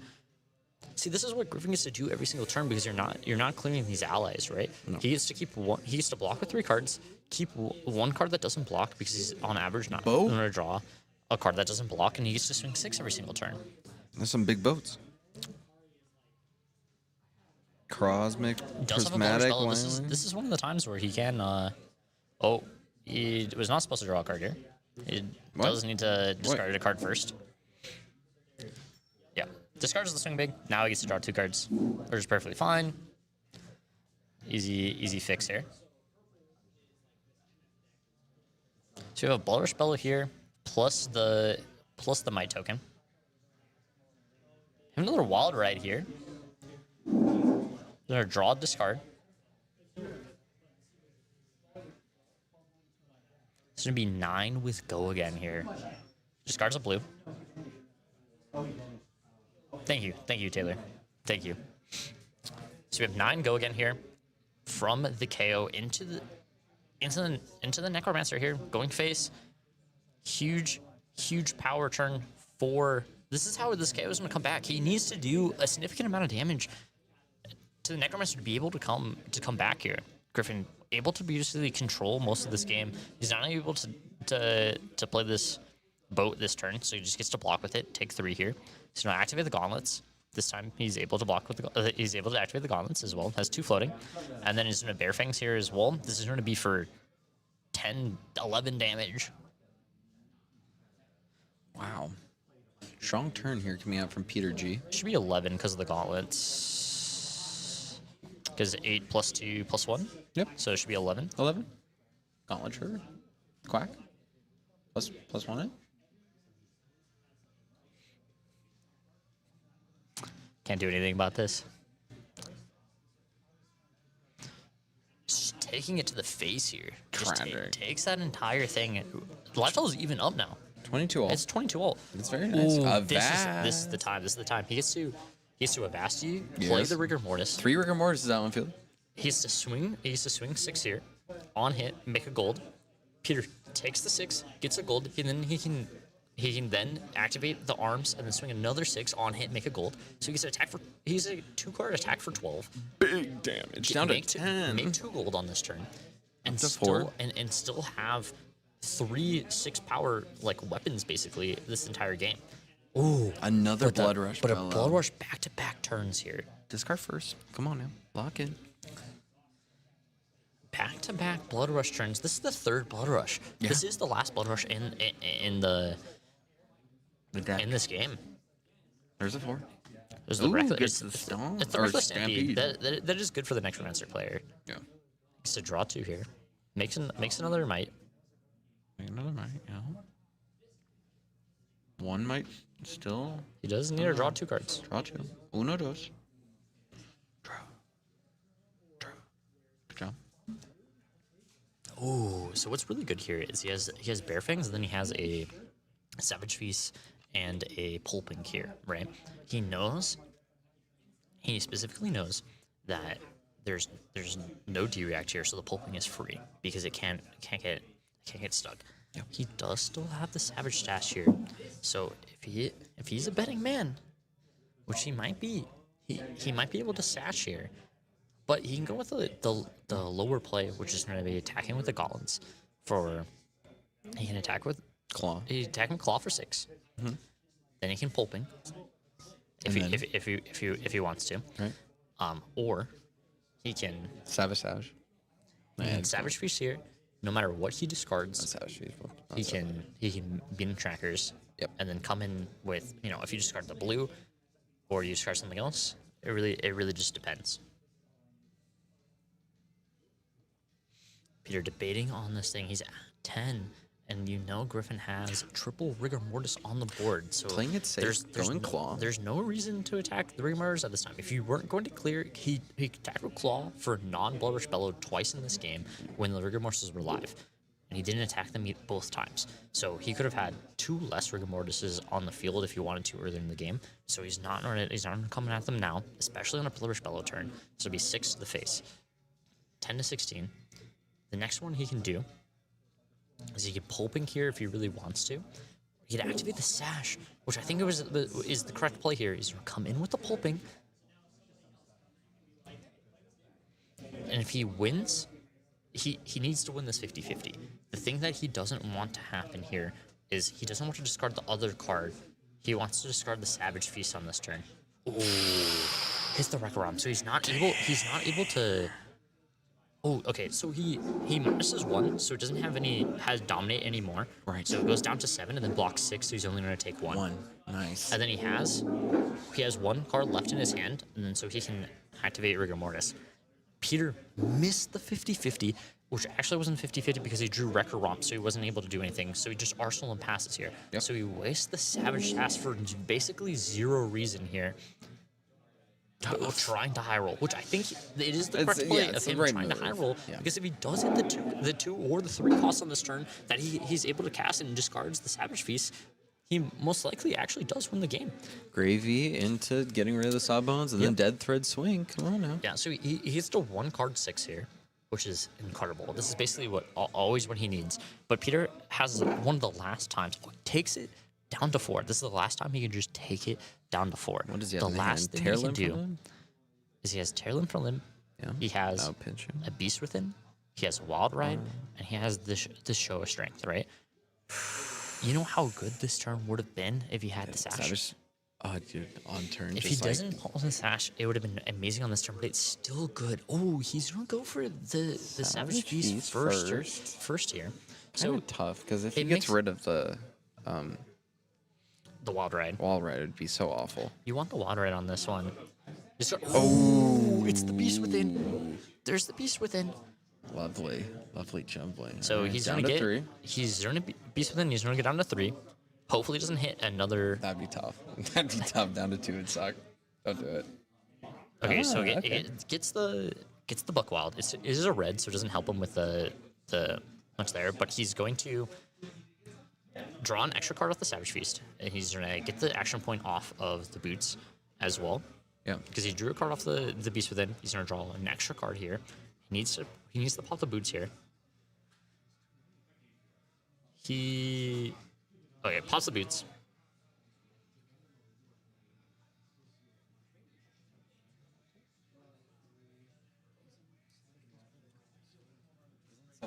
He's fine.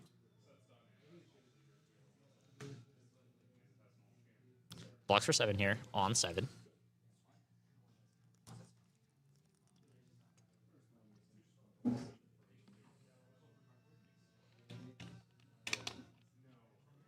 Don't forget the boots. Yeah, he bought the boots. He verbalized it. He said the boots, and then never flipped it. Yeah. So he's fine. Griffin gave him the OK. Did he forget to draw a feast? He did forget to draw a feast. I don't know.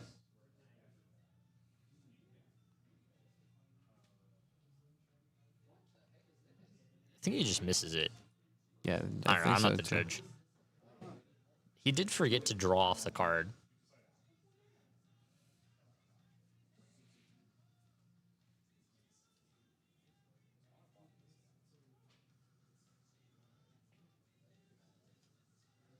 Doesn't do. All right. I attempted to get up to the judge, but they already drew and discarded a card of Wild Ride. It is way too late for anything to happen, so he is just going to... Yeah, he only drew from Beast Within, did not draw off the Savage Feast, but he already played the Wild Ride by the time I got up, so it's already too late because he drew and discarded, so he has another 7 go again here.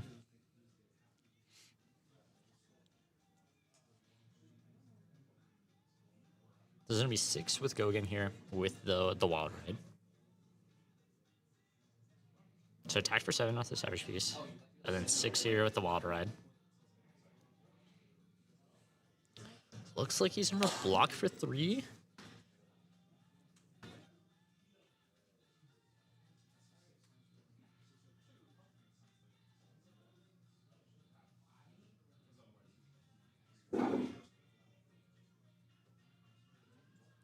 Yeah, definitely some camera and top 4 nerves this game. He needs to slow down a little bit. Griffin had that sink below from the Arsenal. And blocks from the thing. He's looks like he could swing the claw if he really wanted to here, or he can just Arsenal. The thing that's going to happen this turn specifically is that Griffin gets to 1 card 6 with this rigor mortis every single time, right? He also knows what's on top with the compass, so if it could depend on what it is. Looks like he has an Eye of Ophidia and a Pop gold. I have Ophidia and a trigger banned goes on card in his stack. hand. My favorite thing that he does is he just places the 2 cards on his pile deck and then So sits there. what he should do here is he should grab the ally, play the 1 cost, discard the ally, make it draw the chart. And then play chart off the rip. So he gets to do this. Tipple. Yeah. Discard the ally, make a gold, Draw a an card. ally. Now he has chart. Yeah. Now then he can chart after this, and no matter what happens with the chart, he's able to do Gain a gold and probably discard or either pitch. If you didn't use- The hand was insane sash value if he didn't use it last time, but he went for the high roll the turn prior, but if he did it just the turn later, it was so good.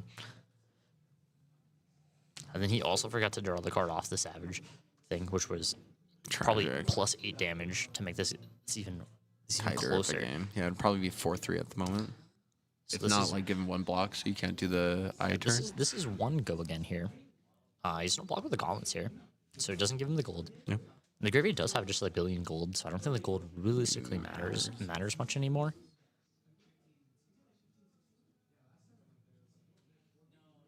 Since he had Tearlin Flame pitch. Let's see. What does he have in his hand? It looks like he just has a couple 3 blocks. He has a Buck Wild. He has a...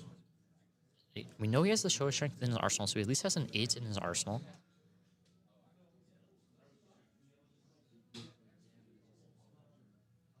Griffin debating on what he should be doing here. If he has another blue in hand, because he does have the chart, I think the Sawbones is really good here because you basically get to block 1 for the rest of the game with this. He also has the consideration of playing Chum, but then only swings 4, and then he can block with the Crown of Providence. I think it's better to play the Sawbones here specifically. I don't know how many allies are left in his deck. I think the Sawbones is just so much better here because you get to attack for 6, but also get to block 1 off the Sawbones the next turn because you can just tap. You have 3 rigor mortises on the field. You can't kill all of them. You have a Sawbones. Sawbones needs to block 1 for the rest of the game until it dies because you just tap it on your opponent's turn every single time. So he's blocking with the Crown. He's gonna block with 1 more card here. He basically No, right? the high roll here is if he gets another blue. He has a blue in hand. He does have double blue in hand. So I think the best opportunity here would be Buck Wild. Would be a Buck Wild into an 8 would be the best for him. But the problem is he's gonna take 2 cards. Griffin's gonna take 2 cards from him every single turn. If he just goes Buck Wild into 8 every turn, Griffin can just block 3 cards and then take 6, and then keep repeating that and repeating that and repeating that. Yeah. Getting tougher and tougher. Crown of Province coming back onto it. He doesn't have a 3rd blood rush. He's already used all 3 blood rushes, so he doesn't have that much left happening. He's in a card province. The card in his arsenal does not want it. Was it the Buck Wild? No, the Buckwild's in hand. It was the show. Oh, okay. So takes 1, goes to 2. He has another Savage Feast here, which is not that good. But D-React. He does have the T-React, which is really good.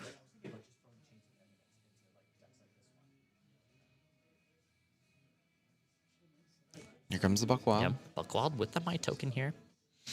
But you know what he has again? Double red in hand. So he blocked with the Reckless. The Wrecker Romp. Yeah, just double block it out. Yep. Blocks for 7. Blocks for 7. Claw. Pass.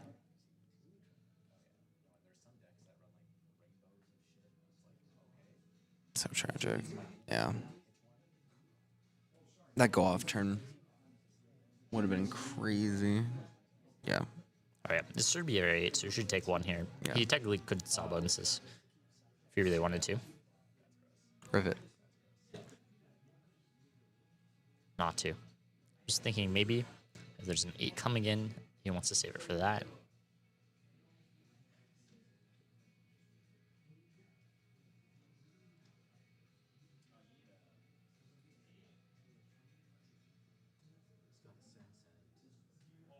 So this is a tough position. I think this is just. I don't think the Gravy can lose from this position. I don't think so either. The problem is if he claws here or if he doesn't claw here, it has to be over. Like a second that if he gets to draw an Avastri at any time and goes 6 and 6, the game's over. Yeah.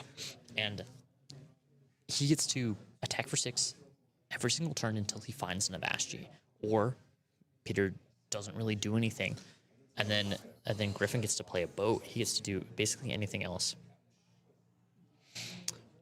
What are the top heroes? We have 2 KOs, a Syndra, and a Gravy. The other side of the bracket was KO Syndra, and the Syndra came out with the win. Yeah, the Syndra wins. So the finals is going to be Syndra versus one of these 2 decks. Just looking like the Gravy bones here. Down to 9.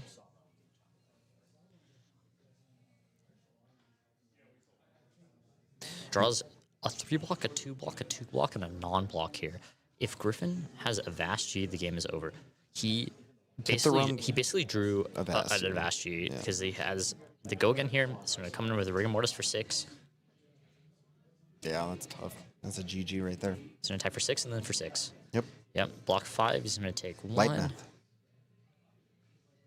Slow math. Yeah. Yep. He's going to take 1, go to 1, and swing. And then Griffin's going to be able to attack with the other Rigor Mortis for 6. GG. I think Peter's not going to be able to, and that's going to be the game on here. Gravy going all the way to the finals. Into the finals. You know what we got? We got 7th versus 8th seed in the finals. 7th versus 8th seed. Who cares about placements going to top 8? It only matters when you're in top 8. Because what, the Gravy win against Verdance round 1? He played against the Verdance, and then he played against this KO. The Syndra played double KO, and now they meet in the finals. All right, fighting for their lives. We're going to set up for the finals here, and then we'll see you guys then. Yep. Thank you there.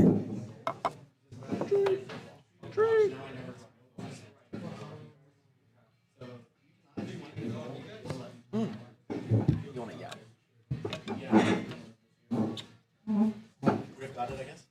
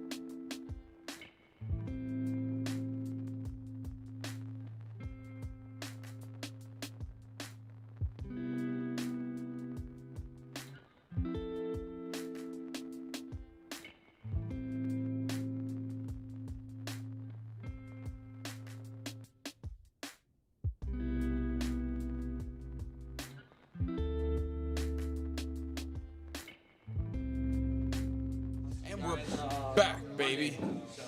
Back on the stream. We back on the Justin and Griffin, Syndra and Gravy. Come on the now. Finals. A matchup as old as time. Sure. Syndra. Beauty and the Beast. Come on now. Beauty and the Beast. Beauty and the Beast. We got way- we got Charmander versus Squirtle. Big Charmander versus Squirtle and fucking what? Bulbasaur got his ass kicked 3 times in a row. Yeah, actually, it's kind of Care weird. just gone. It's kind of weird because Bulbasaur actually lost to Squirtle in this timeline. Sure. Yeah, And- that's true. And Charmander does have a favorable matchup with Squirtle in this timeline. It's kind of opposite than it was, you know. Maybe we should stop making references to Pokemon then. You don't even fuck with Pokemon, do you? I do fuck with Pokemon. Dude, I have a Snorlax Bro, shirt on. you just hate us, bro. You're just a hater, bro. us. Yeah, you're just a hater, bro. Oh, for sure. On God. So how do you feel about Gravy versus Syndra as a Syndra player? It's quite good for Syndra. Yeah. It is less good than you would think it would be. D-Reacts are a thing. Because there's like post Tipple banning, it actually got better for Gravy, like weirdly, because they had so much 2 blocks in their deck that it was actually really easy for Syndra to get mask all the time, and then they just weren't able to block everything. But now they replace all the 2 blocks with D-Reacts and 3 blocks, so they're way more defensive. They gain enough life with the allies to be able to raise. Hitting the command and conquers is super important in this matchup, and just having aggressive, you know, the Sawbones, the Rigor Mortis just coming in for 6 is just a huge chunk that Syndra is not going to block. So that's super key. So let's get into it. I think they're getting ready here. You're shuffling? Are you gonna make a comment about how they're power shuffling again? Dude, you don't even understand how to power shuffle, bro. I guess not, man. I maybe. Are you a vertical power shuffler now? I'm a horizontal. Okay, so what are we doing? what are we doing here? I was asking if you were a knower or not. Ooh, and so he pitches the triple Donnie with for the Sawbones. So Syndra, ace seed, doesn't get a choice. Gravy, first time in the top 8, 7th versus ace seed, being able to do the turn order here. So Syndra going second. The theoretical thing on this is because it's a Sawbone, you can't do this. But a lot of the times, I really like to go like attack, and then you click on the second attack, and then you hit the ally to draw a card. Yeah. But because it's Sawbones, you can't flick, so you do have to just come in on the first one. Man, feels great being the 7th seed and getting turn selection. You know what's pretty interesting on this hand? Huh. He didn't activate Syndra on his opponent's turn. His hand is pretty bricky and doesn't actually do a lot. But he could have filtered his hand with the Syndra and then kept the good part of it, which would either be the cut through or the 0 for 3 that's in his hand. That it's actually very interesting that he didn't filter at all. He just kept the bad hand the entire time. Interesting. I definitely would have filtered with the Syndra ability because it's on both turns. Yeah. So he does take the 1 here. He's going to get the resource off the chess piece. He can then go 3 go again at the Sawbones.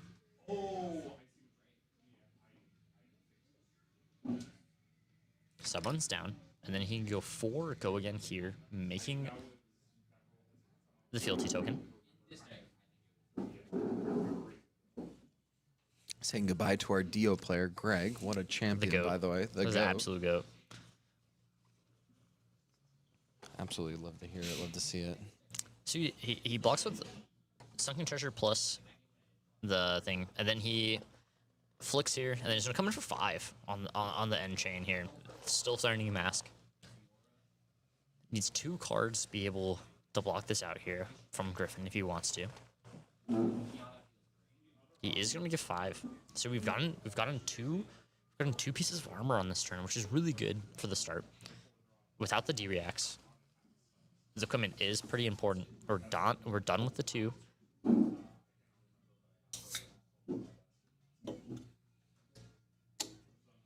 We have the Warmongers in hand, and we have a couple of good options here. Coming out here. What are we going to dig for? I'm assuming in this position you're going to either go for Sawbones or Chum? Chum. It's always Chum here if you have a blue in hand. Yeah, you basically get to take 2 attacks from the Syndra side. Yeah. You just get to gain so much life. Cinder actually has a pretty good hand here. He has to go 4-4-5, or he can go 4-4, play Warmongers, keep the 5. With the Chum, it's pretty interesting here because you can attack for 4. Yeah. You can go dagger 4 in this instance, and then draw a card because you have the blue. So let's see what Justin wants to do here. Because you can go technically dagger 4, and then use the breakpoint.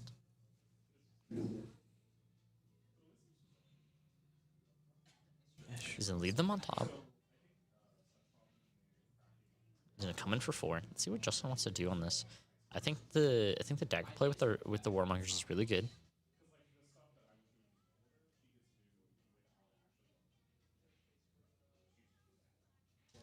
So we do have another ally in hand. He's double ally in hand. 3 block, 2 block here. Let's see what Justin does. Oh, he actually starts with the rabble here. Interesting. Attacking Griffin directly. 2 go again. 2 tough. Tough, man. And a Syndra? Yeah, I only play 6 blues in this matchup. And it's He has the Warmongers in hand, so there's only 5 left in the deck as well. So he's gonna activate the Chum after the Ravenous Rabble. eats the 2. So he eats the first 2. Field. This is going to be 4 go again. This is going to have to be at Chum. I feel like this is just. I think you have to just dagger here on the Chum with the Warmongers here. Like you have to attack the Chum. Like guaranteed. He has to attack the Chum. I think that's what he didn't know. He didn't realize that he has to attack the Chum.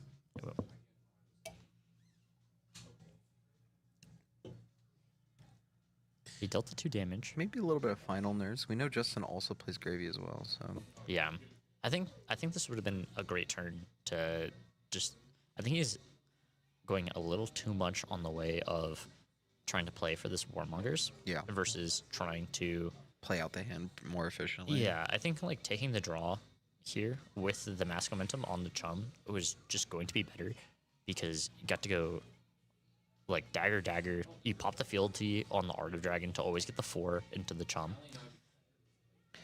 Well, he does get to draw a card here, but there's no way he gets to. He could have immediately pitch. Actually, Pop is boots. going to do the. This is it gets weird. This is a very interesting turn. I don't know if I like this specifically. I think you could have done a couple different things on this turn, and this is probably one of the worst plays you could have done. Like, I think we do pop the Warmongers here, which is going to be like very efficient. I think he tunnel vision the whole entire time. But I really just don't like this play. I think if you just start with the Warmongers, you get the damage through. You get to go 4. You get to draw that throw dagger. You get to always kill the Chum, and then you get to go 4. You get to draw the throw dagger. You get to go 4 to go again with the rabble. You get to throw dagger basically anything. And then you also get to come in with the breaking point or come in with whatever card that you draw. And you're just doing such a high level amount of damage here and throw in the arsenal. But instead, we just get to have them call peace, which is perfectly fine. I think making him call peace here is still a very efficient play. Mm-hmm. And he's just gonna go double. He's just gonna go double ally here. Yeah. But you could have not have played the Warmongers, but still put a stonks play. Yeah, it's like now you don't have a boots either. Like you use your boots for this play. Yeah. And then now he gets to go like Oyston into Chum. Yeah. And now he gets to double ally you versus you. It still has the arsenal. You were able to kill the arsenal if you did the other play. I think there was so much. There was a couple of mistakes on that. Using the blue to pitch versus Gravy is specifically very good, and he should have been used on this test.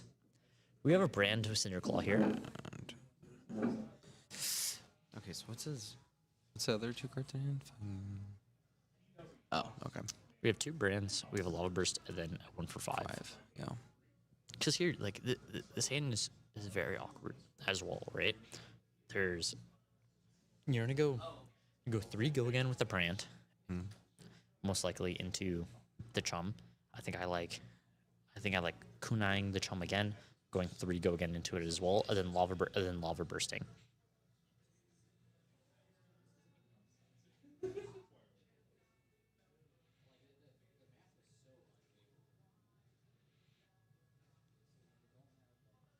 He goes 3 go again at Griffin. Griffin blocks for 3.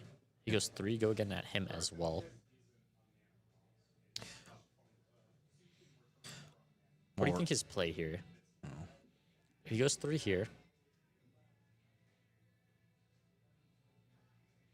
If Griffin blocks this, he could flick, get the resource off the dagger the chum, and then lava burst the chum, and then arsenal the breakpoint.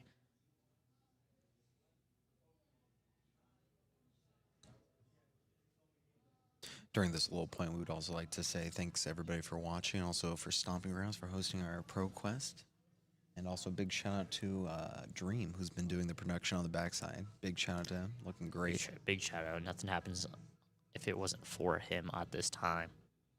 That's our guy, bro. That's our man. God, a demon in production, as well as with the Beyblades. Griffin really thinking about this block is going to end up blocking 3 here. Let's see what Justin wants to do. If he flicks on this chain, which I think is correct, he does flick on this chain. Griffin goes to 35. Does make the resource off of that. You have 2 counters on the chess piece at this time. We're going to dagger. Yep. He's going to activate the chum here as well. I do think it is correct to... He needs to dagger it. And then get the lava burst as well. Tipple left in hand.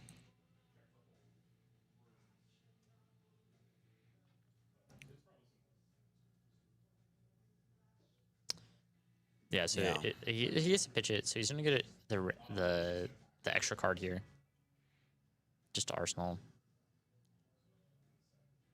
1 gold, right, on the side of the gravy? He has 1 gold, yes. Yeah. Okay, so Loot the Hold comes out into Sawbones. Just have Loot the Hold into Sawbones. He loves these defense reactions here. You know, the game goes decently long. He's going to block with the Loyalty Beyond the Grave for 6 here. He's gonna have 1 loyalty in his graveyard here. Have to be a little bit more quiet because there's not a lot of people in the room anymore, and most people have gone home. Yeah. I wonder why. We have the random cards.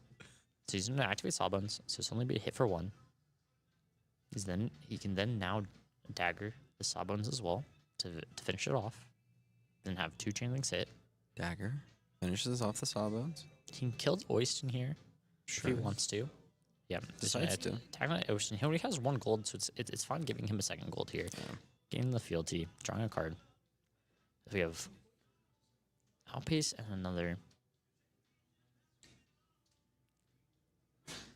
Gravy has defense reaction and 3 blocks in hand. Salt chart in what? Port? Yeah, port side exchange. We're on a compass here. Looks like an ally. Yeah, Looks like a chum. Chummy boy. Interesting. Looking tough here. Block 3. Take 1.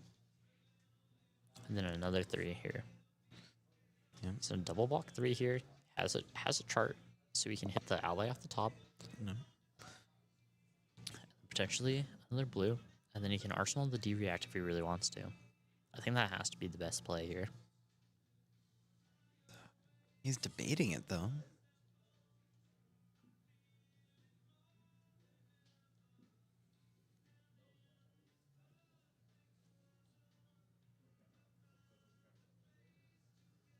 When it attacks, I don't think you gotta attack a hero. Right? You pulling it up? Yeah. Alright. Death Threads. Pulls out the Rigor Mortis and then just Arsenal passes. Back to Justin.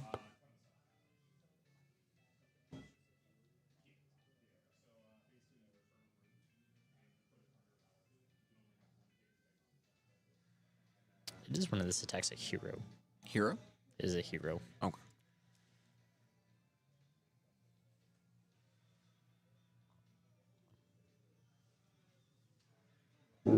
Okay, 1 second. Peter's gonna get up to try and alleviate the mistake.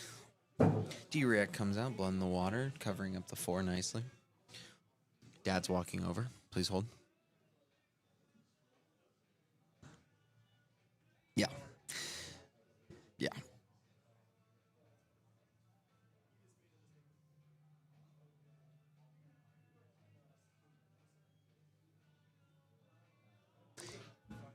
As he waddles back with a FlyQuest jersey, kind of sad, knowing how the finals is of Worlds. I won't spoil it for anybody that didn't stay up and watched it. We're back. We're back. We're back. Brand now being played. So D-reacted. Yep. This Blaze. Were you out of breath? I climbed over many chairs to get over here. Valleys and valleys. There wasn't other chairs over here, but we moved chairs because to add another one, and now there's more chairs. What, man? Oh, display loyalty, making a fealty because it's attacking him. Hey, whoa. Look at this. That's how that card works? It's late in the day, bro. We've been here since 9. Yeah, 9. It's 4:30. That's an easy day. I'm about 8 hours in. Yeah.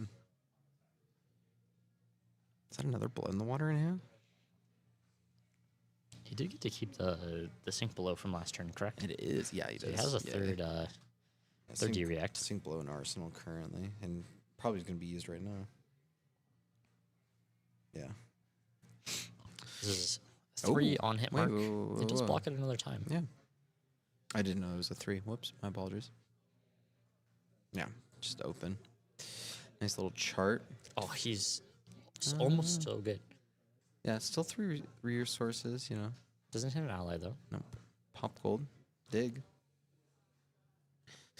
Finds a sunken treasure, and now you're able to get that find a chummy. Yes. So, key thing here, we've seen all 3 sunken treasures, so there's no worry about the kunais getting turned over from the cinder side. I remember when I first did that interaction, the look on the Cinder's face was diabolical. It is something that you cannot really play around. Yeah. You just kind of have to keep attacking, which I think is correct. I think we're looking at Wrath, Rising Resentment, Art of Dragonfire, and a Fire Tenant on this turn. How'd you order that? It's 4 here. I think one of the good plays here is using that fealty on. I think you just want to go 3-3-6 here. Man, this happened to Griffin last time. He's been really getting the prismatic ley lines clumped with the Conqueror of the High Sea. Looks like he has also tipped the Barkeep and.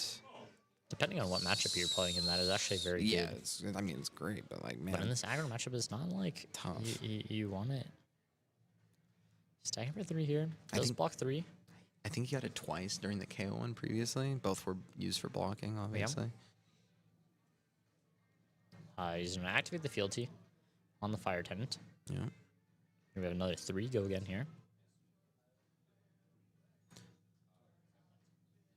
Saltwater Swell turn sideways, blocking 3. Or flick here. Yeah.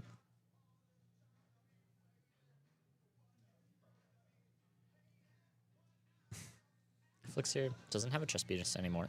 Yep.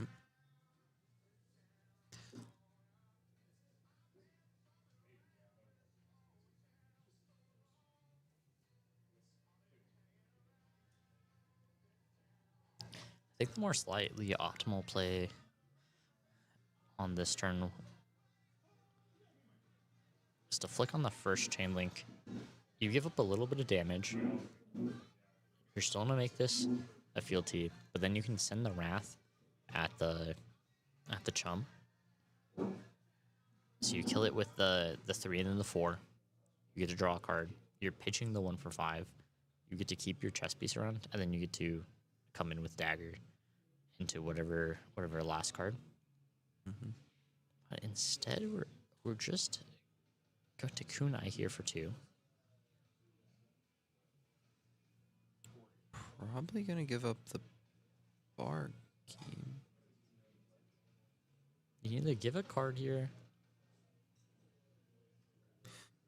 Or just take. Looks like he's in the tank currently. He's currently thinking what he needs to do. I He think does have the D-React in Arsenal. Your opponent has directly not attacked your chum this entire turn. You know you have... He does take the 2 here. You know you don't have another ally in hand because you haven't discarded it to chum yet. You're going to go 4. You can go forward, and then you're going to get the dagger back, and then you can 2 the chum.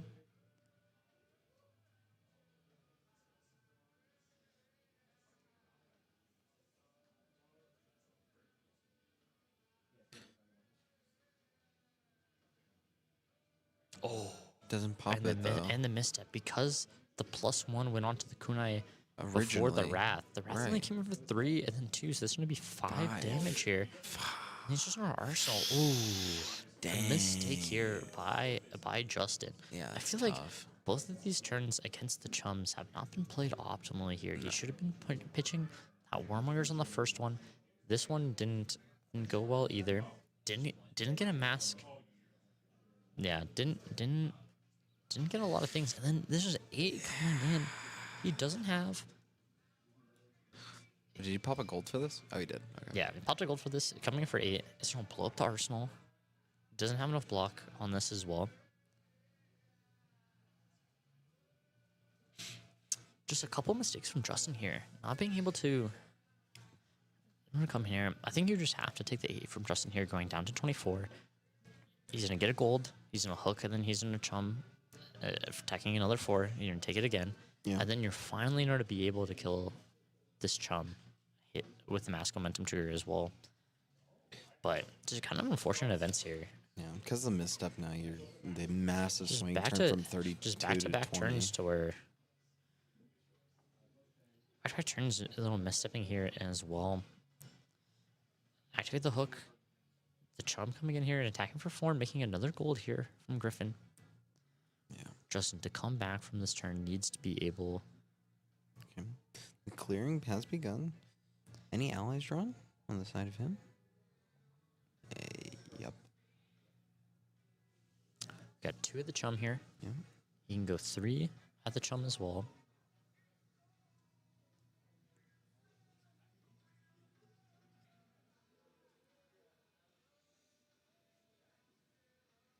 Now, what he needs to do here is, because the chum is now at 4 life, he needs to do this 3 at Griffin. Griffin's not gonna block it, but then he gets to go 4 at the chum. Instead, he's gonna go with the other play. He's just gonna go 3. And then buy back Kuna. He's gonna go 3 buyback kunais, and then he can play another head jab here. So he uses 3 cards. So tough. To kill the chum this time. I think starting with the 2 go again and Griffin was going to be correct. Well, it's just you just have to bait it to see if he has ally in hand to pop. No, there's not even a debate on that on this. If you just get to go with 3, you just need to attack it for 6. You go 3 at face, attack the chum twice, attack another time. You take 2 cards of your opponent's hand. Griffin takes a little gander at the top, finds loop the hold. This is 4 on hit mark. Conquer It the looks like we have another conqueror here. And we have Sawbones, Fiddlers, Conquer, and a blue. Maybe Fearless. Fire, target chum, ignite, chum for 6. Oh no, it's a tipple. Whoops. Alright. Griffin debating on what he can do. Has Fiendles. He's the gain 3 life in hand. Yep. Blocks 4 on 4. Yeah. He's gonna move it down. Draw a card. Get rid of the boat here. He did get rid of the boat here, did he? Yeah, he cycled the boat. Yeah, he's gonna draw, discard. Double tipple in hand now. Loop the hold with Fiddlers. Fiddlers comes out, gains 3. Yeah, going to 26. We got 20, 26 here. I believe probably going to pitch tipple, play tipple. Yep. Yeah, discard Sawbones, make another. Draw. Gets another boat. Are you kidding me? Another bow here is quite good. That's a crazy draw off the This top. is a 1. It goes to 19, gets another gold. Death Threats is online. Tinks up to 3. Plays loot the hold. Sawbones comes out, swings for 6. Is to keep the boat for the next turn as well. And it has the on it of if this hits, discard a card. Just back to back to back. Great turns from the gravy. Preying on the misstep from earlier. Yeah. So to be able to block for 6, but it still has that loyalty as well. So you can still get this Sawbones out of here. But this is one of those turns where I want to kill the Sawbones, send a little bit at the Necromancer and then Arsenal, but as we know, there's the boat in the Arsenal for the next turn. Big boat. We have 4-4. We have 4-4-3 here.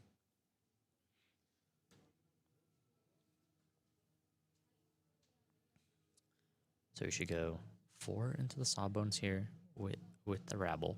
You gotta hope that you don't hit another blue here. Yeah, it's going to be But so we've unfortunate. we've seen a couple blues here. Here it goes.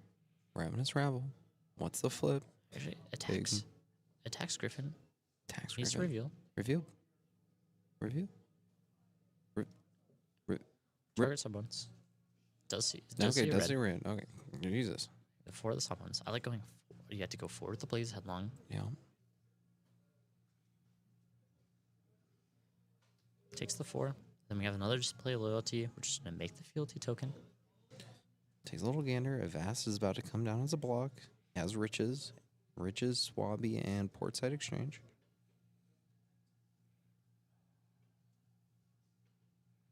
Gets rid of it. The next turn. I'm gonna start with the Portside Exchange, most likely on this turn. Getting rid of the Swabby. Yeah. Getting to make a gold and then discard a card. Holding the boat in hand. Yeah. Draws a card. Prismatic Leyline is the draw. We have the 5 resources. We do. We get to Dead Threads, Yep. double pitch the yellows. Gain a gold. And here we go. Yep, playing that Swabby. Getting to get another gold here. Yeah. Going to 6. Dead Threads here. Tap Getting the extra thing. Tap the Dead Threads, god dang it. Yeah, you get to Dead Threads and the arms here coming in for 7. Yeah.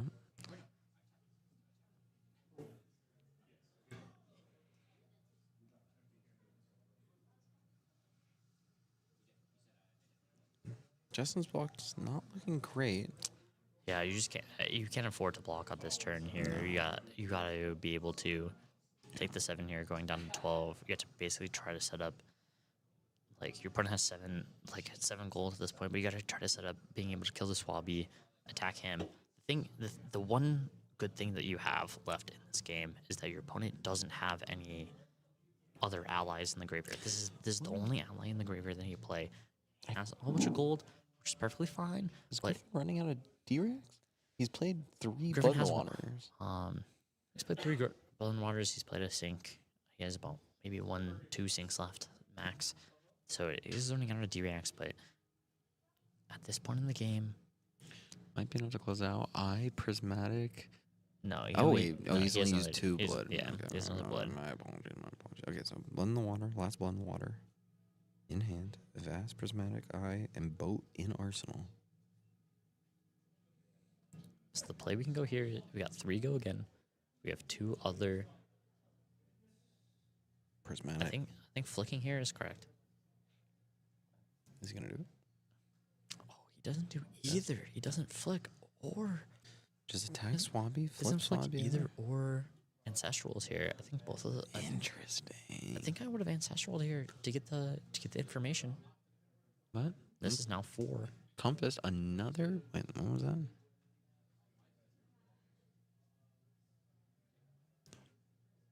I think I might be tripping because it looked like an Avast via the art, but I also saw a red line across Blocking it. So I 4 don't and 4, trust but it. now he's doing it.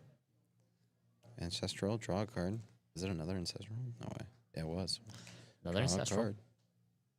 But imagine if he Ancestral the first one, knows he has the second Second one on Ancestral. hand. So the first one hit. We come in for 3 here.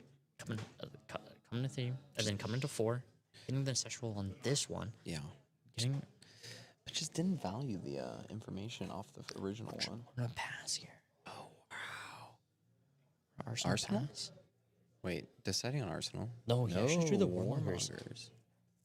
So Did he have to chain? I mean, I guess. if he ancestral if he was able to ancestral the first one, Yeah. he would have had another attack on this turn, or knew that he had the Warmongers in hand. No, he would have had one more card because he would have drawn off Mask Momentum as well. Yeah. So you would have been able to Arsenal with Griffin Warmongers. most likely he has the Arsenal, but I think drawing off the balance, there's not many times you're gonna be able to draw off the balance the rest of the game. But getting the extra card, he did draw 2 cards because of the ancestrals. So drawing off the balance here. He has the boat in Arsenal. You just send the boat for 7 or 8. Actually, just doesn't. Actually, just. Here comes the eye. Pops cold. Draw. Let's see what he gets off the top. That is a Fearless and a Vast. Top's the Fearless, bottom's the Vast. Draws a card. Yeah, just gets to go to 8. It's Arsenal card as well. Doesn't use the balance. Justin with a slightly awkward hand. Can't use the Warmongers here. Unless he wants to pitch it.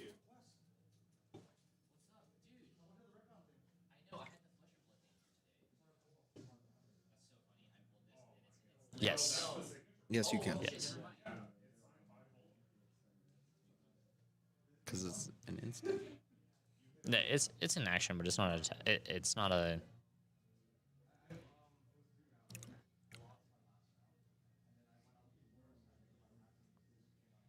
Yeah, it's an action. Destroy this. Draw a card. Go again. It's an item. Yeah.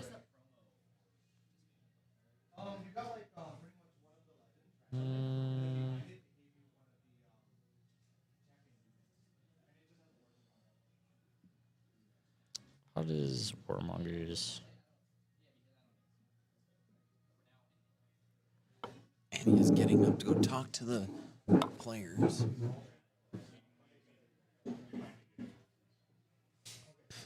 Trying to resolve the issue currently. They have pause, play. So without the gold pop,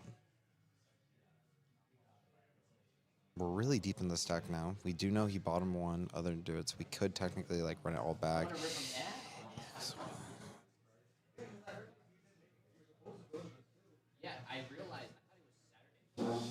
Okay.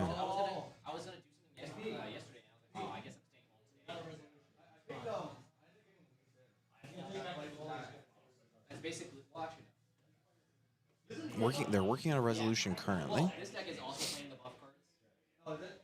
This deck plays these.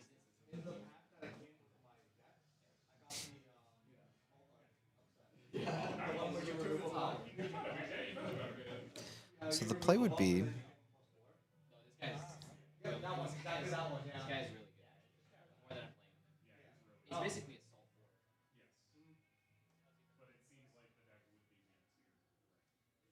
so without the gold, right? Previously, he had like what, boat? You just double do that, look off eye, and then go from there without cracking the gold. Yeah, it's just you just play it from Arsenal with the 2 blues. You don't need to do all the mess with the gold.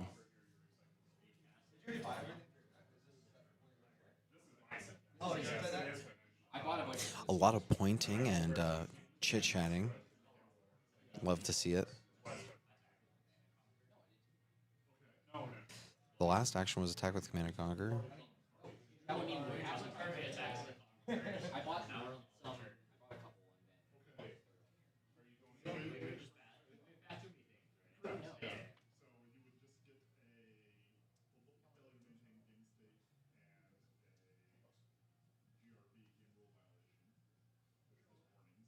I bought a couple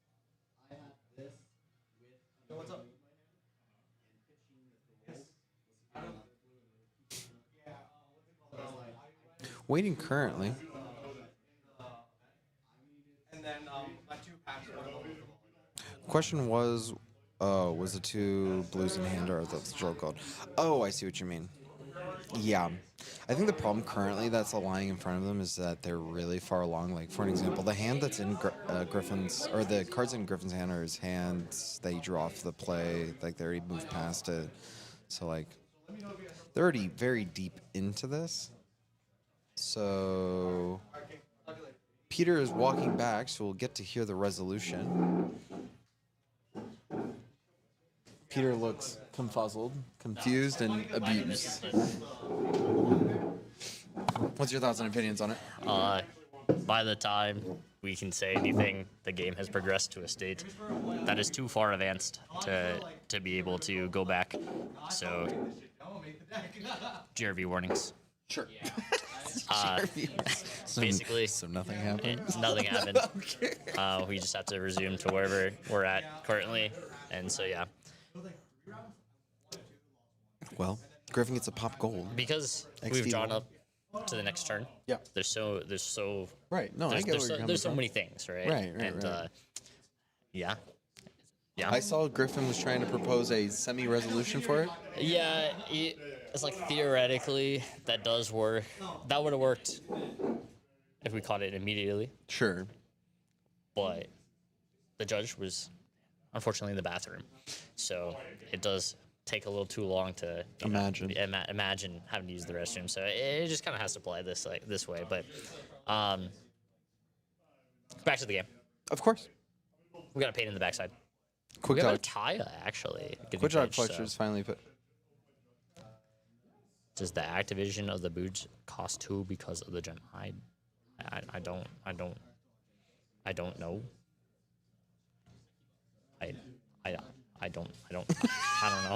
Just looking at Peter going. I don't even know what the card is called. Ataya? Authority of Ataya? When the card is pitched, defense direction cards cost opponents additional 1 to play this turn. Well, you're not playing a card, right?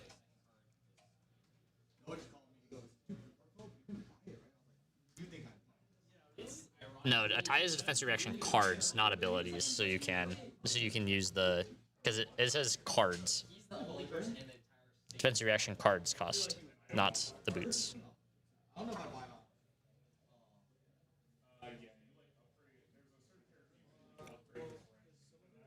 Yeah. Actually, not played. Correct. Well, we're back at it again. Flips over. Murderous Rebel, flipping over to blue. This is going to be 3 with go again. Blue the hold is the flip. Good information. This deck is getting thin. This deck is thin. Sometimes the matchup can go like this, to where like you run out of a decent amount of allies, but it doesn't really look like the Syndra was able to block efficiently in a lot of these turns with the 3 blocks here. But I think he will just die before we get there. I get 2 and 10. It's actually a little bit closer than it does seem.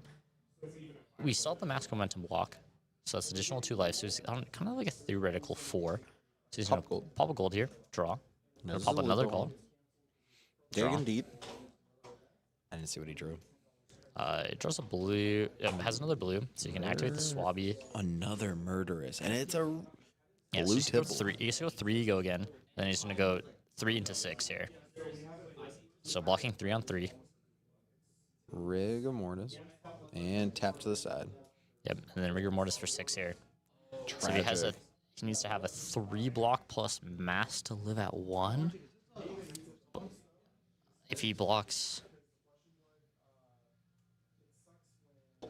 you block.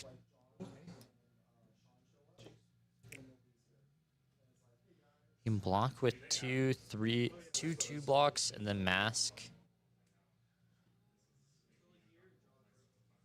Yeah, has to block with 2 blocks and mask. And then he can kill the rigor mortis here.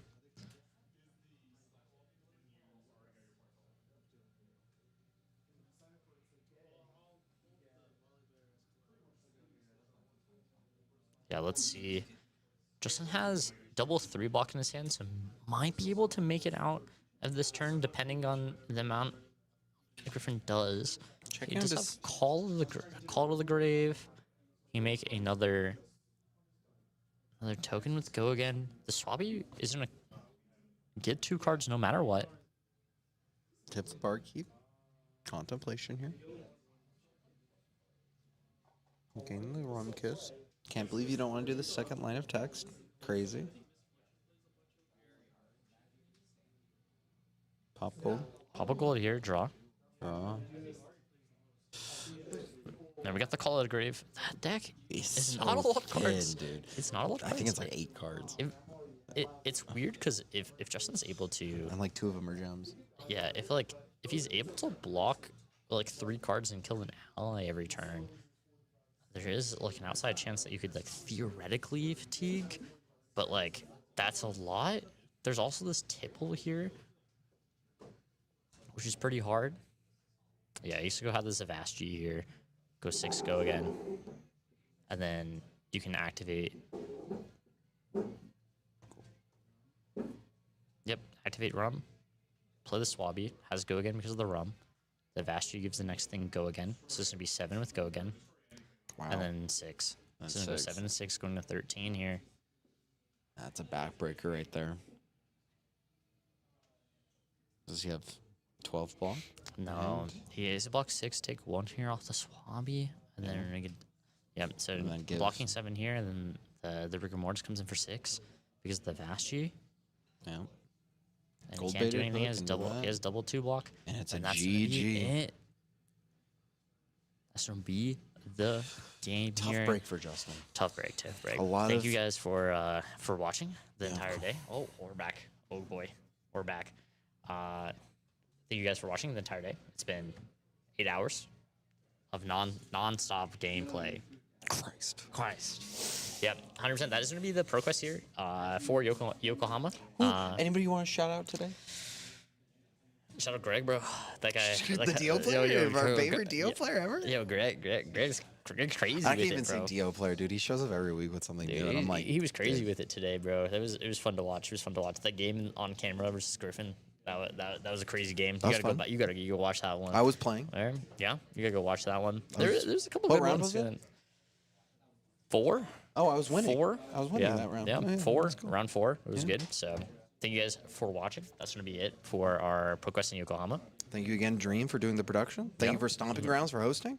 I'll see you guys later. See you guys later. Bye-bye.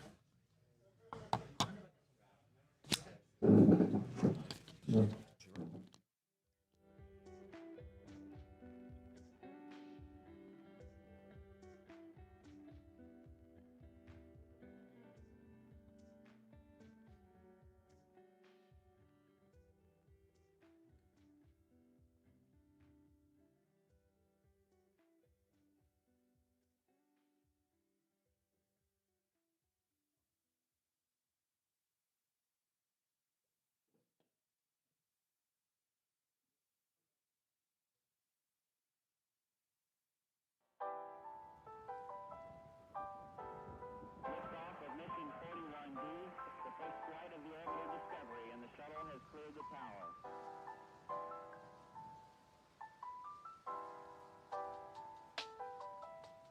Discovery's 4 computers now have primary control of critical vehicles.